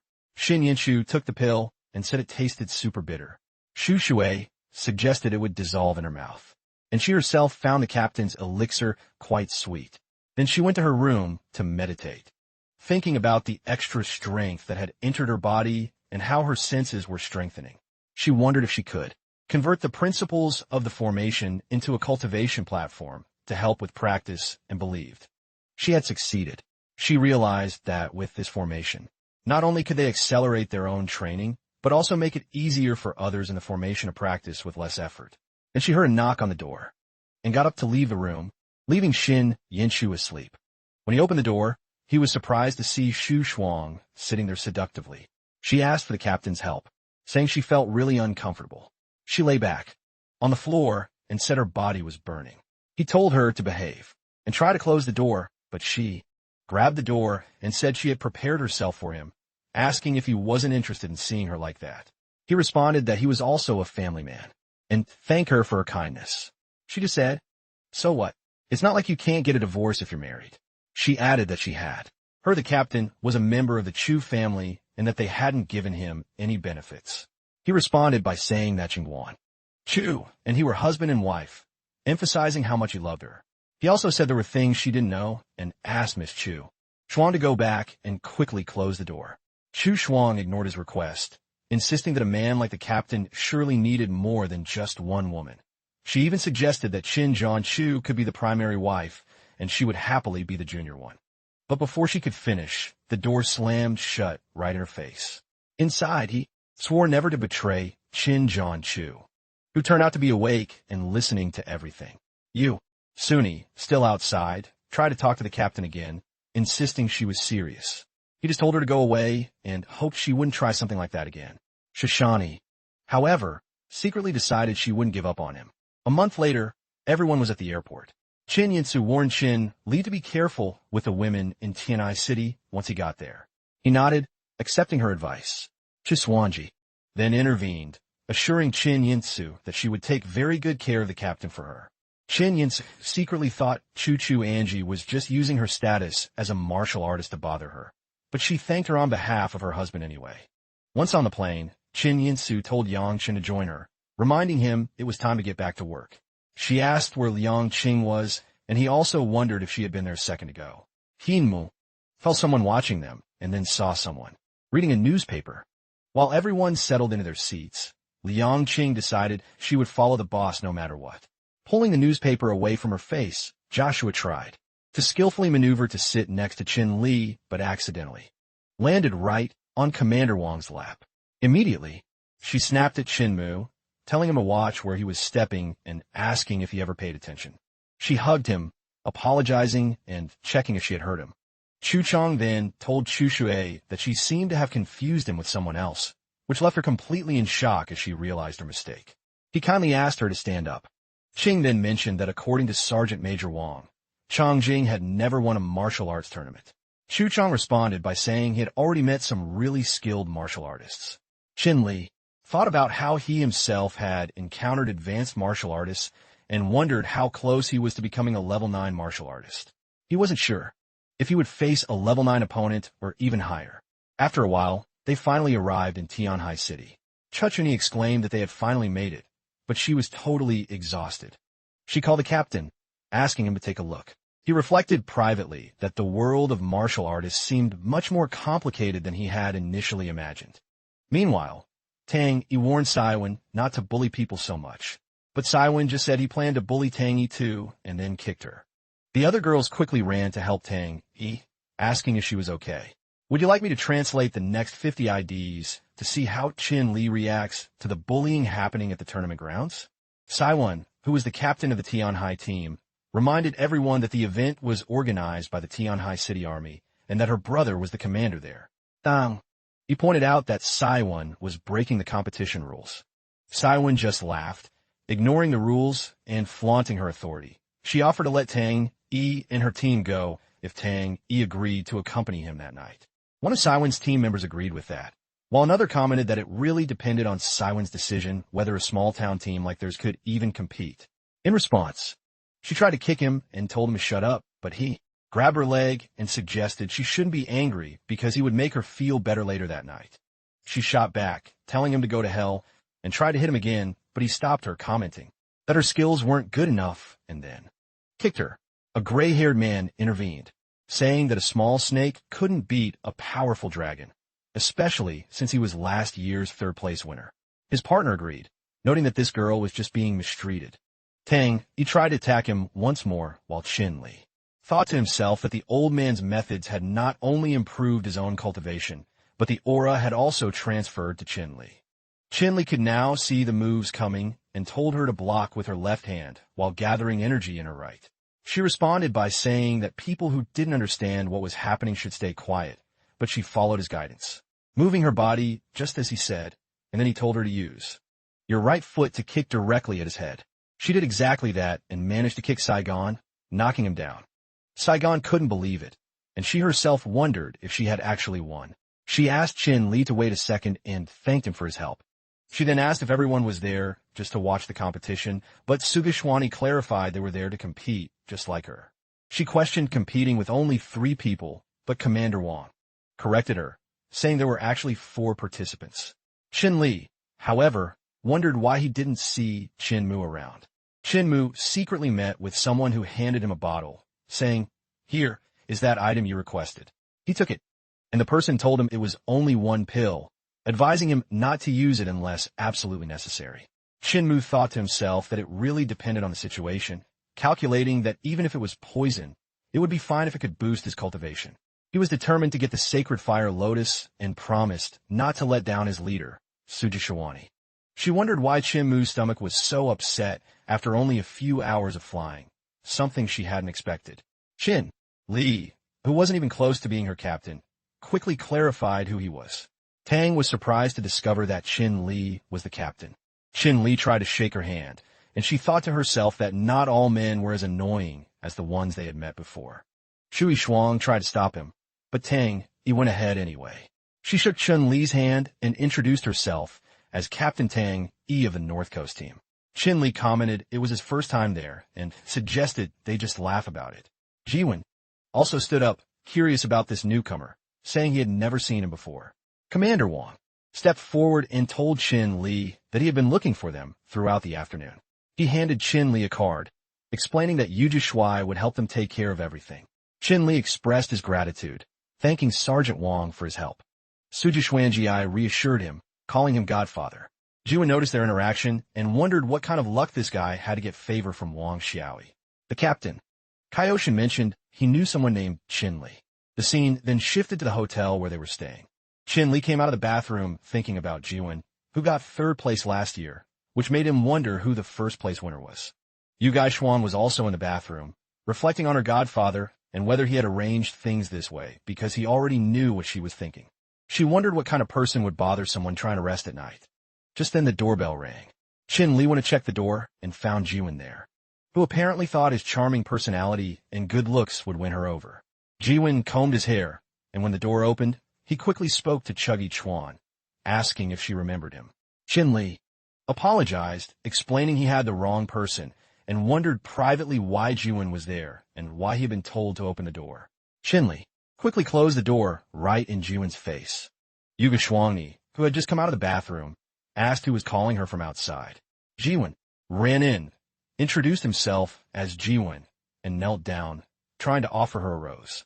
She recognized him as Brother Jiwon, and he was surprised she remembered him. He claimed he had come specifically to apologize, and she asked him exactly what he was apologizing for. He apologized for not taking care of her that afternoon, blaming all the strangers that were around. He approached her, offering to take care of her while looking at her new look, but she simply replied that she didn't expect him to still be such an idiot after all this time, and then quickly kicked him. She wondered how a shameless guy like him even thought he could flirt with her unless he grew up and became a man like her captain. Chin Li looked surprised, and Jiwon immediately belittled him, calling him a hillbilly and reminding everyone who he was. She insisted it wasn't up to him to decide anything, adding that he wasn't even good enough for a level 5 martial artist like her captain. Jiwon thought about her comment regarding being a level 5 martial artist and actually thanked her for it. He said they would see about that later and then simply left. The scene then shifted to a match where a commentator announced that martial artists from all over the country had arrived in Tianjin. First, the event host, Captain Jiwon of the Tianjin City team, with his team. Then Captain Kai Ocean and his team from Jin City made their entry. The commentator introduced the tournament's only all-female team, led by Captain Tang. Jin. Before moving to the last team, the commentator quickly apologized for a small mix-up, clarifying that the captain of the Shangjin team was actually Chin Li, not Shu Chan. Someone in the audience asked who this unknown contestant was, saying they had never heard of him. The crowd began to mutter, calling him a rookie and even joking that he looked like a doctor. They couldn't believe the Shangjin team had fallen so low. The commentator then laid out the tournament rules, explaining it was a one-on-one battle royale. The first fighter would be chosen by lot, and the one who drew the shortest straw would go first. After that, other team members would take turns challenging each other. There were no weapon restrictions, and the champion would be whoever defeated everyone else. The commentator also mentioned that the winner would get a year of free access to the prized equipment and the world's greatest cultivation treasure, the Sacred Fire Lotus. The audience watched in shock, with one person exclaiming they never expected to find a Sacred Fire Lotus here. Apparently, this lotus could cure all types of poisons and was super important for martial artists trying to push their cultivation limits. The commentator told the captains to draw their numbers, and everyone chose theirs. Tang Ji drew number 4. She tossed it aside and announced she would lead her team. Ji commented that Captain Tang Ji was truly brave for entering the ring to fight. He joined her in the ring, mentioning how he had shared some tricks yesterday on how to beat him, and now they would see who would help her in this battle royale. Jiwon warned her not to expect the same luck she had yesterday.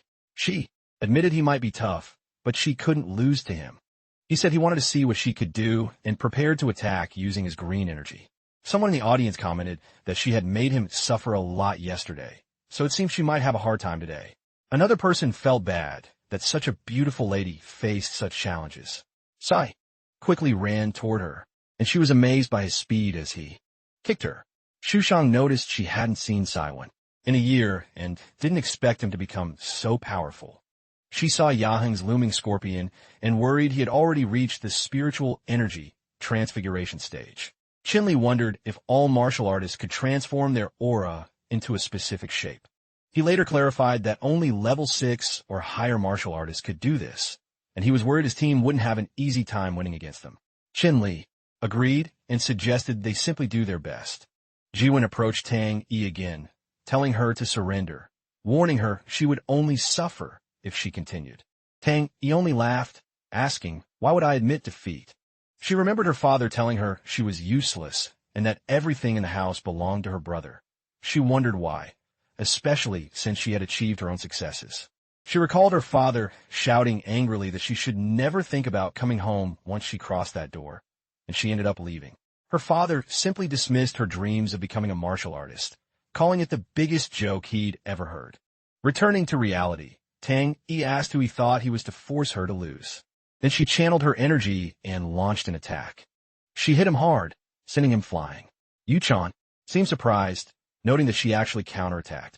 Someone in the audience wondered how a 6th-level martial artist like Tang Yi had combat skills usually seen in 7th-level fighters. Qinli hadn't expected her to put up such resistance, and sat down, acknowledging her victory, but knew she would need time to recover from that level-breaking combat attack. When he stood up again, suggesting it was too early to think she had won, he totally belittled her level, saying she didn't even have the right to scratch his back. Using all his energy, he charged at her, practically saying goodbye. She realized it was all over. Would you like me to translate the next IDs to see if Qinli steps in to help her? And found herself unable to move. Her teammates rushed to protect her, but he quickly attacked and knocked them all down. He questioned their audacity for attempting a sneak attack on him, asking if they wished to die. Qinli noticed his broken leg and thought it looked quite formidable, although Yuchan and his team were only 1 or 2 levels below that guy in strength. It was no wonder Yuchan was so worried. Then he looked at Qinli. Chao Suwani approached Qinli and suggested that she should fight in the next round. Qinli asked if she wanted to represent Shangjing and fight in the first match. She confirmed it, and he thought that with her skills, challenging Jae Gwen was quite risky, but if she aimed for his weak point, she might have a chance to win. She asked if it was okay, and he replied that he supposed so, but advised her to be careful and use a specific signal if she was losing. Jae Gwen laughed, asking if no one dared to challenge him now. Chuchan commented that she hadn't expected the captain to have already predicted everything. She entered the ring for the fight and challenged him for the second match, playfully suggesting he would be kind to her. He responded by saying he would spare her, but he wouldn't be responsible if he ruined her beautiful face. She retorted that it wasn't clear who would end up in trouble, asking if he had forgotten yesterday's pain. He shouted angrily that since she wanted to play, he would have some fun with her, and then charged toward her to attack. Chuchan hoped she could hold out a bit longer, or at least not lose too badly. She quickly dodged his attack. She tried to kick him between the legs, but he caught her leg, and she pleaded with him to let her go. He tightened his grip, saying there was no point in fighting, and prepared to strike her. She asked for a moment, conceding defeat, but he refused, stating he wasn't done playing with her yet. She offered to let him go if he could be seductive. He asked excitedly if she was serious, and she confirmed it. He let go of her leg, thinking that although he wouldn't dare offend Sergeant Major Wong, she had started it, so it wasn't his fault. However, she suddenly attacked his broken leg, and he screamed in pain, surprising the audience, who wondered what was happening. Gilwen commented on her acting skills, and she was surprised, asking if he hadn't hurt his right leg. He explained that he had completed the tempering of his body and was about to reach the arts, so he could easily resist her small attack. He struck her, saying he was only teasing her. The commentator then announced that Saiwon of Tianhai City had successfully defended the ring and the challenge still stood. Qinli stood up, placed his drink on a chair, and declared that this time he would handle things. Chuchan also stood up, saying he should be the first to face him. Chuchang mentioned that he wanted to use this competition to find a way to advance his cultivation. Qinli agreed, telling him to be careful. Meanwhile, Xuxiang returned and, as she passed by them, thought about the renewed rivalry between the Chu and Sai families. Chu Chong then entered the ring, which surprised Qinli again. Chuk Shui explained that in past martial arts competitions, Chu Qiang, who was the captain, had actually been defeated by Chuk Yang. Although both the Chu and Sai families were military families, their relationship wasn't exactly friendly. Chuk Yang boasted that no matter how many times Chu Qiang tried, he would keep losing, which made Chu Qiang tell him to shut up. Yu Chan tried to attack, but Siwen counterattacked, scolding him for not making any progress. Then he delivered a powerful blow to Yu Chan's neck, sending him flying. Siwen wondered if Yu Chan really thought it was easy to break the immortal body of a 7th-level martial artist. Qinli checked his drink and found it empty. Siwen began to gather energy to attack Commander Wong, but Qinli quickly threw his empty drink directly at Siwen's face. Would you like me to translate the next 50 IDs to see how Qinli fares in his confrontation with Siwen? Stopping in his tracks, Siwen demanded to know who had thrown it. Qinli raised his hand, confirming it was him. Siwen asked if Captain Qinli had seen Yu Chan about to lose and had tried to help him. Qinli responded that there were winners and losers in the ring and that Yu Chan losing to him wasn't shameful, especially given Siwen's current strength. He also added that he was just checking if Yu Chan was truly immortal down there. He gestured downward and laughed, saying Commander Qin Li found his needle technique powerful just as a needle touched his leg. The audience commented that Qin Li wasn't there just to joke around, right? They laughed, agreeing it seemed true. Tangi thought about Qin Li's strength, realizing that joking wouldn't cause such a severe loss unless the opponent was completely overwhelmed. She reflected that she hadn't expected to find someone so powerful in this year's match. Tai and Shun commented, "What a pity, Captain Tang Yi. The taste of defeat isn't good, right? No matter who challenges the Tianhai City team, they are destined to lose." She responded by advising him not to assume his Jin City team and the Tianhai team would have the upper hand again like last time. She predicted that this year he would be the one to suffer defeat and that he should just wait and see. Tai and Shun described her as a stubborn person. In response, Qin Li stated that he would handle the situation while Yu Chong asked the captain to be careful. Siwen thought to himself that Qin Li was only a 5th-level martial artist, wondering how he would deal with his opponent. Qin Li asked Captain Siwen to be kind to him. Siwen replied that since it was the first time Captain Qin Li was leading the team, he could take the first 2 moves. He thought he wouldn't be able to break Siwen's defense with just 2 moves. Then he proposed asking if Qin Li would allow him to make 2 moves instead. Additionally, he asked if Captain Qin Li didn't like the arrangement, adding that he could give him a few more hits. Agreed. The audience shouted that even before the fight began, Qin Li's spirit had already dropped by half, and someone else commented that this happened because he ran into Siwen. Qin Li nodded, saying, "All right, but for safety, I'll put these gloves on first," showing a pair of boxing gloves. Yuchan asked him not to hold back, and Sergeant Wang observed that she seemed confident.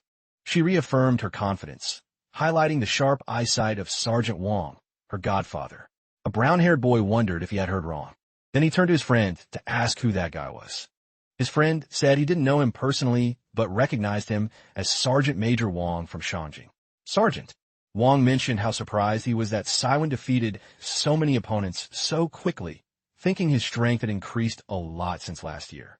Yechun was very sure, saying their team leader would probably beat him in just 10 hits, just as her godfather wanted. Sergeant Wang nodded. The scene shifted, and someone in the audience was eager to see if Qin Li could back up his big words. Another person remembered that Siwen had beaten him before, hoping that this time they could show the power of Tianjin City in Yangjin. Siwen then challenged Qin Li to a fight, daring him to move him even half a step, promising to consider a victory. Qin Li accepted the challenge, saying he would try. Siwen admitted that Qin Li was quite impressive. Then Qin Li struck Siwen and sent him flying. Siwen was totally frustrated that his defense was breached, becoming enraged and thinking this can't be happening. He quickly opened a small bottle and swallowed all the pills, absolutely determined not to lose. He realized his strength was too depleted before, which is why he had been waiting for this exact moment. Qin Li understood that Tianhai City's advantage in the competition might be because they had an alchemist supplying these pills. Siwen underwent a major transformation after taking the pills, becoming a truly tough opponent. He then challenged Qin Li to come and face him. Qin Li stepped forward and continued, landing powerful blows. The crowd was shocked by Siwen's sudden power surge, but even more so by Qin Li's continuous strength, wondering how he remained so strong. Siwen himself was surprised by Qin Li's skills, as he originally thought Qin Li was only a level 5 martial artist. Qin Li prepared to attack again, but Siwen actually admitted defeat, clarifying he had totally misunderstood him. Qin Li then said he wanted to see the power of those pills for himself. Siwen replied that Qin Li could have as many pills as he wanted, but doubted if Qin Li would have the life or endurance to get them. Then he suddenly caught Qin Li with his magic. Li found himself in an unfamiliar environment, reflecting on the strong presence of an evil aura. This magic trap had transported Qin Li back to his childhood. His mother told him to come eat, asking why he was still standing there. He wondered what was happening to him at that moment. He started walking toward the food, but suddenly, blood began to spread everywhere. He saw a crowd gathered around a funeral, and someone commented that the Qin family deserved this for all their misdeeds. The person mentioned hearing there was blood all over the house that day, expressing pity for the little boy. Qin Li moved forward, asking people to make way, and was shocked to see the grave. Would you like me to translate the next set of IDs to see if Qin Li manages to break out of this psychological trap? Just then Qin Inshu arrived. Qin asked her why she was there. She said she was sorry she hadn't arrived in time, but even though his parents were no longer in this world, there was no need to be sad. She approached and hugged him, telling him she would join him right there. She pulled out a knife to stab him in the back, but Qin grabbed her hand and pushed her away, saying that although she looked more and more like Qin, her body odor was still as unpleasant as before. Qin was quite shocked when the fake Qin Yang suddenly turned into Qilin. He thought that if he really wanted to fix things, he first needed to get rid of this darkness. But with everything uncooperative and so many things in his way, he knew he had to take this opportunity to advance. He grabbed the knife from the ground and noticed all the evil spirits lurking. Qin suddenly drove the knife into the ground. A bunch of Qilin duplicates appeared, all screaming to kill him. Qin struck one of them, thinking that although this guy's fighting skills weren't as good as Siwin's, his ability to create illusions was definitely enough to cause serious trouble. He realized that if he didn't eliminate the old man behind these illusions, he would probably end up completely deceived. The scene shifted to a fighting stadium. The commentator announced that Qin had won the round and asked if anyone else wanted to challenge him. Saigon, watching, thought that if even Qilin couldn't beat Qin, then this really seemed like the end of the road. The commentator declared that if no one dared to compete, they could announce Qin as the winner of this year's martial arts competition. Just then Qin appeared, saying to wait because he hadn't competed with anyone yet. The commentator pointed out that Qin's team had already won, so there was no need for more fights.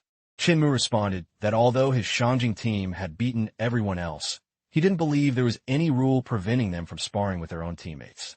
This totally shocked everyone.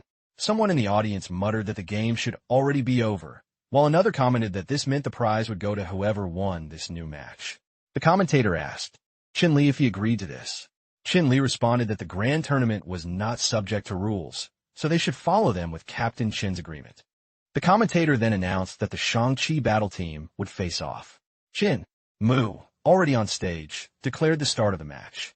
Qin immediately said he was no match for the captain and pleaded for mercy, all while transforming into a human monster.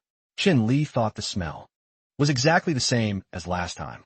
Qin then stated he was no saint and went on the attack. Qin wondered why Qin had pretended to be blind before and stopped his attack. He asked Qin if he could see him now. Why did he pretend to be blind last time? Qin explained that if Miss Shu hadn't been there, he wouldn't have survived this long. Qin realized it might be because of Sergeant Wang and was surprised that the pill Qin took earlier had increased his power so much. Qin declared he was revealing this now because he wanted Qin dead and lunged at him. But Qin struck him, sending him flying, and a bottle of pills fell out of Qin pocket, breaking. Qin saw a pill, picked it up, and wondered what it was. Qin crushed the pill. Qin was shocked, remembering that Sergeant Wang had given it to him and told him there was only one bottle left to save for emergencies. Qin moved quickly toward the crushed pill, licked it off the floor, and ate it, muttering that he couldn't waste it. The audience began to ask what he was doing while Qin transformed into a monster.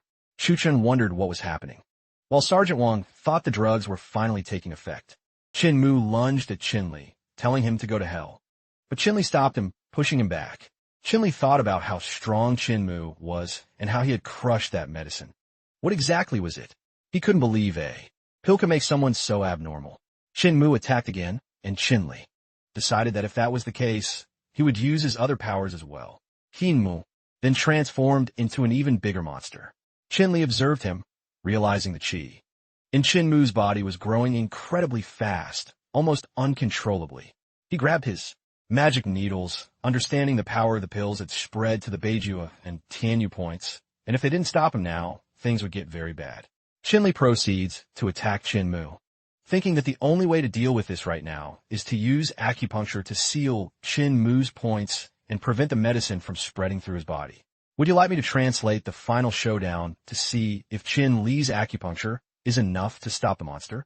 Meanwhile, Shu Shun remembers the last time she saw Qin leaving the Qin family chamber. He was totally blind back then, so this guy is truly cunning. Qin is about to strike Qin but Qin thinks, now is my chance, and throws his magic needles at him. Qin falls. Qin believes that is the end of it. Qin returns to his normal state and tries to get up. The commentator shouts that Shinmu was practically on the verge of exploding, and now he is completely shattered. The countdown begins, but Shinmu cannot stand up. The commentator announces that Shin-Li successfully defended the ring and asks if anyone else wants to challenge him. Jae-Iwan playfully hits his friend and says, "Seriously, don't these guys usually brag about how amazing they are?" His friends respond that they aren't as good as Brother One, so they'd rather not try.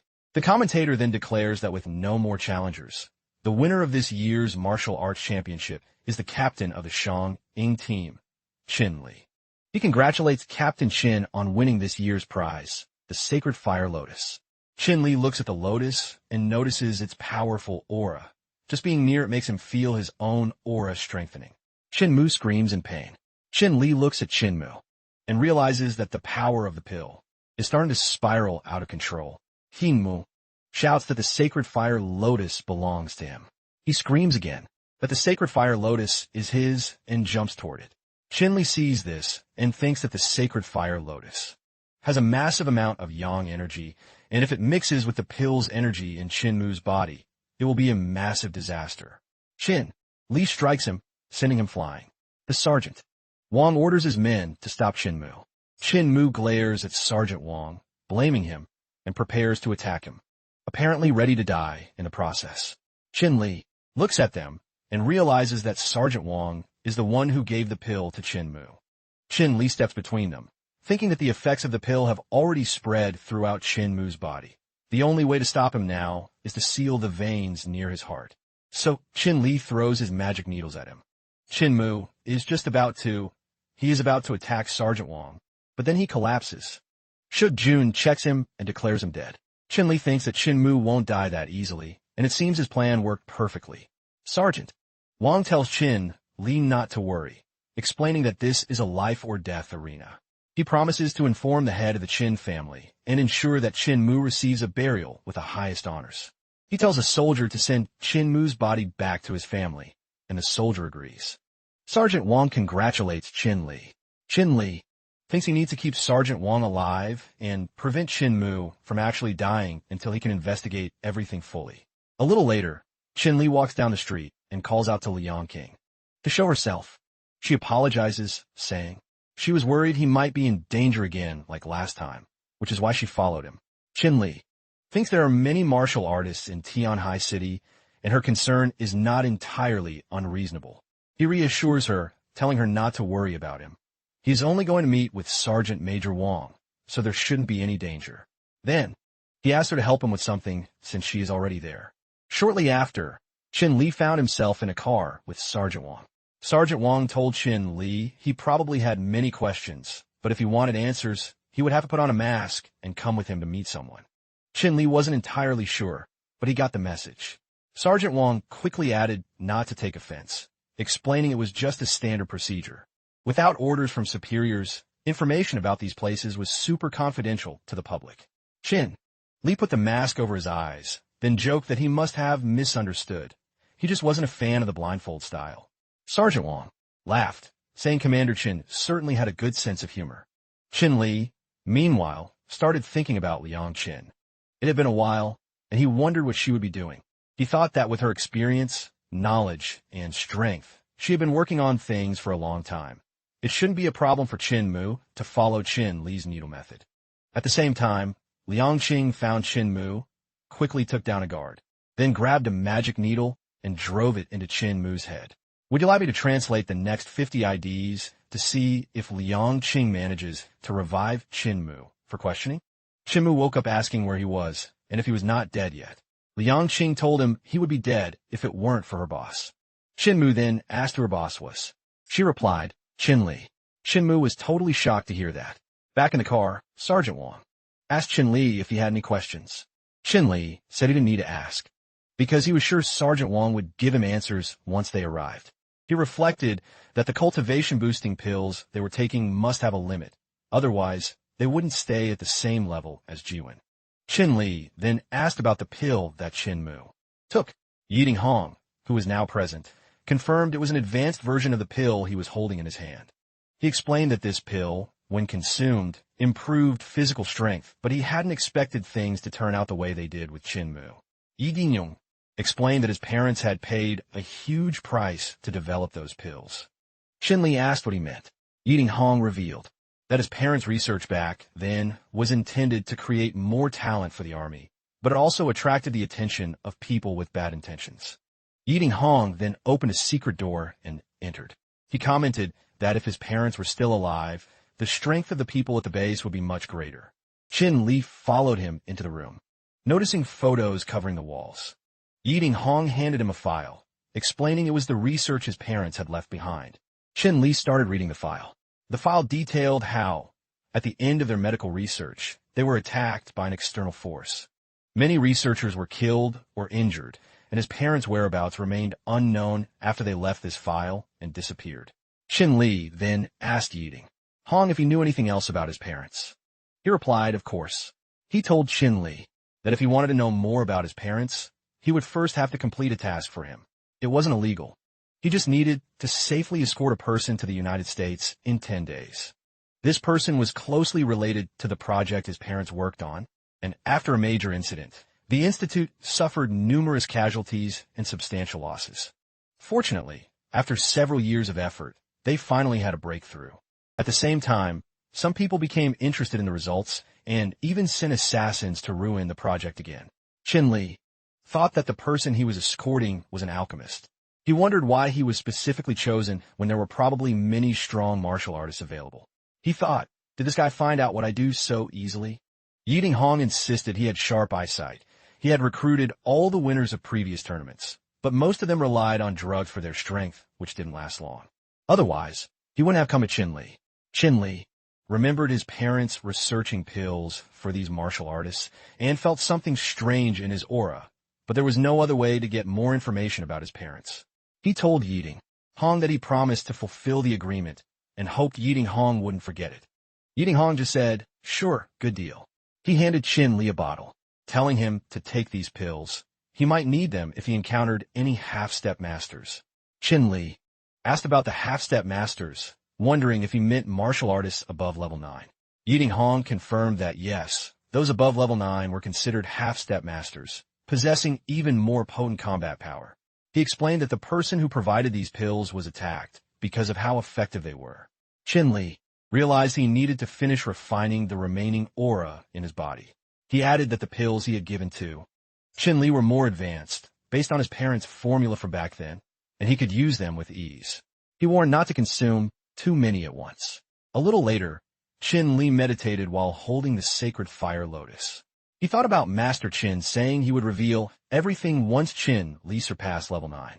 He wondered if Qi Fei by his side was also part of Master Qin's plan. He reflected on everything that had happened from receiving a military award to participating in a tournament and winning the sacred fire lotus, realizing it all seemed perfectly planned. Knowing he needed to uncover the truth, he decided to focus on his training and began working on magic techniques with the pills. The next morning, he continued, meditating, thinking about how fast time passed, but he felt the energy in his body had been refined, and his body felt much more relaxed. Suddenly, he heard music. He was startled. He jumped out of bed and wondered what was happening. Sud Shun, hearing the noise from Qin Li's room, wondered if the captain had some unique training method.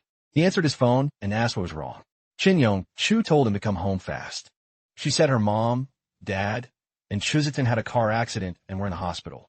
Yang Chung, the doctor, said Chuzitin's condition was worsening. He promised he would be there right away. Would you like me to translate the next 50 IDs to see if Qin Li can save his family members at the hospital? He drove fast, wondering how they ended up in such a serious accident so suddenly. Then, he noticed a car chasing him, which soon collided with his vehicle. He struggled to stop his car. The punks from the other car asked why he was driving so fast, guessing he wanted to go save someone, and they seemed to be sizing him up.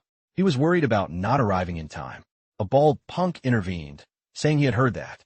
Qin Li was a tough guy. He promised that Qin Li wouldn't feel a thing after a few hits. Qin Li asked who they were, and the punk only smiled, saying they were the guys who were about to beat him up. Then he asked if Qin Li was ready for it. Qin Li, without missing a beat, confidently replied that they were the ones who were going to get a beating. He quickly realized these guys weren't easy to defeat and thought it would take him some time to deal with all of them. One of the Punks then mentioned that there were 2 more people with Chin Li who weren't afraid to die.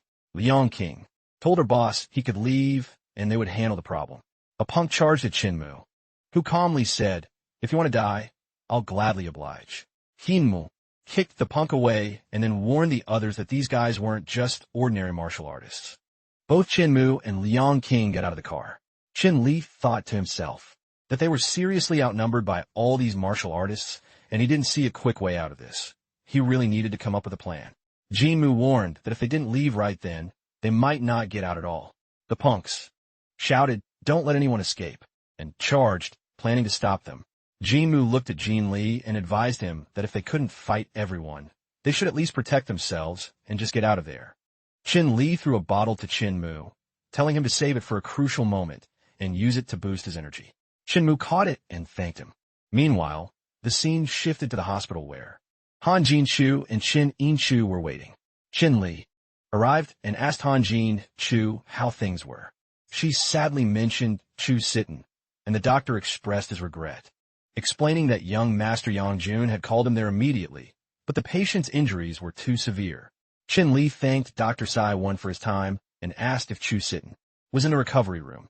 Dr. Sai-won confirmed she was still there, but not well at all, adding he feared she wouldn't hold on much longer. Chin Li felt a strong, evil presence in the room, and even saw black smoke floating out. He decided he needed to go in and check first, asking the others to hold the door and not let anyone else in. Han Jin-chu shouted at him to stop right there, pointing out that Dr. Sai-won was a medical student who had studied abroad and returned specifically to treat people. She insisted that Chu Sitten had suffered enough already and wouldn't allow him to just go in and touch her like that. Chin In-chu grabbed her mother's arm and said, "Mom, just let him take a look." Dr. Sai-won suggested they had no other options at this point, so they should let Dr. Chin Li examine the patient and they could talk about it later. Chin In-chu turned to Chin Li and told him she only had one little sister. If he could save her, then it didn't matter how he did it. It was fine with her. Chin Li simply told her to be calm. He entered the room, immediately feeling that strong, evil energy. He put on his gloves and noticed she was still okay. She still had the breath of life in her, which meant he could still save her.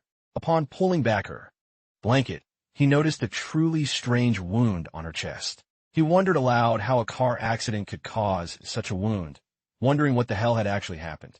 He thought she already looked halfway to the grave, especially with that chest wound, but if he wanted to treat her completely, he would have to remove her clothes. He knew she would probably kill him later when she found out. Shin Li wondered why Kai and Shun were so cocky. He realized they must have a huge group backing them. With a sense of urgency, he removes her clothes, and she wakes up. Shinin Chu and her mother hear her voice and notice excitedly that she is awake. However, when she sees Shin Li, she screams at him, asks what he's doing, and slaps him. She thinks he's taking advantage of her, but Shin Li explains he was saving her using his needle magic. He mentioned she was in a car accident and had many injuries. She checks her wounds and shouts at Shin Li to turn around this instant. Shin Li responds that he turned around a long time ago, and if she's okay now, she should go put some clothes on. Meanwhile, her phone rings.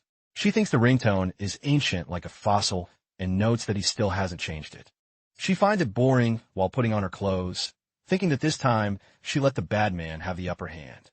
Chin Li answers the call, and Liang King informs him that she has investigated the situation. There's clearly someone operating behind the scenes who defended against all the martial artists, and they're on their way back from Tianjin City. Chin Li acknowledges the information. The scene shifts to a car where Kai Shun and his team members are sitting. One of them mentions hearing that Chin Li's entire family was involved in a car accident and laughs. Kai Shun responds by stating the incident is just a small lesson for Chin Li, wanting him to see the consequences of making him angry. Suddenly, Chin Li jumps onto their car and challenges them, asking if that's so and what the consequences will be. Would you like me to translate the next 50 IDs to see how Chin Li handles Kai Shun after that dramatic confrontation? Kaizen gets worried, asking what he is doing there and wondering if this brat's power is even stronger than before. He reflects on the short period of time, questioning how he could become so powerful so fast. Shin Li interrupts, asking what comes after deceiving a person and if he plans to run away, grabbing him by the neck. Kaiskin comments that he can't treat him like that because he works for Junfeng. Ignoring the protest, Chin Li throws him from the car, stating that when he lays hands on his family members, he must remember who he works for. Sven, now on the ground, claims that Chin Li is just a weak brat for daring to hit him. He gets up and asks if Chin Li knows his true identity. Chin Li runs toward him, declaring that he doesn't care about his identity. If he dares to touch his family, he will have to pay a very high price.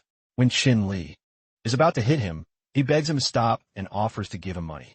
Chin Li asks how much, and he quickly responds with 10 million, suggesting he can use money to compensate. However, Chin Li rejects the offer, saying it's not about money. Kai Shun tries to counterattack, but Chin Li instantly strikes his chest, breaking his ribs, and delivers powerful punches to his face, sinking him into the ground. He tries to get up, admitting he had been holding back before. He decides to tell the truth. He is the young master of the largest and strongest assassin group in the country. He claims to have destroyed Chin Li's martial arts core in the past. He proposes starting a big game, declaring that Chin Li is officially his enemy. While looking around, he noticed a ring on the ground. He was quite surprised, wondering what it was and why it gave off a martial arts vibe. He took it home and thought it might be Kai Shun's secret hiding place. He never expected Kai Shun to have so much treasure packed into that space ring. That's why they were so confident, he realized. The 10 million they had offered him, it was all right there in the ring. Chin Li thought he didn't really need all that money right now, so he decided to just leave in the ring for later in case something came up. Just then, he heard Chin In-Chu calling him, saying it was time to eat, and asking where he was. He appeared behind her, reassuring her he was right there. She got startled and gave him a playful punch on the chest, telling him he had scared her to death and asking where he had disappeared to. He showed her the space ring, explaining he had just been inside. He suggested they go, taking her hand, and said he would let her take a look. Both entered the space ring. She looked around at all the treasure, asking what that place was and why there was so much gold. He told her it was the place he had just mentioned, but it seemed it could only store things and had no other functions. She touched something, commenting on how real it felt. She also noticed there were no doors, so no one else could enter. He thought to himself, exactly, no one could disturb us in here. He thought it was the perfect time to check that strange thing inside her body. He told her he thought this was a good opportunity for him to inspect what was going on inside her, and she agreed. He used his magic to inspect, placing 2 fingers on her forehead. As she looked at his tense face, she wondered if what she had inside was not benign. He, meanwhile, thought that he had already surpassed another level, but was still not sure if he could really fight that strange thing inside her body. He tried to inspect with his magic again, but that green energy pushed him away once more. He wondered what was happening and who was pulling him. Upon entering her body, he saw her transform into a different lady. He asked who she was, wondering why she felt so familiar. He had seen her before. Then it clicked. It was her. He had a strong feeling that someone was waiting for him. Regardless, he decided to follow her first to see what would happen. She ran off, and he asked who she was and what she was doing inside Chin In-Chu's body. He wanted to know their connection and exactly what was happening. He followed her as she reached a central point. He asked if she had brought him here because she needed his help, so she should at least tell him why. She spoke in another language, and he asked what she was trying to say. She thought to herself that she never imagined the seal would become so strong, blocking her completely from communicating with the outside world. Wondering what to do, she suddenly had an idea. Would you like me to translate the next IDs to find out what this mysterious entity's plan is? She tried to use gestures, pointing to some circles behind her to help him understand. He wondered if she was just gesturing and wanted him to guess. He asked if she meant she was covered by those things like a seal, right? Then he asked if that meant she and Chin In-Chu were connected, and if he couldn't break the seal, she would disappear in a few years, which would also mean Chin In-Chu would die. Chin Li asks how he can break that seal. She grabs his hands, and he feels this energy, super strong, thinking, wow, what incredible aura. She hands him a book, and then he exits her body. She asks what's happening, and he explains that her body is not just any body. She says, so that's it. I never thought something like this would happen to me. He takes her hands, telling her not to worry, and promising to break that seal as soon as possible. He adds that the more she practices, the stronger the foundation of her body will become. She agrees, saying she will do exactly what he says. Then they hear Chu Sitten's voice calling them, asking where they are. He realizes it's Chu Sitten and had almost completely forgotten about her. They exit the space ring and head to the dining Table. Chin Chu tells Chin Li to try a dish Chu Sitten made. He accepts, saying he definitely has to try it. Chu Sitten says, annoyed, no, I didn't. I just felt like cooking recently. Anyway, I wanted to try it, she adds. He thinks about how these two appeared out of nowhere. They weren't even home a few moments ago. Chin. Jinshu puts her hand on Chu Sitten's head and says, well, you worked hard cooking for us and your brother-in-law, so he will eat it all. She takes a bite and exclaims, wow, this looks delicious. Chu Sitten responds that it's just a dumpling. Chin Li says the pork is very good and has a perfect texture. Chu Sitten also tries the food, quickly spits it out, and asks if it's really delicious because it tastes horrible. He responds, well, I like burnt food. She states that as long as he likes it, and that she has been stuck at home the last few days. Really want to go out for some fresh air. Chin Jinshu mentions she just recovered and needs to take care of mom and dad again this afternoon. So she suggests asking her brother-in-law to go shopping with her, looking at Chin Li. Chu Sitten hugs her and declares she's the best. Chin Li and Chu Sitten go shopping, with Chu Sitten urging him to hurry up even though he's already carrying a bunch of shopping bags, telling him to wait for her. When they arrive at the cashier, a saleswoman welcomes them, praising Chu Sitten's good eye and showing a special watch from their store. The saleswoman asks if she's thinking of it as a gift for someone, and Chu Sitten confirms. The saleswoman then asks for the preferred color, and Chu Sitten points to a watch, saying she wants to see that one. The saleswoman takes out the watch, detailing its features. 12 solitaires carved with rare gems, 26 time-keeping functions, and handmade by top experts.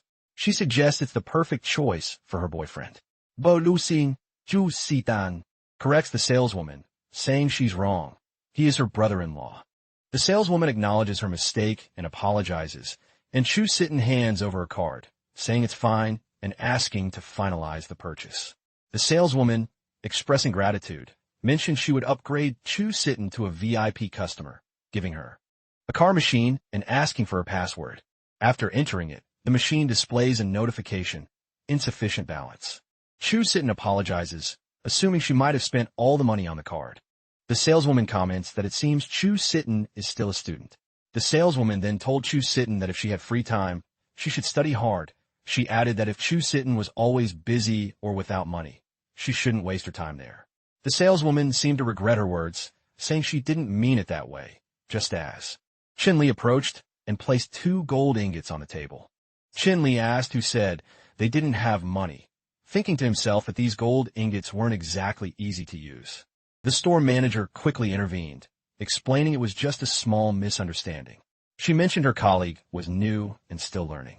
The manager apologized to Chin Li, even offering a discount on the watch as a gesture of goodwill, and returned their card. Chu Sitten took the card, thanking Chin Li and promising to pay him back. He told her to be careful. Just as the manager tried to attack Chu Sitten, Chin Li quickly pushed her away. The manager then revealed she planned to take Chu Sitten hostage. She admitted she didn't expect him to be so fast, then pulled out a dagger. She declared that even if she failed this mission, she would still deal with the people around him. He asked if she was from the Jade Hall, and she confirmed it. Although she lost her chance, she announced this was just the beginning, warning him to expect endless revenge from her organization while red energy swirled around her. She shouted, "Young master, this servant will go with you," and then collapsed unconscious. This attracted a crowd of people outside the store. Chin Li told the onlookers to move away, then checked her and noticed something written on her arm. He thought about the Jade Hall, the organization, and its brutal methods. Just then, the police arrived, asking who had called them. Chu Sitten raised her hand, admitting it had been her. The police then turned to Chin. Would you like me to translate the next 50 IDs to see how the police handle the investigation into the Jade Hall assassin? Lee demanding to know how he dared to kill someone in broad daylight. When the police saw the writing on the lady's arm, they were very alarmed, recognizing her as an assassin from the Jade Hall. They told Chin Li that he was lucky she had that mark. Otherwise, he could have ended up in jail. Chin Li simply replied that it was a close call. The police officer said that since he was okay, they should cooperate and give a statement, so they all left the shopping center. As they were leaving, she wondered how to even talk to him, while he thought about whether she would agree once he told her the truth. At the same time, both realized they had something important to say to each other. Chin Li started the conversation by asking if she felt uncomfortable. She thought about saying no, but then hesitated. She found it so strange to think of him as her brother-in-law and struggled to put her feelings into words. She remembered how much she hated him before, and now, with him being her brother-in-law, she felt totally conflicted about how to act around him. Chinli asked what she was thinking, saying it wasn't like her to be so quiet. She ignored him, claiming it was nothing and she had nothing to say. Then she asked if he had something to tell her. When he started to speak, she interrupted him, asking if he wanted to send her to study in the United States. He explained that the people who hurt her had powerful backing from large forces, and right now, he couldn't guarantee everyone's safety around her. She asked about her parents, and he promised he would help them recover as quickly as possible. He planned to join her when the time was right, emphasizing that her current location was no longer safe. He suggested that the best thing for her was to leave the country for a while. She accepted, then asked about her sister. He replied that her sister had her own matters to resolve, emphasizing that she was his wife and he would do everything to protect her, so there was no need to worry. She said, "Really? That's good," and then privately wondered why she felt so pathetic, convinced that fate was just playing with people's lives. Chin Li approached, putting his hands on her shoulders. He told her not to be sad, promising to bring her back as soon as he could. Chu Sin shot back, asking, who needed him to pick her up anyway? She had wanted to leave this country for a long time to have more freedom. But she reminded him, "Don't forget to send my monthly allowance." Chin Li agreed, saying it was no big deal. Then he asked if there was anything else she wanted to tell him. She just said she forgot and started walking back home. A little later they arrived home. Chin Jin. Chu told everyone to wash up and get ready for dinner, putting the food on the table. Chu Sitten, however, just said she was tired and wanted to rest a bit, heading straight to her room. Chin Chu then asked Chinli what was wrong and why Chu Sitten seemed so depressed. Chinli explained that he had actually planned to send her to study abroad. Upon hearing this, Chu Sitten was shocked and asked for confirmation, realizing that was what had happened. In Chu hugged him from behind, telling him not to worry. She believed that one day Chu Sitten would understand. Xin Li thought to himself that although his family's safety was settled for now, the seal inside her body needed to be removed as soon as possible. He went to his room and started reading the book she had given him, wondering if it was the Heavenly Heart Sutra. He even wondered if she might be lying to him, especially when he opened the book and found it completely empty. Perplexed, he thought that perhaps the text only appeared under certain conditions. What use was a book she gave him, if there was nothing to read? While thinking all this, his phone rang. He answered, and the caller said he did it. Jean Chu said she would meet him after taking care of her parents, reminding him not to forget to take Chu Sitten to the airport later. Chin Li told her not to worry and asked if she needed anything else. She said no, that she had everything she needed. Both went down to where Chu Sitten was waiting. She commented that they had finally come out, thinking they would just stay until tomorrow. Chin Jinshu asked what she was talking about, and Chin Li thought to himself that this girl really had the nerve to say anything. Chin Jinshu told Chu Sitten to let them know when she arrived in America and to take care of herself. Chin Jinshu also added that if Chu Sitten needed anything, just to call Chuzi. Chu Sitten in turn told Chuzi not to worry about her, promising she wouldn't treat herself badly. She hugged him, saying she really didn't want to leave him. Chin Li pointed out it was getting late and suggested they really should leave. Chu Sitten nodded, but when Chin Li tried to pick up her luggage, she insisted he didn't need to touch her things. She would handle it. She grabbed her bag and left. Chu wondered what had just happened, as Chu Sitten seemed perfectly fine a few moments ago. A little later, Chin Li arrived home and noticed smoke coming from the area. What the hell is going on? He exclaimed, wondering if it could be someone from the Jade Hall, but he quickly dismissed that idea. If the Jade Hall had attacked the Shang family, no one would be left to defend themselves. Worried, he ran toward his house. Inside, he saw Sanshun. Would you like me to translate the next 50 IDs to see what happened to Sanshun and Chin Li's home? And recognized him. Sanshun admitted he initially thought he could defeat Chin Li in 1 or 2 moves, but still had no chance. Chin Li asked if all this chaos was really caused by Yang Jin. Jin admitted he hadn't expected things to turn out like this either. Chin Li took Yang Jin's hand and told him not to move, wanting to check his progress. Yang Jin agreed. Chin Li remembered when he only practiced the first part. He wondered how strong he would be if he had done everything, then asked about the results, wondering if he was powerful enough now. Chin Li told him he was now roughly as strong as Chu Chao's sister, around level 3. Yang Jin was surprised to have reached level 3 so quickly. Now he understood why the old master had appointed him as the young head of the family. Qin Li wanted to confirm if he really got the position. San Shun then began to explain what happened. The story flashes back to a Shang family meeting. A member opposed the move, saying Shang Shun was just a child who didn't understand the main family situation, especially regarding seniority. He emphasized the importance of the family head's decision and questioned his recklessness. Master Shang, however, was concerned about the evident corruption in the family. Although Shang Shun had quickly reached level 3 martial artist status and successfully managed his company and other businesses, Master Shang noted that Qin Li's protection was a huge factor. Furthermore, many people in Shanghai were now trying to befriend him. He declared the matter settled. Whoever had a problem with his decision was welcome to leave the Shang family. Shang Lin only commented, "The day has finally arrived." Back in the present, Yang Chun explained that was how it all happened, and now he spends most of his time as family head.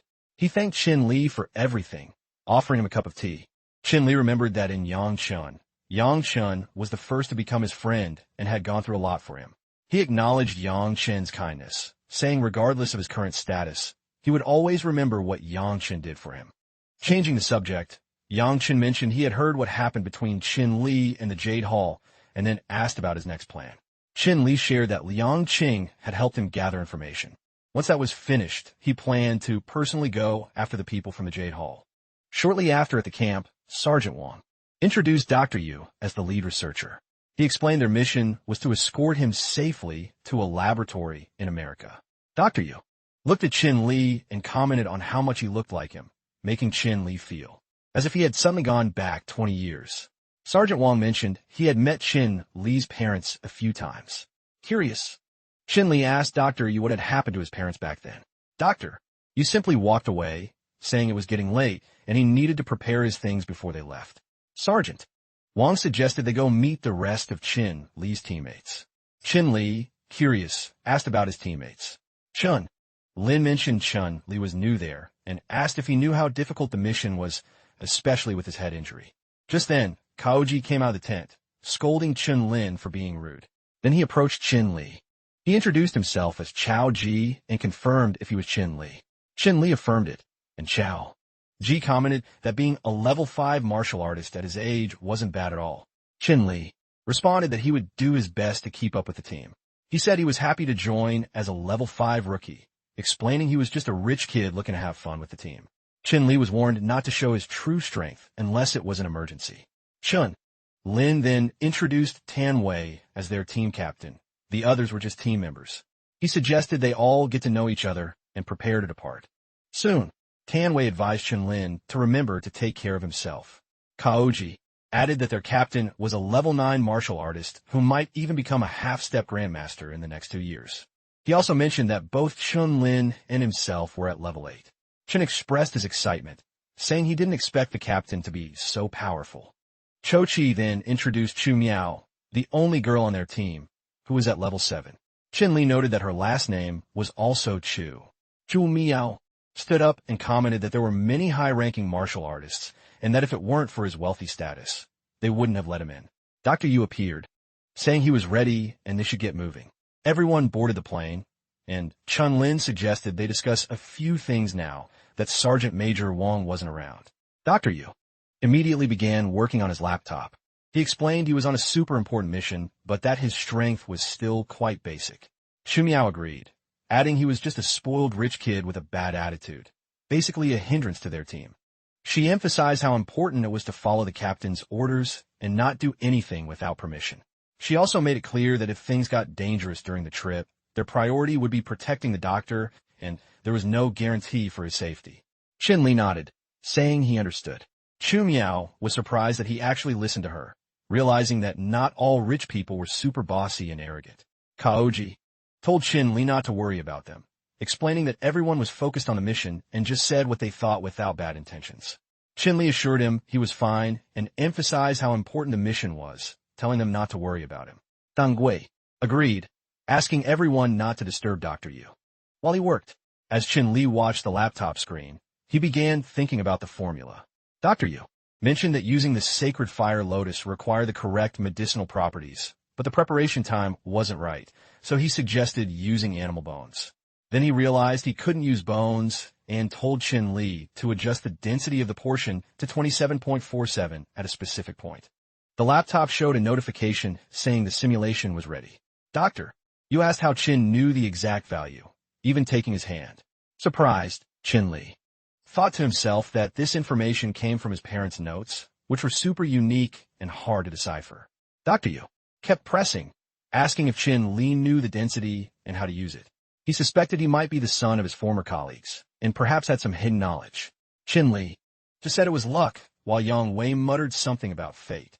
Qin Li guessed, "Doctor, you probably knew something about his parents and planned to get more details before the mission ended. Would you like me to translate the next set of IDs to see if Qin Li uncovers the truth from Dr. Yu during their journey?" Yang Wei suggested that everyone relax, saying it was easy for the enemy to discover things if they were too tense. A flight attendant approached, asking if they needed anything. Yang Yi told everyone to be careful, explaining that there were many people on the plane and he was sure someone was following them. Everyone agreed. The flight attendant approached him again, asking if he wanted a drink, but he politely said no, thank you. Qin Li then told Dr. Yu that he had made a mistake and asked where he was, which surprised everyone. The flight attendant exclaimed that he was only trying to cause trouble for Dr. Yu, while Yang Wei quickly warned Dr. Yu to be careful. Qin Li quickly used his skills to save the doctor. Yang Wei asked if Dr. Yu was hurt, and Dr. Yu replied that he was fine, just scared to death. Thinking about it, Qin Li had not expected the assassin to escape without anyone noticing. It seemed they were prepared for something like that, and he sat down to collect his needles. Yang Wei asked if the silver needles were his, and he confirmed they were. Yang Wei then asked how Qin Li found the assassin. Qin Li explained that when he went to the bathroom, he saw something suspicious hidden in her hand, which made him keep an eye on her. He gave credit to Yang Wei, saying something bad was avoided all thanks to him. Chu Miao reported that they had searched the entire plane, but they still couldn't find the assassin, suggesting she might have escaped. Yang Wei responded by emphasizing that their main job was to protect the doctor. He suggested they wait and see what happened next to prevent the assassin from finding more weak points while Qin Li collected the needle, thinking to himself that he felt as if he had already encountered this aura somewhere before. The scene then shifted, showing them sitting in a car in the United States. Qin Li tells Dr. Yu to rest, since he hasn't slept in 2 days. Dr. Yu responds that he has finally discovered a formula, and asks Qin Li to take a look. Qin Li tells Dr. Yu to calm down. Meanwhile, Dr. Yu thinks that Qin Li is the son of that couple, and probably knows something about this formula. Yang Wei tells everyone to get ready because they are being followed. Suddenly, he shouts for the car to stop upon seeing a roadblock ahead, and they brake sharply. Lien, a level 9 martial artist, gets out of another car and thanks Dr. Yu for all his hard work, offering to take him to his destination. Yang Wei and his team get out of their car, and he tells Liang he doesn't believe those rumors. Qin Li asks what rumors they're talking about and what is going on. Yang Wei explains that most of the people who attacked the research institute are from the Jade Hall. He adds they suspected a group in Yangtze was working with foreign countries to obtain something from the laboratory. Liu Yang congratulates him, saying he's right, while Yang Wei orders his team to protect the doctor. Yang laughs, asking if they really think they can protect him with only a few level 8s and 1 level 9 martial artist, especially since his entire group consists of level 8s. Qin Li thinks to himself that these guys would help foreigners harm their own people just for money. Yang then orders his people to kill them all, and Qin Li deduces that he must be connected to those previous incidents just before they launch their attack. Both teams try to take each other down, and Qin Li stays with Dr. Yu, watching how his team is defeated. Janeway tells Qin Li to grab Dr. Yu and run, but he falls.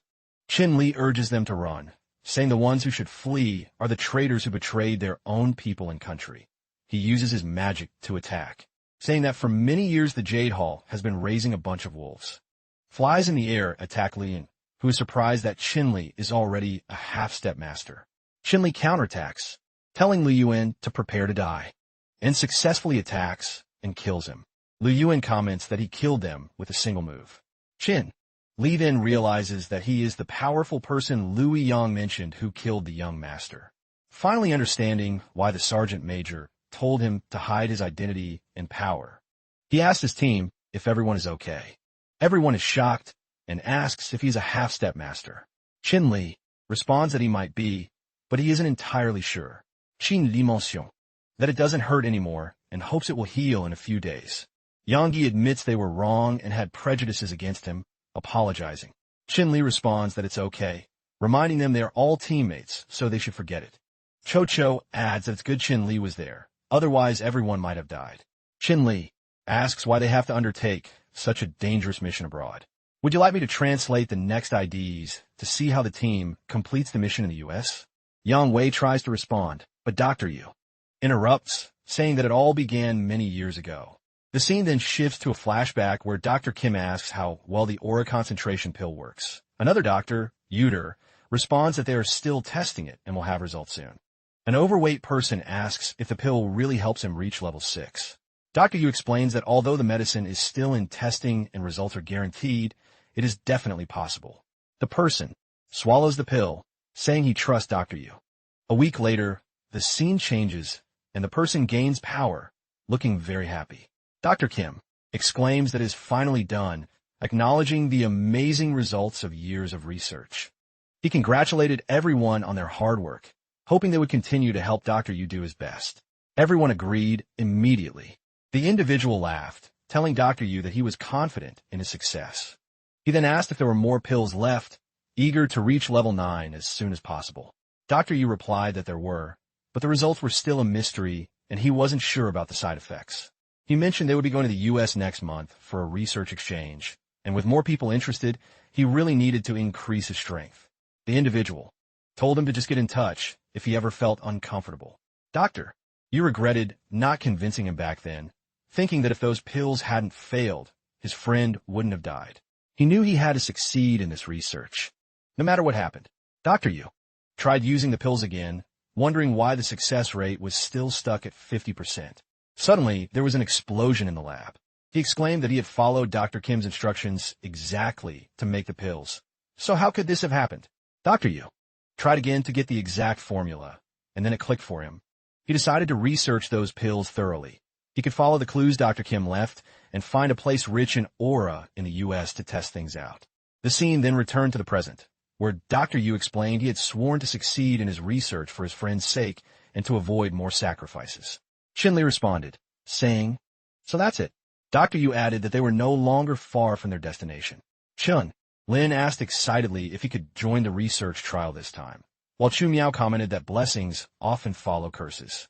Dr. Yu replied yes, saying that if they succeeded, all of them could become some of the best martial artists in the world. Kim Badao suddenly arrived, looking with incredulity at Dr. Yu's words. Chin Li quickly urged everyone to protect Dr. Yu. The masked man questioned Dr. Yu Kion, asking how many more people he planned to test on. Dr. Yu, shocked, realized who it was and asked if he wasn't dead. Kim Badao pointed at Chin Li, saying that if it weren't for this boy, he would surely be finished. Chin Li asked what he meant by that. He replied that the boss wanted to use him as a pawn to finish the research his parents left behind. He observed that the manager still acted like a good guy, but wasn't entirely wrong either. He hadn't expected Chin Li to reach the half-step master level at such a young age. Chin Li admitted he didn't know if what he said was true and wasn't sure of the boss's plans. However, he had promised to protect Dr. Yu and wouldn't let anyone hurt him. Kim Badao dismissed the talk, suggesting Chin Li should hear the whole truth instead of being deceived by others. Then he took off his mask. Would you like me to translate the next set of IDs to reveal Kim Badao's true face and the truth he has for Chin Li?